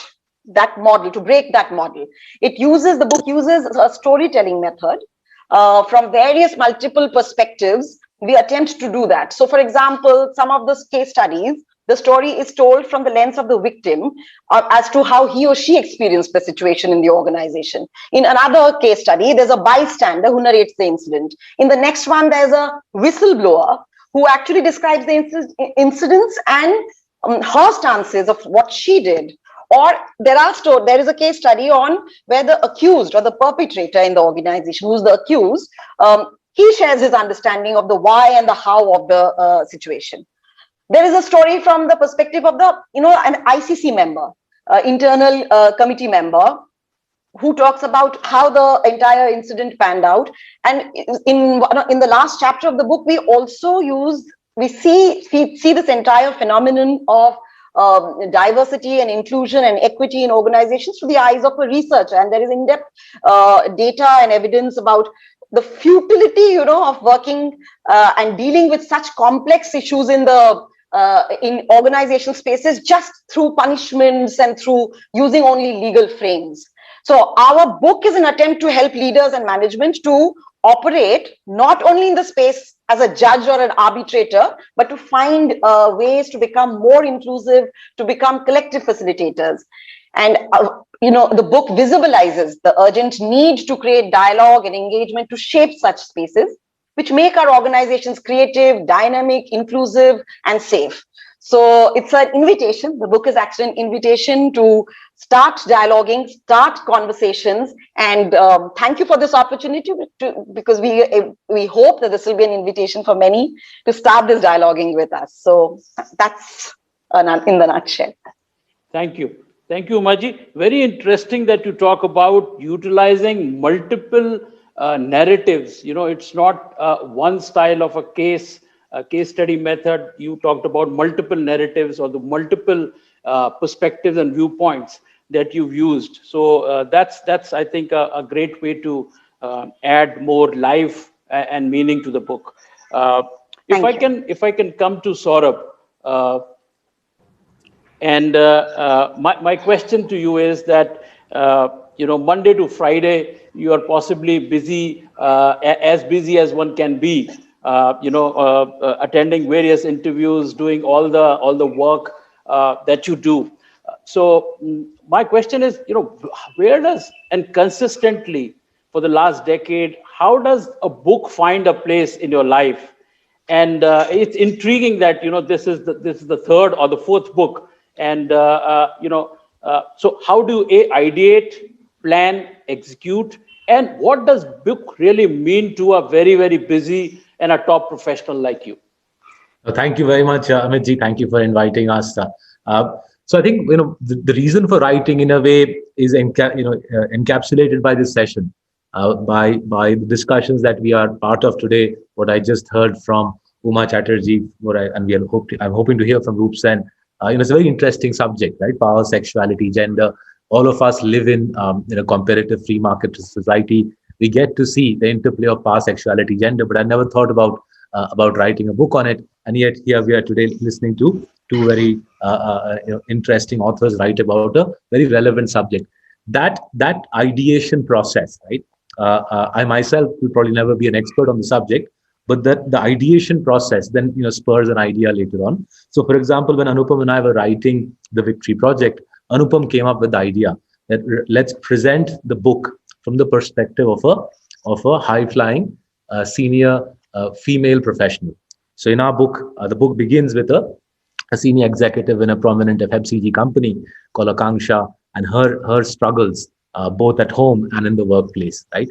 And throughout the book, this interplay between people's aspirations, the need, the desire to rise in the world, regardless of gender, regardless of caste or religion, the need to rise in the world, and yet the confusion as to how do I find my place in the world. So I think we've all lived those lives.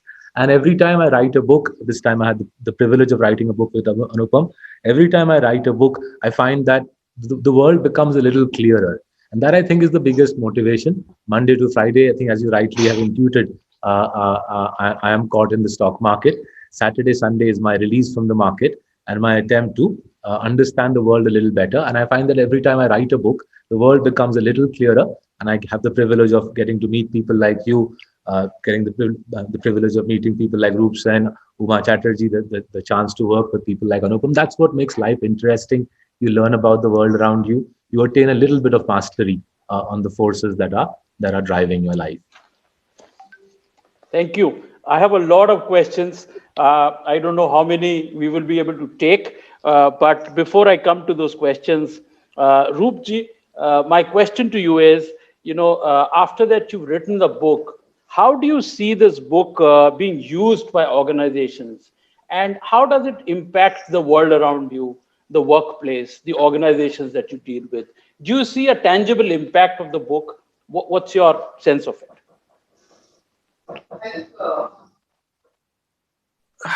So I think the first reaction that I've seen so far, especially from the reviews, has been very encouraging. My intent and Uma's intent of writing the book was breaking this triad of the victim, oppressor, and the judge. So every time, the only time we talk about wicket keepers, perhaps, is when he misses a catch. Similarly, gender and sexuality and power as subjects often rise in organizations when there is a crisis, when somebody has, filed a complaint or something like that. And yet, these are extremely potent. All of the diversity and inclusion frameworks that we have seen so far focus a lot more on demographic diversity, rather than looking at gender as it is held in the mind. Yeah, and that coding is carried by every individual and leadership in organizations. So some of the things that we've seen organizations doing right away is using the case studies as starting points for discussion. And it's become a chai pe charcha kind of thing, building communication programs around it, and really without judgment, getting to understand what do people think about it and what is their propensity. Because we have to understand in organizations, people really come from, especially global organizations, people come from diverse backgrounds, social, cultural, our understanding of what masculinities, what femininities, what roles of men and women are. And in the civilizational history of mankind, this is probably the first time that we are seeing such a complex play of factors. We challenge the whole notion of neutrality of genders, as many of us would try to believe that we are only a bunch of skills and competence. We're working in organizations and not really be seen as men and women, whereas our first engagements with each other, physically, psychologically, and emotionally, is identifying ourselves as men and women. So we look at organizations looking at the diversity and inclusion policies and really asking themselves, so what's the notion of gender diversity as it is held in the organization? We see the organization reframing and becoming far more accepting of the diversity rather than getting caught in what is good, what is bad, what is desirable, and what is undesirable. We've seen some organizations recognizing that threatening statements like zero tolerance actually being far more debilitating to organizations and looking at multiplicity, and therefore opening up areas of exploration that in terms of how do you and I understand gender and sexuality, and how does it play out in our relationship within organizations as colleagues or even in hierarchical relationships. So we've seen organizations using for OD, organizational development. We've seen them using it for social audits. We've seen it being used for POSH committee members and then getting them to re-clarify how do they see it. And more importantly, building a convergence between the gender inclusion policies and the POSH policies, which are currently in most organizations seem to be very disconnected pieces.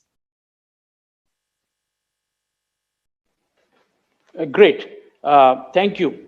I think we are now able to get a very wide perspective to the books and the topic. I would put two questions to authors of both the books. Let me start with the Victory Project, and then I will come to power, sexuality, and workplace.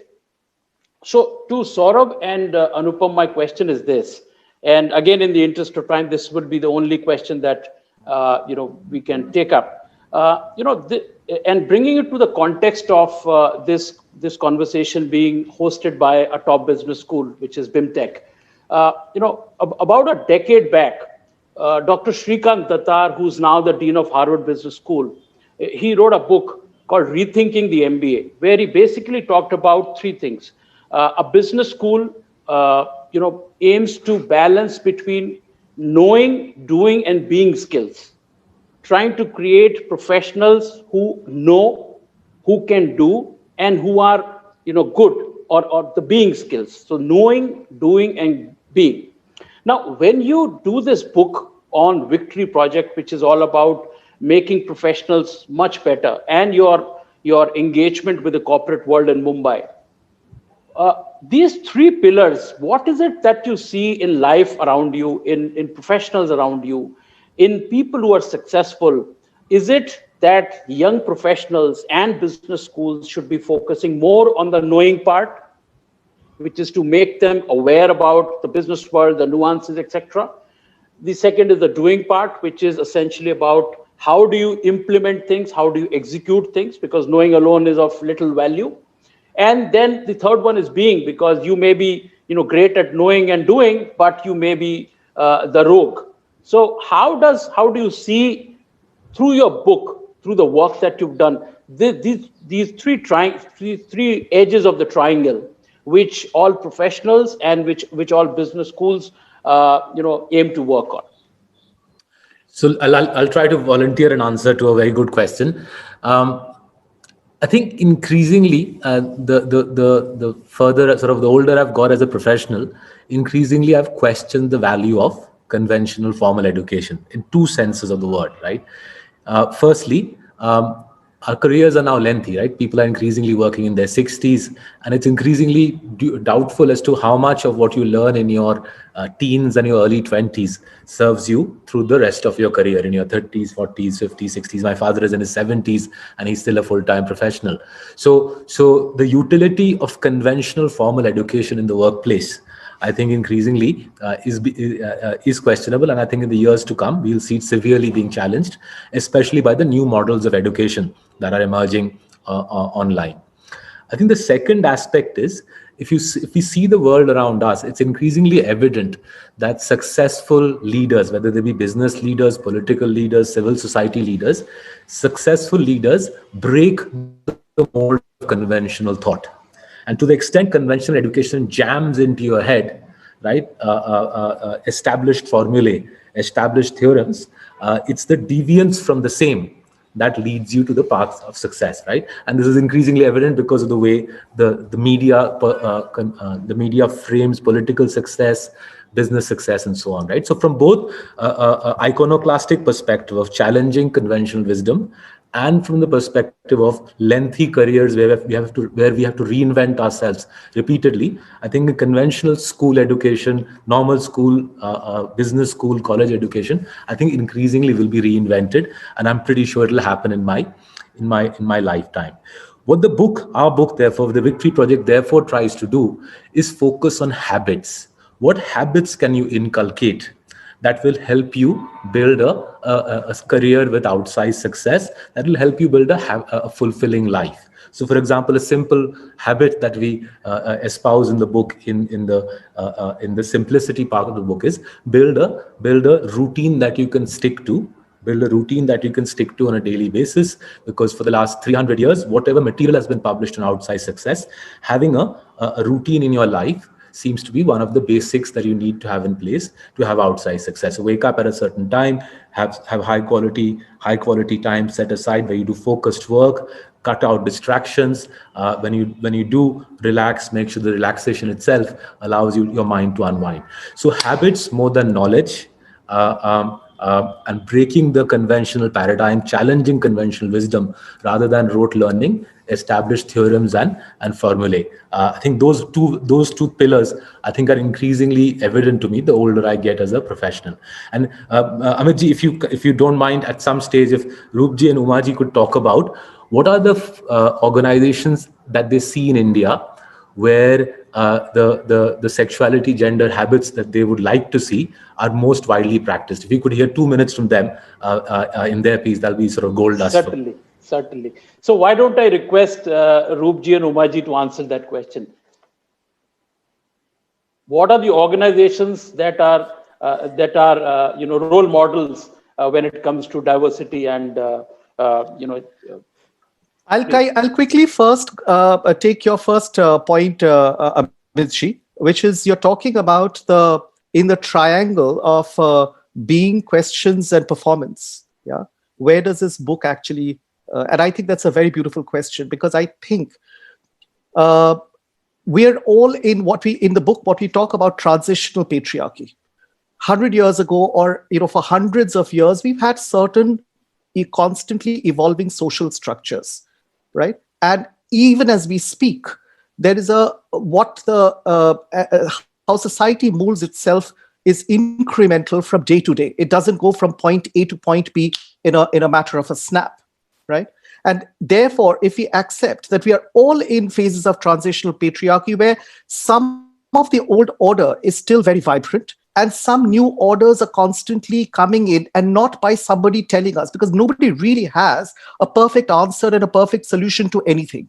So in the book also, with my editor, kept on, like Saurav, kept on asking the same question, which is that perfect organization? I think one of the starting points is that there is no idea of the solution that will come from the outside. The book, the learning in the book that we encourage is introspective. So rather than looking at victims and oppressors and judges with an extrospective lens from the outside, right? The book encourages the reader to look at the psychological world of the person as a person holds it. So for instance, if you have a person coming from rural India working in the same organization where you have a Swedish person, and how do they actually engage? And how do you understand the both internal psychology of both people, and therefore what is happening between these two people? So it is the learning is introspective. It is not extrospective. Secondly, the other thing is about performance and doing. Rather than aspiring and looking at somebody else and having the perfect answer, we see organizations which are engaging with the questions at an exploratory level. far more being potent. So to accept, and what you're talking about, Amit, about being, that if I accept that we are all in varying stages of patriarchy, what is the current gender coding that we hold in the organization? How is that diverse? What are the polarizations? If we stop looking for a uniform answer and accept that there will be polarizations and there will be diversity, that's a great starting point. And the third point is that once that charcha then needs to get actualized, and the actualization will happen not only through a few select people in the DNI portfolio holder. It needs to be owned up by the management, the owners, and the people. So it needs to be an inclusive dialogue-based process. Sure. Saurabh, I haven't really found an organization that has reached the ultimate, the solution per se. But yes, there are some organizations who are engaging with the idea of dialoguing far more than the others. I'm happy to catch you offline and probably talk about those organizations. Great. So to quickly conclude the session, I'm getting messages from the organizers to wrap up the session. And let me throw in a quick rapid fire, which will take 60 seconds. So Saurabh and Anupam, to you, I'll throw a word and I want your instant reaction. Success. Tough to define. Anupam Gupta, I was going to say success, Anupam Gupta. I would say Saurabh Mukherjee. So that's the mutual respect. Okay, to the other two authors, power. Listening, celebrating, and growing together. Courage. So with that, on that note, I think time has run out. I hope this was a useful session. Thank you so much. It's really a pleasure and a privilege to be in the company of 4 great authors. Thank you so much. Thank you. Thank you for having us here. My compliments to all panelists and Amit ji for doing wonderful moderating. Yeah, thank you, Amit ji. Thank you very much. Thank you. Thank you very much. It's a pleasure. Thank you, Dr. Chaturvedi sir. Thank you. Over to you.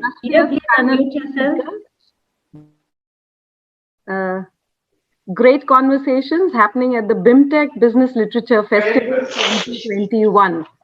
We now move to the Global Authors Lounge, and it is my privilege and pleasure to introduce you to the globally renowned author who's gracing this occasion.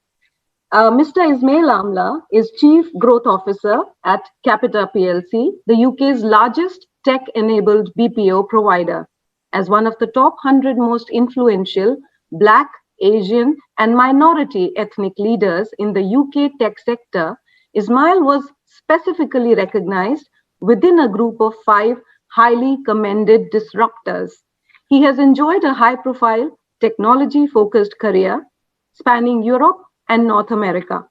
Ismail has an MBA from Manchester University and an honorary doctorate from the University of Bolton.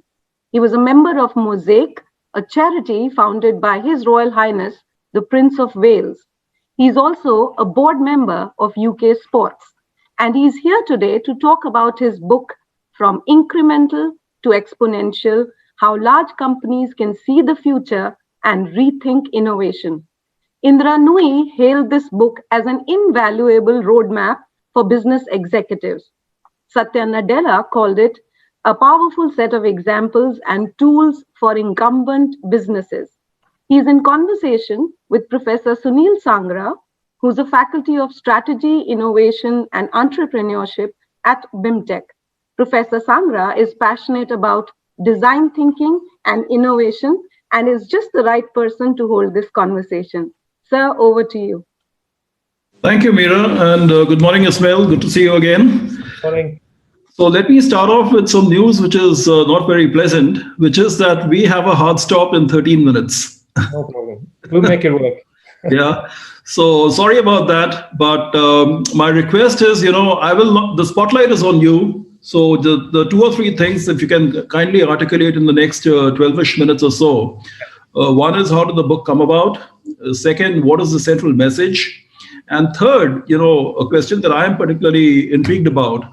Why is it that people find it difficult to think of the world in exponential terms. Over to you. Great. So I'll try and answer the three questions, the book, exponential thinking, and maybe also why the book is relevant for a business school. So I spent a career in the world of technology consulting, working with many blue chip firms, advising them on how to use technology, how to improve business. And I've seen firsthand the impact of technology on how they shape markets and ultimately change the world. And some of you will have been with me on the journey from all the failures from .com to the introduction of fintech, totally transforming financial services in the last 20 years, or from a technology perspective, moving from the mainframe, from client server to cloud to Internet of Things, or actually watch businesses like Amazon and Tesla disrupt retail and transport. Now, at the same time as I've been in this world of enterprise disruption, Vivek, my co-author, Vivek Wadhwa, who some of you will know, he's on his 5th or 6th book, came through the world of startups and software and through academia. So he's been at Carnegie Mellon and Harvard. And in some way, he was anti-mega corporation in terms of can they drive change.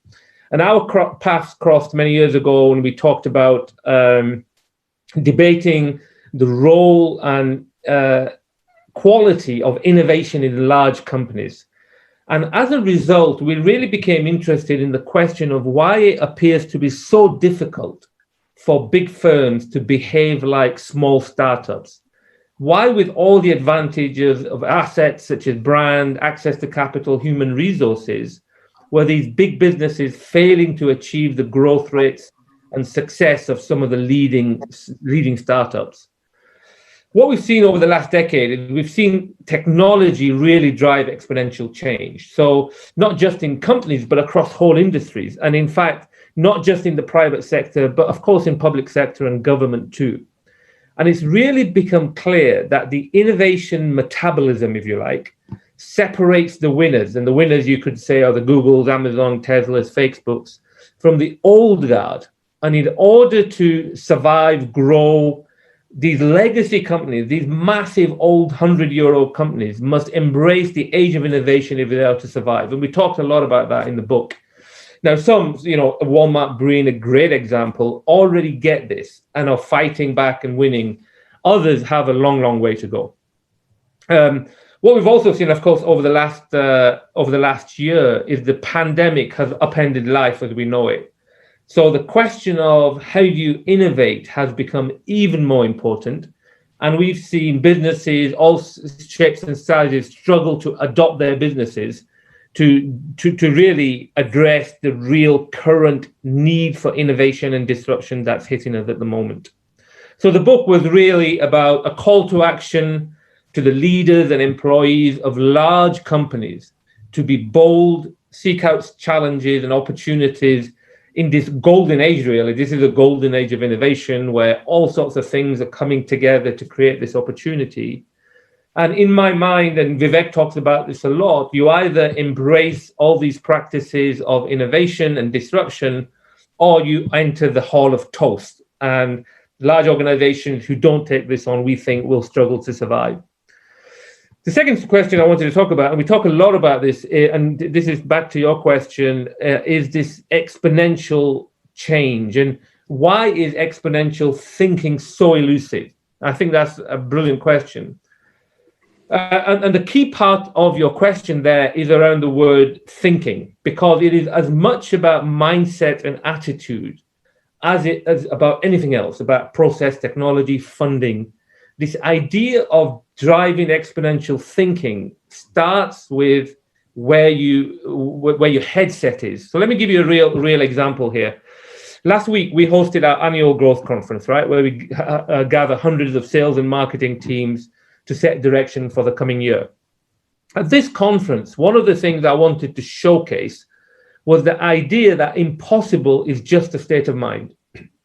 And we're working with this really inspirational company and founder, and if you've not come across him, there's this guy called Mick Eberling, notimpossiblelabs.com. And we talked to him about all the, and by the way, he happens to have won the Muhammad Ali Humanitarian of the Year and created incredible innovation to drive human change. And we talked to him about what is it that you can get a mindset to drive exponential change.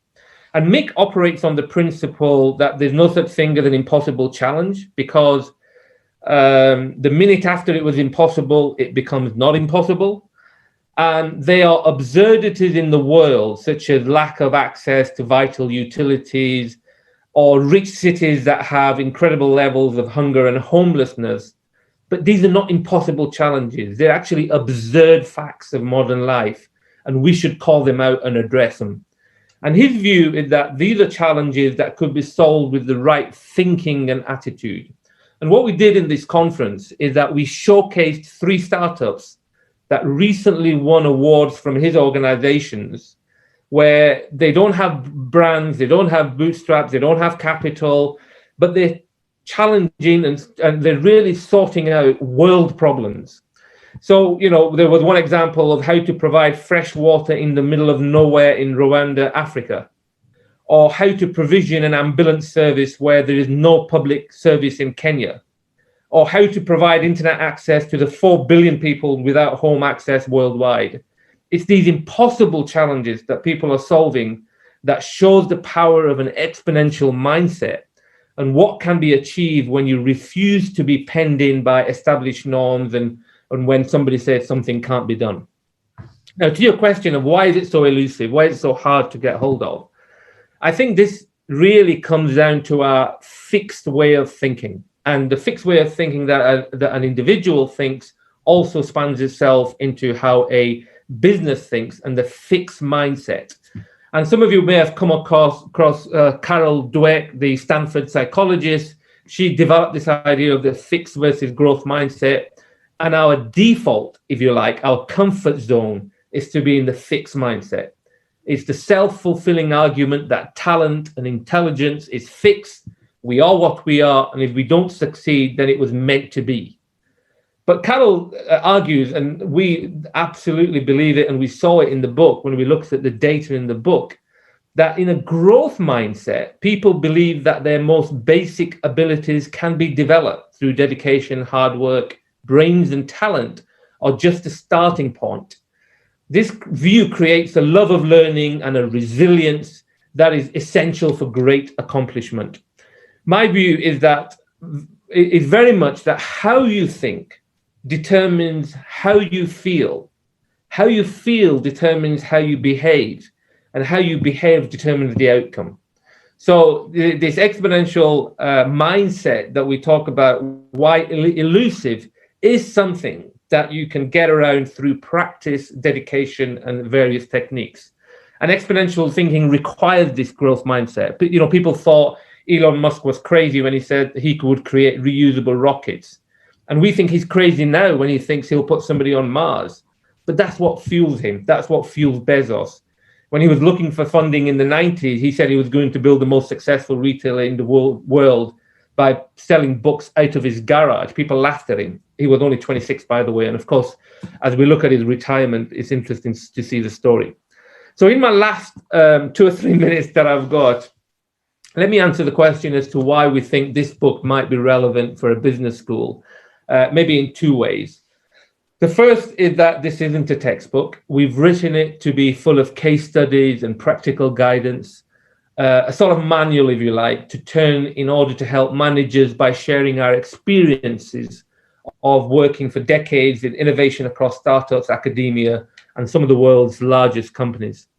We've also created dedicated pages on the Capital website where you can listen to podcasts from leading innovators. So we've got Ashok Vaswani from Barclays, we've got the Capital CEO, John Lewis, we've got Professor Linda Grattan from London Business School, we've got Bear Grylls, who you may have come across, the adventurer, Tiffany Bova from Salesforce, and you can hear their views on what it takes to create resilience, exponential mindset, and disruption. And what we've also put on is the innovation toolkit and several blogs where there's thought pieces on where we share insight on innovation and how you deal with disruption, and you can really immerse yourself in it, and hopefully you can get some value for your courses. Secondly, I'd like to think that this book is part of the call to action in these volatile times we find ourselves in. And that to those studying business, it can help to transfer a broader view in the importance of innovation to growth, whether you're in the public or the private sector. There's no doubt we're in for a prolonged period of economic hardship as we recover from the effects of the pandemic globally. Business and society could be very different, and I think there's actually a great opportunity to emerge from this crisis where we've challenged established thinking, we've busted some myths regarding the possible and the not impossible, pushed the frontiers because we didn't have a choice, and reimagine what the world might look like. And there's some great lessons of how incredible people have done that in the book. In that regard, I hope that we use the power of exponential thinking as a force for good. And with that, I'll stop, knowing that we've got the time limits. I hope that answered your question, Professor Sunil. It did, Ismail, and thank you very much. I think it came across very clearly the chain that you drew between the way people, the habits that they have, the feelings that they have, and consequently what they end up doing. And I was particularly delighted to hear you referencing Carol Dweck's work, because that features in the courses that we have at BIMTECH, right? And I think we're going to take away a lot from the book. And I'm going to include this, a part of it, in the curriculum of the courses that I teach here on innovation, right? Thank you. So thank you very much. And thank you for joining us, taking time out for us. Good luck with the rest of the conference. Thank you. All the best. Thank you so much. Thank you so much, Professor Sunil Sangra. And indeed, this book will be the difference between success and failure. BIMTECH Business Literature Festival is a momentous occasion. It has seen an unprecedented lineup of leading authors and luminaries from the dynamic realm of business literature. They say tempus fugit, time flies, and good times fly faster. So as we move to the valedictory session, I would like to invite Dr. Archana Srivastav, who's the head of business communication area, BIMTECH, to please present the festival report. Ma'am. Thank you, Professor Meera. I'm so glad that we're finally presenting a festival report. Several hundred books on business, entrepreneurship, and management come out in India every year. Yet, literature festivals in India have been neglecting this genre. With the need for conversations that are focused on business books and to celebrate and foster the culture of reading, writing, and publishing of business literature in India, BIMTECH becomes the first business school to organize a Business Literature Festival 2021. And I'm happy to share that today's event has managed to create a huge audience base of its own. As a head of the organizing committee, it's my honor to share a small report of this one-day remarkable event. The festival hosted 25 authors and speakers. At 10:30 a.m., we started a session which was inaugurated by our chairperson, Mrs. Jayashree Mota. We began our event with a welcome note by our director, Dr. Harivansh Chaturvedi, which was followed by a keynote conversation with Mr. Arun Maira, a former member of Planning Commission of India. In his conversation with Mr. Bharat Baklu, he talked about his book, The Learning Factory, How the Leaders of Tata Became Nation Builders. He shared amazing stories and how the anecdotal stories on the first-hand narration of interactions and incidents with Tata leaders described in his book gives a new insight into the group's leadership and strategy, which may help better understand its value-driven business. The session offered different teachings and lessons for students, business professionals, as well as those curious about the Tata way of doing business. The session ended with the announcement of the names of winners of book review contest. Next, 2 books. 1, The New Normal, Challenges of Managing Business, Social, Ecological Systems in Post-COVID-19 Era. And the second, The New Normal, Reinventing Professional Life and Familial Bondings in a Post-COVID-19 Era, authored by Dr. Harivansh Chaturvedi and Dr. A.K. Day from BIMTECH, were unveiled. On behalf of the authors, Dr. Nimisha Singh presented a book review and Dr. Day threw light on the quality of content in these 2 books.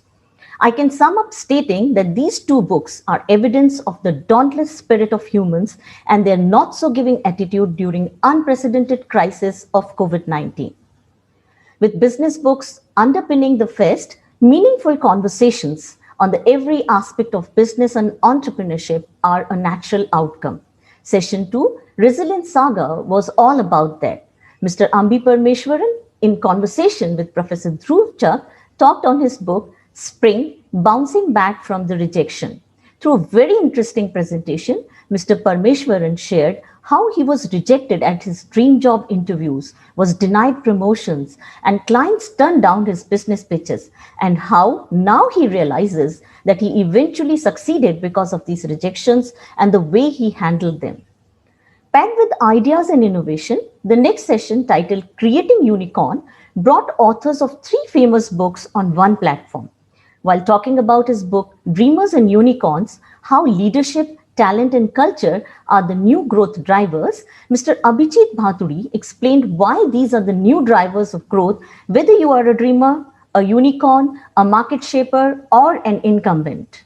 Mr. T. N. Hari lucidly and effortlessly narrated the fundamental principles behind scaling as depicted in the book titled From Pony to Unicorn.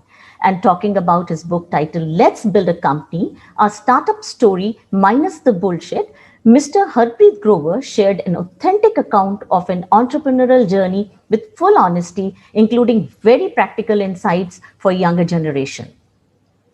Session 3 witnessed 4 masterclasses, which were run parallel and were attended by 244 participants. The first masterclass was on getting published. This was conducted by Mr. Rohit Bhargava, who is author of The Non-Obvious Megatrends.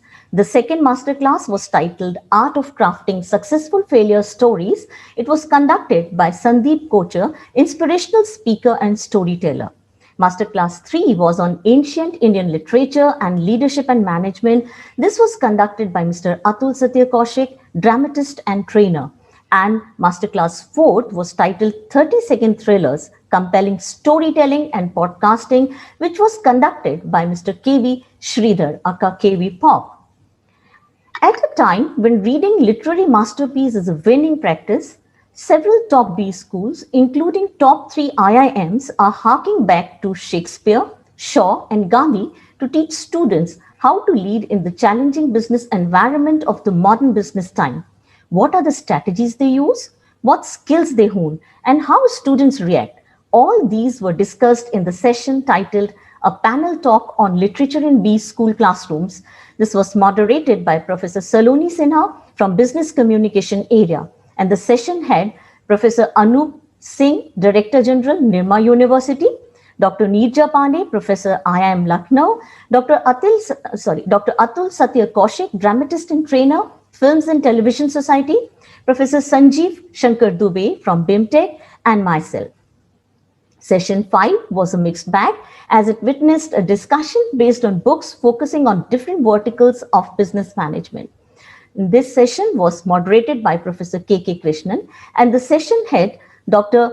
Saral Mukherjee, Associate Professor of IIM Ahmedabad, who talked about his book Elephants and Cheetah, The Beauty of Operations, which is based on 2 important questions. Does the organization that I'm managing have a soul? And if so, what are the strategic choices which enable its synthesis? Mr. Bharat Bambawale, former Global Brand Director at Bharti Airtel, talked about his book, 9 Timeless Nuggets, that provides a 2020 perspective on timeless marketing ideas. Mr. Akhil Gupta, Vice Chairman, Bharti Enterprise, shared that his book titled Some Sizes Fit All was an attempt to explain fundamental pillars for any kind of business. Based on tried and tested first-hand experiences, the book seems to be a must-read for anyone trying to build a robust and financially sound business. From the HR domain, Ms. Ruchira Chaudhary, leading executive coach and academic, shared how her new book, Coaching, The Secret Code of Uncommon Leadership, is a clear and crisp guide to a core element of strong leadership, helping others up their game. Next session, titled Potpourri, was powered by MBA Universe, and it was moderated by its founder and convener, Mr. Amit Agnihotri. In this session, Mr. Saurabh Mukherjee and Mr. Anupam Gupta, authors of the Victory Project, 6 Steps of Peak Potentials, threw light on how the book attempts to answer the question related to the rising levels of stress and depression by using the principles of simplicity, specialization, creativity, and collaboration.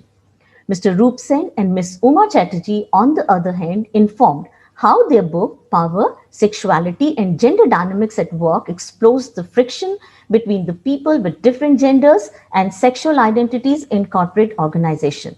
Last but not the least, we had an amazing interaction in Global Authors Launch with Mr. Ismail Amla, who has co-authored the book titled From Incremental to Exponential, along with Mr. Vivek Vadva and Alex Salkever.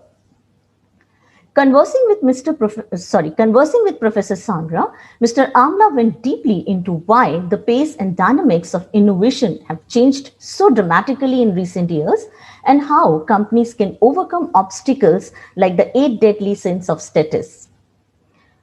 The event witnessed amazing participation, and the BIMTECH is indebted to each and every author, speaker, and audience for making it a grand success. Thank you. Over to you, Meera. Thank you so much, ma'am. An event of this magnitude is not possible without partnerships and support.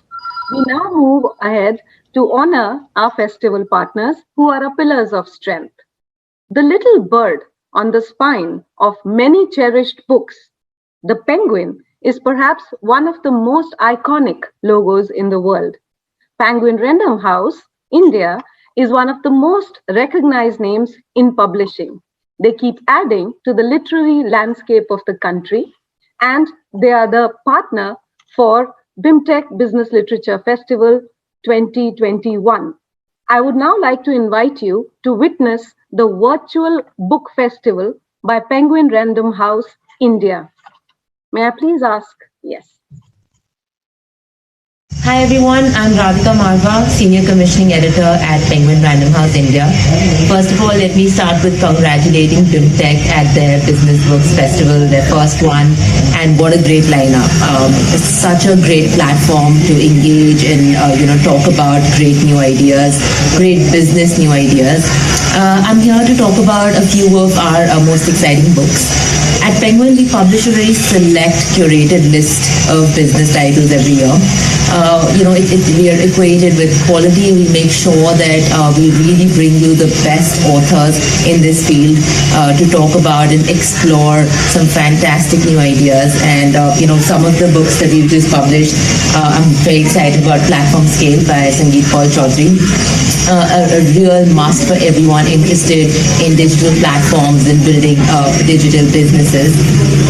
The book that I am most excited about this year, of course, has to be The Right Choice by Shiv Shivakumar. You will also hear Shiv during this Business Book Festival, and I'm sure you're going to greatly enjoy learning from him and learning about 10 career dilemmas which you may face in your career.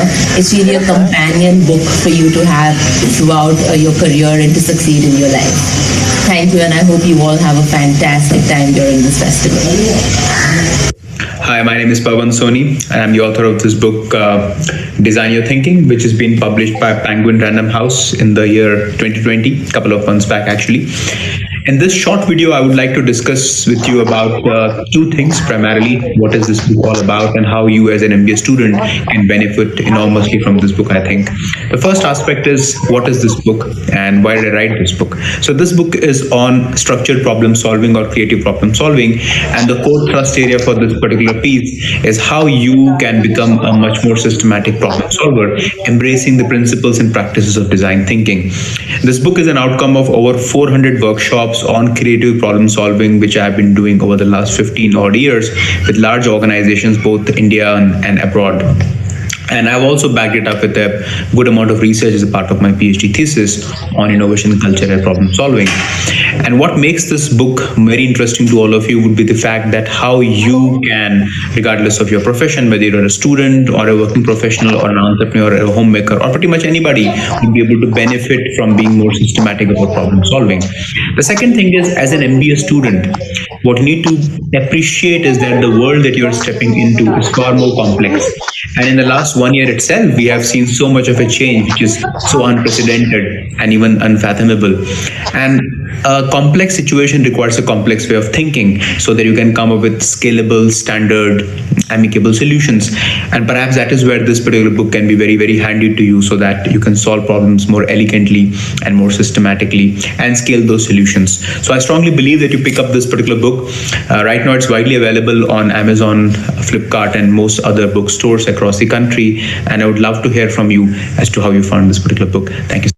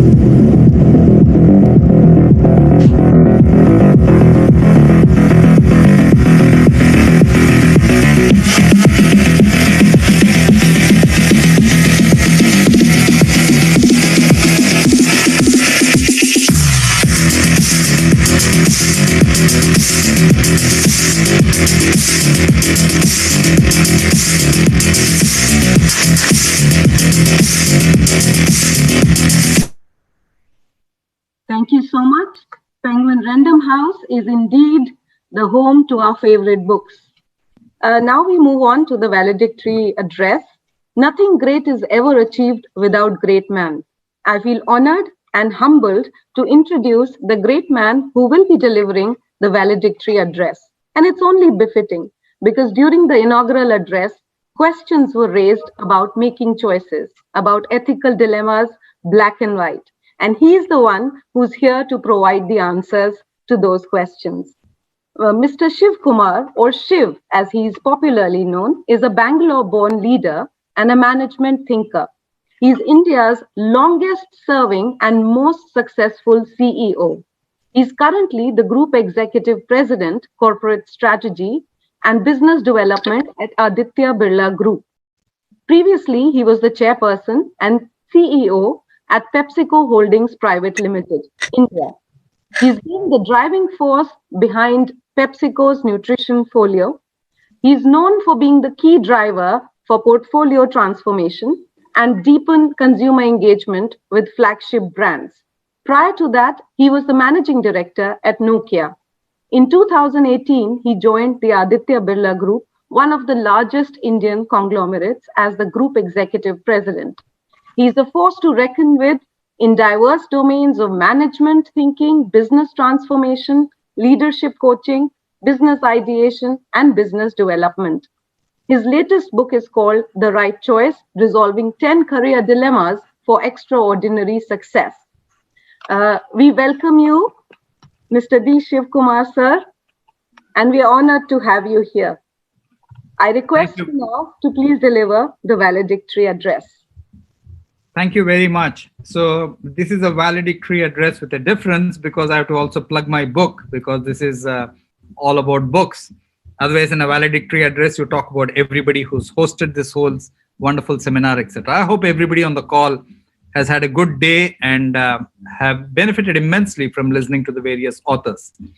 Now, here's the thing about BIMTECH. For the last 2 years, I think I've had invitations from BIMTECH to come and speak at their session. For some reason or the other, I've not been able to do that. And my apologies, Dr. Harivansh Chaturvedi, my sincere apologies, because being part of the group, I think it's only natural that I should come and do this first. But for some odd reason, some meeting, this, that, etc., I've not been able to do it. I know that you asked Ajit Ranade also to pressurize me to come and do a session, but I've never been able to do it. Thank you very much for asking me to do this. Thank you very much for asking me to do this, and it's my absolute pleasure to do this. So next slide, please. Yeah, so this is my book. It's on pre-order right now. You can pre-order it. It's called The Right Choice. It's about resolving 10 career dilemmas for extraordinary success. Okay, I started with talking about 15, 20 dilemmas, then I brought it down to 10. I started with wanting to talk to 60 people, but I brought it down to 24, and the book is finally ready. It's done from Penguin, and I'm really grateful to my editor, Radhika Marwa, as well as everybody from Penguin, and I'll talk about that team later on and what I've learned in publishing this book. Next chart, please. So why a management book on careers? All of us have had careers. Many young people will come and have more careers. People from BIMTECH will graduate with success and go on to building even bigger careers. But there's a particular reason why I start the book on this note to say you need to think about your career very differently today compared to the past. Next chart, please. So here's the simple submission to you. In the past, in 1960, the average lifespan of a company was 60 years. Today, it is less than 20, depending on which data source you talk about. Now, just think about it. In the year 2000, we didn't have Facebook, we didn't have Twitter, we didn't have Instagram, we didn't have Pinterest, nothing. And suddenly, all these are available with us. Okay. So the average life of a company is anything between 13 to 18 years. However, the average lifespan of an individual is only increasing. Today, the lifespan of an individual is close to 72. When India got its independence, not many years ago, 70 years ago, I think it was 31 or so. Okay, today it is 72. If an Indian is born last year or this year, he will live on to be at least 90. So our old construct of 25 years of studying, 25 to 30 years of working, and 15, 20 years of retirement is no longer true. It's completely different today.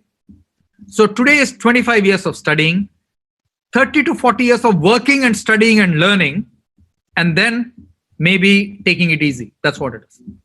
So today, the lifespan or the career of a person is longer than the lifespan of a company.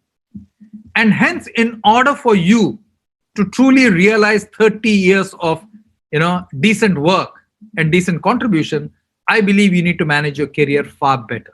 That's the reason I have written this book, based on my experience and all that I've seen over the last 3 decades. Next slide, please. So the funny thing about careers, which I want to signal to all of you, is that a career is lived forwards but understood looking back.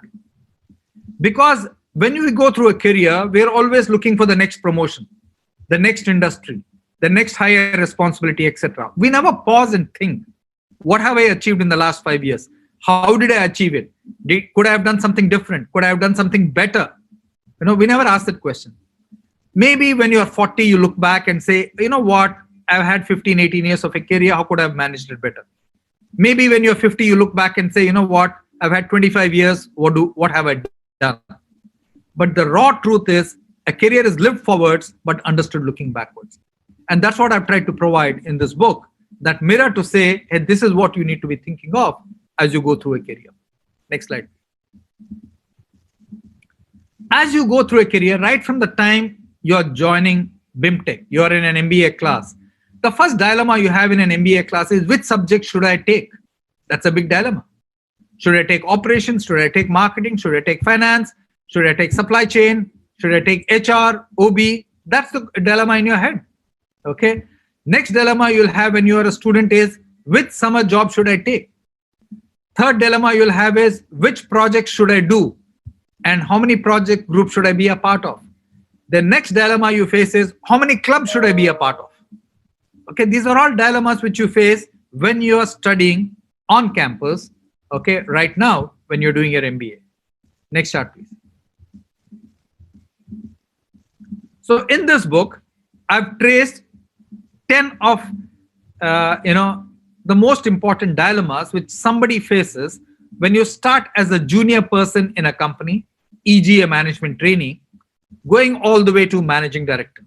Okay, that journey typically would take you 20 to 25 years. And I've listed the 10 most important ones. And here's something important. When we are writing this book, me and the editors from Penguin and everybody, we said, what would be a good title for this? What would be a good cover design for this book? We went and checked 15 titles because I come from a consumer background. We checked 15 titles with consumers. And the consumers chose this title the best of all, the right choice. Okay, they picked this ahead of every other title, the other 11 titles we proposed. Next, when we asked the consumers, what are the dilemmas that you face typically in your career? They picked 5 to 6 of these 10 dilemmas. So I knew when we got the consumer research back a few months ago that we had a very clear, identification with the target audience. The dilemmas I've covered in the book are, is money the most important variable in a career? The Beatles said this, ABBA said this, money can't buy me love, money can't buy you happiness. Money is a hedge against sorrow, but it is not an antidote for happiness. You don't get happy because you get more money. Please don't get me wrong. I'm not saying money is unimportant, but chasing money for the sake of chasing money would be a very wrong career decision. I've seen many people chase money, end in a cul-de-sac, not able to come back. And especially people after 45, I've seen many people take haircuts in salary because they chase money and then the next set of jobs they have is not at the same level. Second, should I do an MBA? Should I do a second MBA? There's another important question. The world has 12,000 business schools. India has 4,000 of them. We have 33% of the business schools in the world. India produces close to 500,000 MBAs every year. Okay. The starting salary compared to the fees paid is higher than one only in 20 business schools. More than 70% of MBAs take loans in order to do their MBA. Okay. So I argue this point in terms of what's the value from an MBA. Third, should I live apart? When people are on campus, they fall in love, they get 2 different jobs in 2 different cities and decide to live apart for the first 2-3 years till they get married. People at senior levels get a very good job in one city. Okay, they decide to live apart. Is it worth living apart? Is another question that I've asked. Next is, you work in a company for 5-7 years, you leave the company, you think the grass is greener on the other side, you go to that company, then you realize that it's not all that green. So then there's a dilemma in your head, where do I go? And one of the things you consider is, should I go back to the company where I started? Will that company accept me back? Do I have enough credibility in that company? So while working elsewhere, can you rejoin your old organization? And what are the issues involved with that? Next is, should I take a sabbatical? We live in a stressful world. All of us need to recharge ourselves. The concept of a sabbatical started with academics many years ago, 100 years ago. Okay, but it's coming into corporate life right now. In the past, people used to think that only women took sabbaticals. Now we see that a lot of men are taking sabbaticals, which is a very good sign and a very good trend. Should I take a sabbatical? What happens if I take a sabbatical? Okay. Next is, should I switch industries in a career? I'm an FMCG guy. Should I go to technology? I'm in technology. Should I go to the airline industry, a service industry? I'm in the food business. Should I go somewhere else? So this concept of switching industries for furthering career growth. As the Indian economy has opened up in 1991, more and more industries have come in. Telecom didn't exist as an industry till 2000. Airlines was fledgling in 1990 when Jet Airways, etc. came in. Okay, so more and more industries are opening up. The search business is a big business today. The BPO business is a very big business today. It wasn't so a few years ago. Financial services is a very big business. Okay, so should I switch industries in order to further my career? Next, should I take up an overseas job? In the past, Indians went overseas because they felt the quality of life was better and they made more money. But today, with salaries in India being very good, support systems being very good, etc., and products and services being very good, the number of people who are saying, I don't need to work abroad. What are the benefits vis-a-vis the pitfalls of going abroad? If I go abroad, will everybody forget me in India? Will the headhunters forget me? Will my own company forget me? Am I on my own? Is going abroad a one-way ticket in a company? That's a question that people have. Next is, should I turn entrepreneur? Everybody has a dream. Everybody thinks that he can turn up as an entrepreneur because technology allows you to do that. So 3-4 friends get together over dinner or a drink or sitting in the cafe and say, hey, here's the idea I have, let me go and try it. Here's my submission to you. It's not easy. Whenever I teach in business schools in India, at the end of my session, students come and ask me, Shiv, which company should I join? On the other hand, whenever I've taught abroad, whether it's in Harvard, whether it's in Wharton, whether it's in Kellogg's or in Barcelona, at the end of every session of mine, or even in Manila, Asian Institute of Management Manila, students come and ask me, Shiv, I have this idea. Do you think it has potential to really become a big business? Okay, so should I turn entrepreneur is one of the dilemmas. Then the next dilemma when you're a senior manager is, should I join or not join a board? What are the advantages of joining a board? What are the disadvantages of joining a board? Okay, that's a serious question. Because all of us want to be a board member because we want to contribute beyond our industry and beyond our company. But should I be a board member is a dilemma, especially with all the downsides which are there today. And finally, what are the dilemmas of being a CEO? I've been a CEO for half my career, and I've answered this question. From my perspective, things like whom do you trust? Things like what should your relationship with the media be? What should the relationship with your board be? Okay, what are the priorities when you're a CEO? How do you build a culture in an organization? These are the kind of questions that I have answered or I've written about in this. In each chapter, I've given you to start with 2,000 to 3,000 words of my personal experience and view on that particular dilemma. Then I have people who have experienced the dilemma talking about the dilemma. Okay, and then at the end of each of these dilemmas, I have 5 takeaways for you in terms of what you should think about when you experience this dilemma in your career. That's how the book is structured, across 280 pages or whatever it is. Next slide, please.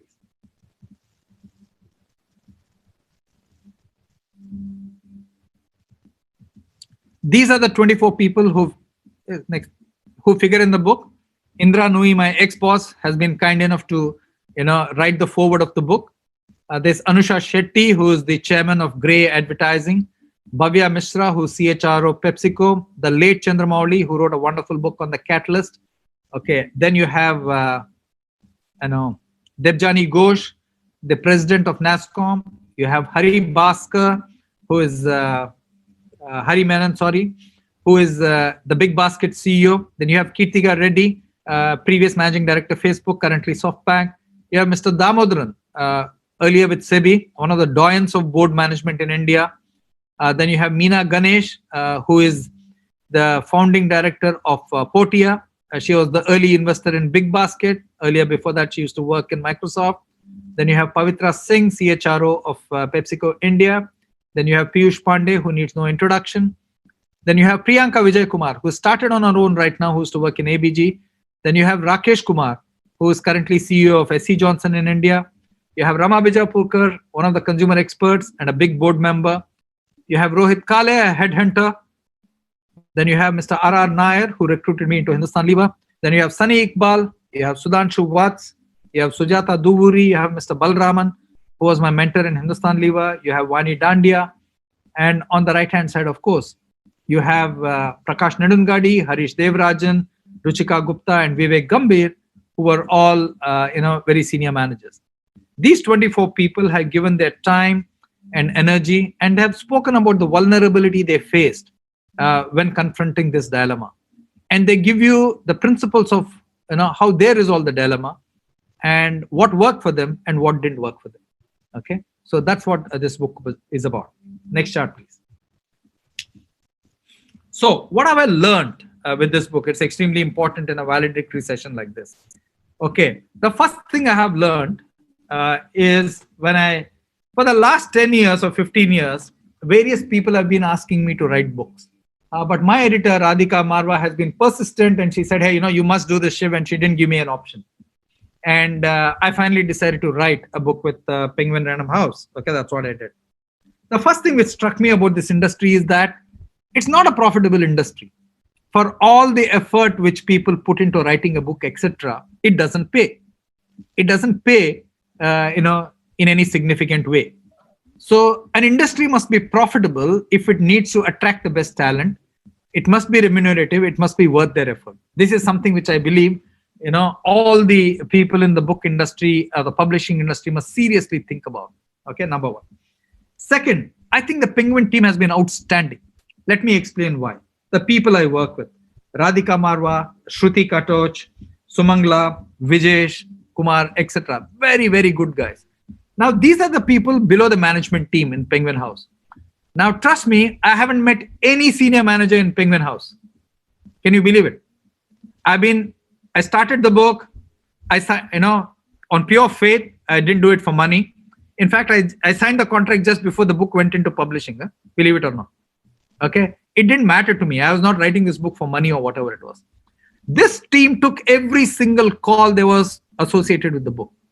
I must say, Penguin is a really empowered organization, and I really hats off to the Penguin senior leadership team that I never had to deal with anybody in the management team.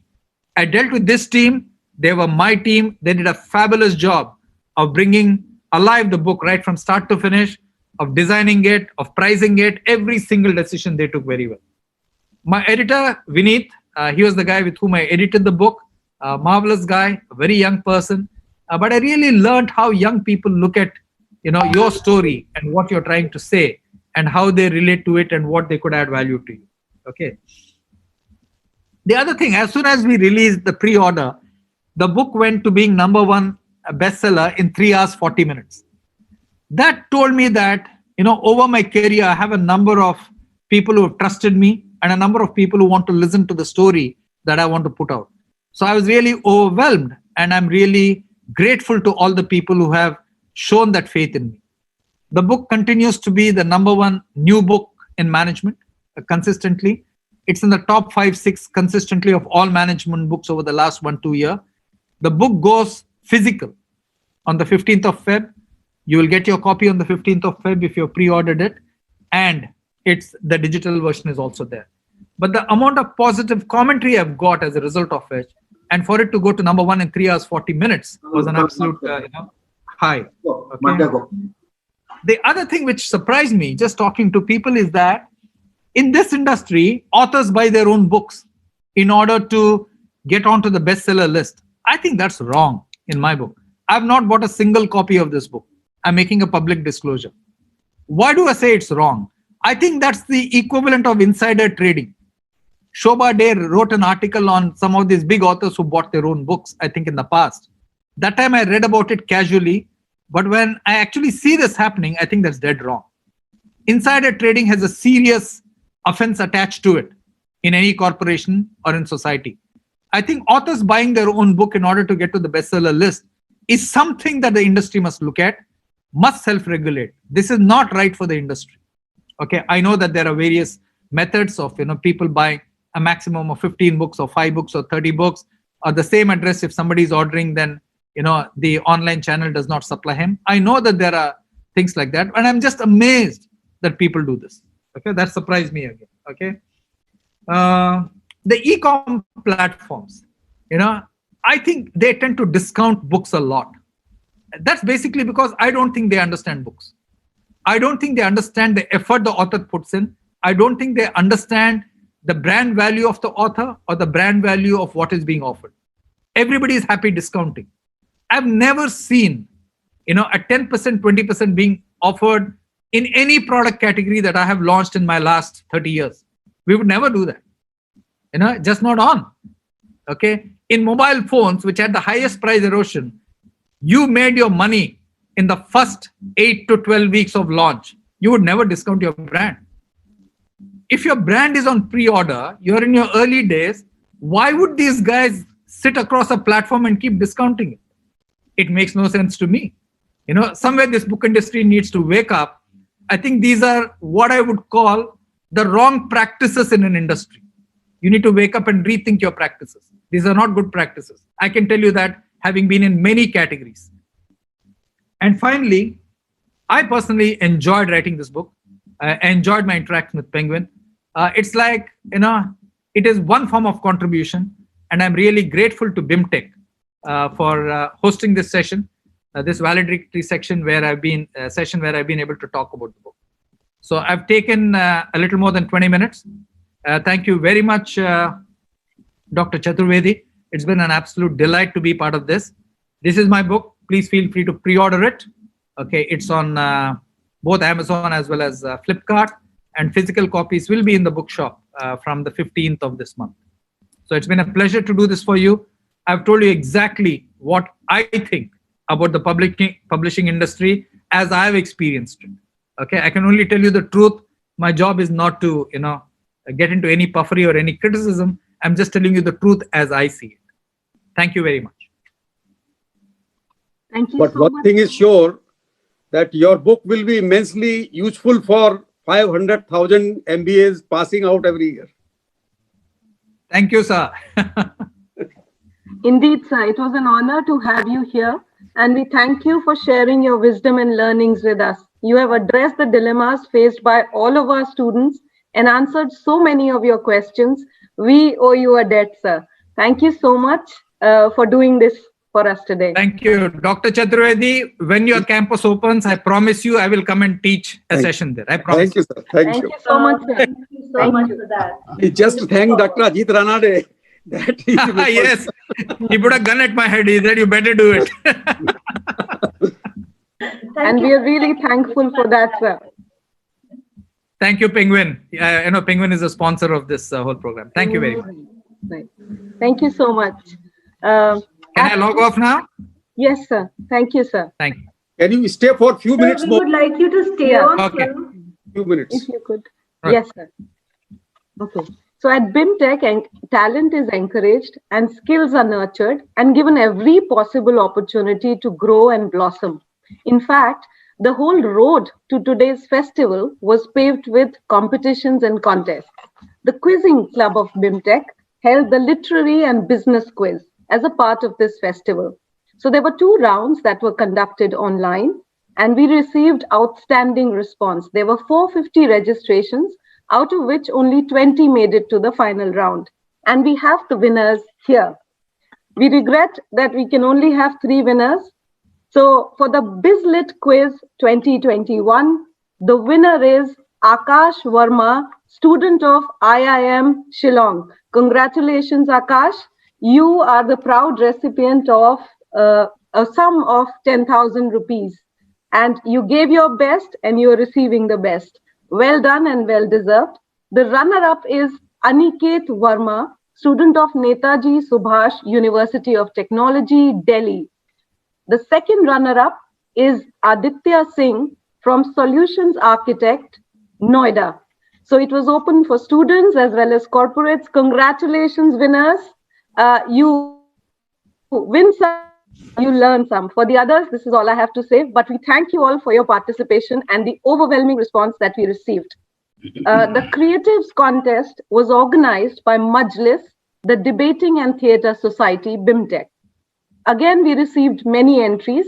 And to announce the winners, may I please request Professor K.R. Chari, Dean Students Welfare and Professor of Operations Management. Sir, could you please announce the winners? Thank you very much, Mira. Won't take any time. This was one occasion for us to explore the potential in the students about their creativity and how they look at things. So all the creative that one has shared, you might have seen during this entire communication of this program, were created by our own students. And there were 12 finalists, out of which we only selected the first, second, third. So I would come with the second runner-up first, that is Pratyush Anand. The first runner-up is Mansi Jain, and the winner is Harjaspreet Singh. In that order, and the amount will be announced by Professor Sarojit later because they already know it. Thank you very much. Thank you so much, Professor. All of 2022 batch. Thank you so much. Professor Chari said the initiative was to let our students unleash their creativity and also save the environment and do something. That's why we did it in collaboration with United Friends of Earth. As a mentor of Majlis, I was honored to have the support of Professor Chari. The students who contributed in the creative contest, remember you have been added to the panel of creative designers of the institute. So in future events, we will be looking out for more creatives, more posters from you. Thank you so much, Professor Saloni. Whoever said that you only live once was wrong, because if you have books as your faithful friends and your constant companions, you are going to live many lives and travel many places. As we come to the end of our festival, BIMTECH Business Literature Festival 2021, I request Dr. Anupam Verma, Deputy Director BIMTECH, to propose the vote of thanks. Sir. Thank you, Professor Kapoor. Respected Mr. D. Shiv Kumar, our Director, Dr. H. Chaturvedi, Dr. Archana Srivastav, Saloni Sinhaji, Meera Kapoorji, and other faculty members, eminent guests, and dear students. General Literature Festival have become quite common. However, Business Literature Festival are of unique occurrence in its endeavor to ensure all-round growth in students' abilities and BIMTECH's commitment to social development. BIMTECH was wanting to hold a Business Literature Festival for some time. This has come true now this year. Penguin Random House India joined hands with BIMTECH in organizing this festival. We were able to, today, organize a virtual gathering of top authors of business books from around the country and even outside. These authors and other eminent academic personalities have wholeheartedly participated in the book reviews, interviews, panel discussions, talks, etc. There were 4 master classes held on very important issues, and these master classes were handled by Mr. Rohit Bhargav, Mr. Sandeep Kochar, Mr. Atul Satya Kaushik, and Mr. K. Vishirdhar, all experts in their respective fields. All these master classes have evoked huge interest and response from the audience. There was keynote conversation on the book, The Learning Factory, How the Leaders of Tata Became Nation Builders, by Mr. Arun Maira in conversation with Mr. Bharat Wakhlu. It was truly thought-provoking session. Similarly, in the book unveiling session, Dr. Nimisha Singh and Dr. A.K. Day presented book reviews on the 2 books about the new normal in the post-COVID era. These books by him and Dr. H. Chaturvedi, it seems, are going to create tremendous response. Mr. Ambi Parmeshwaran gave the author's perspectives on his book, Spring Bouncing Back from Rejection. This was awesome. This brilliant session was moderated by Professor Dhruv Chak. There was a lively session on creating unicorns where Mr. Abhijit Bhaduri, Mr. Sanjeev Agarwal, Mr. Harpreet Grover discussed about their books. Dr. Avarushi moderated this unique session. The session on panel talk on literature in B School classroom was truly invigorating and mind stimulating.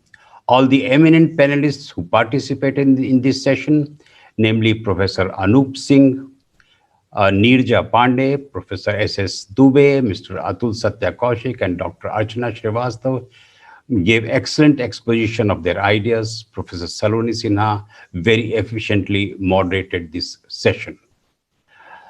There was a very lively and interesting book discussion session moderated by Professor Krishnan, which featured famous books by eminent authors, Professor Saral Mukherjee, Mr. Bharat Bambawale, Mr. Akhil Gupta, and Ms. Ruchira Chaudhary.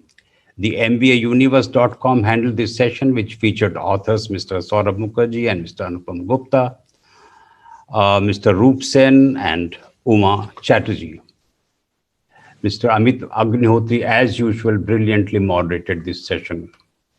In the Global Authors Lounge, Mr. Vivek Wadhwa and Mr. Ismail Amla with Alex Salkever's book From Incremental to Exponential was discussed in conversation with Mr. Ismail Amla and Professor Sunil Sangra. The conversation was highly lucid and revealing. It has always been felt that literature and humanities have a lot to say about the world of business.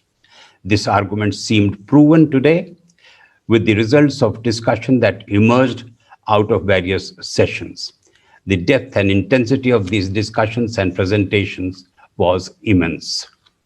The valedictory address by Mr. D. Shivkumar, where he chose to talk about his book, The Right Choice, Resolving 10 Career Dilemmas for Extraordinary Success, was really an extraordinary exposition and added a lot of value to this festival. Our heartfelt thanks to you, Mr. Shivkumar.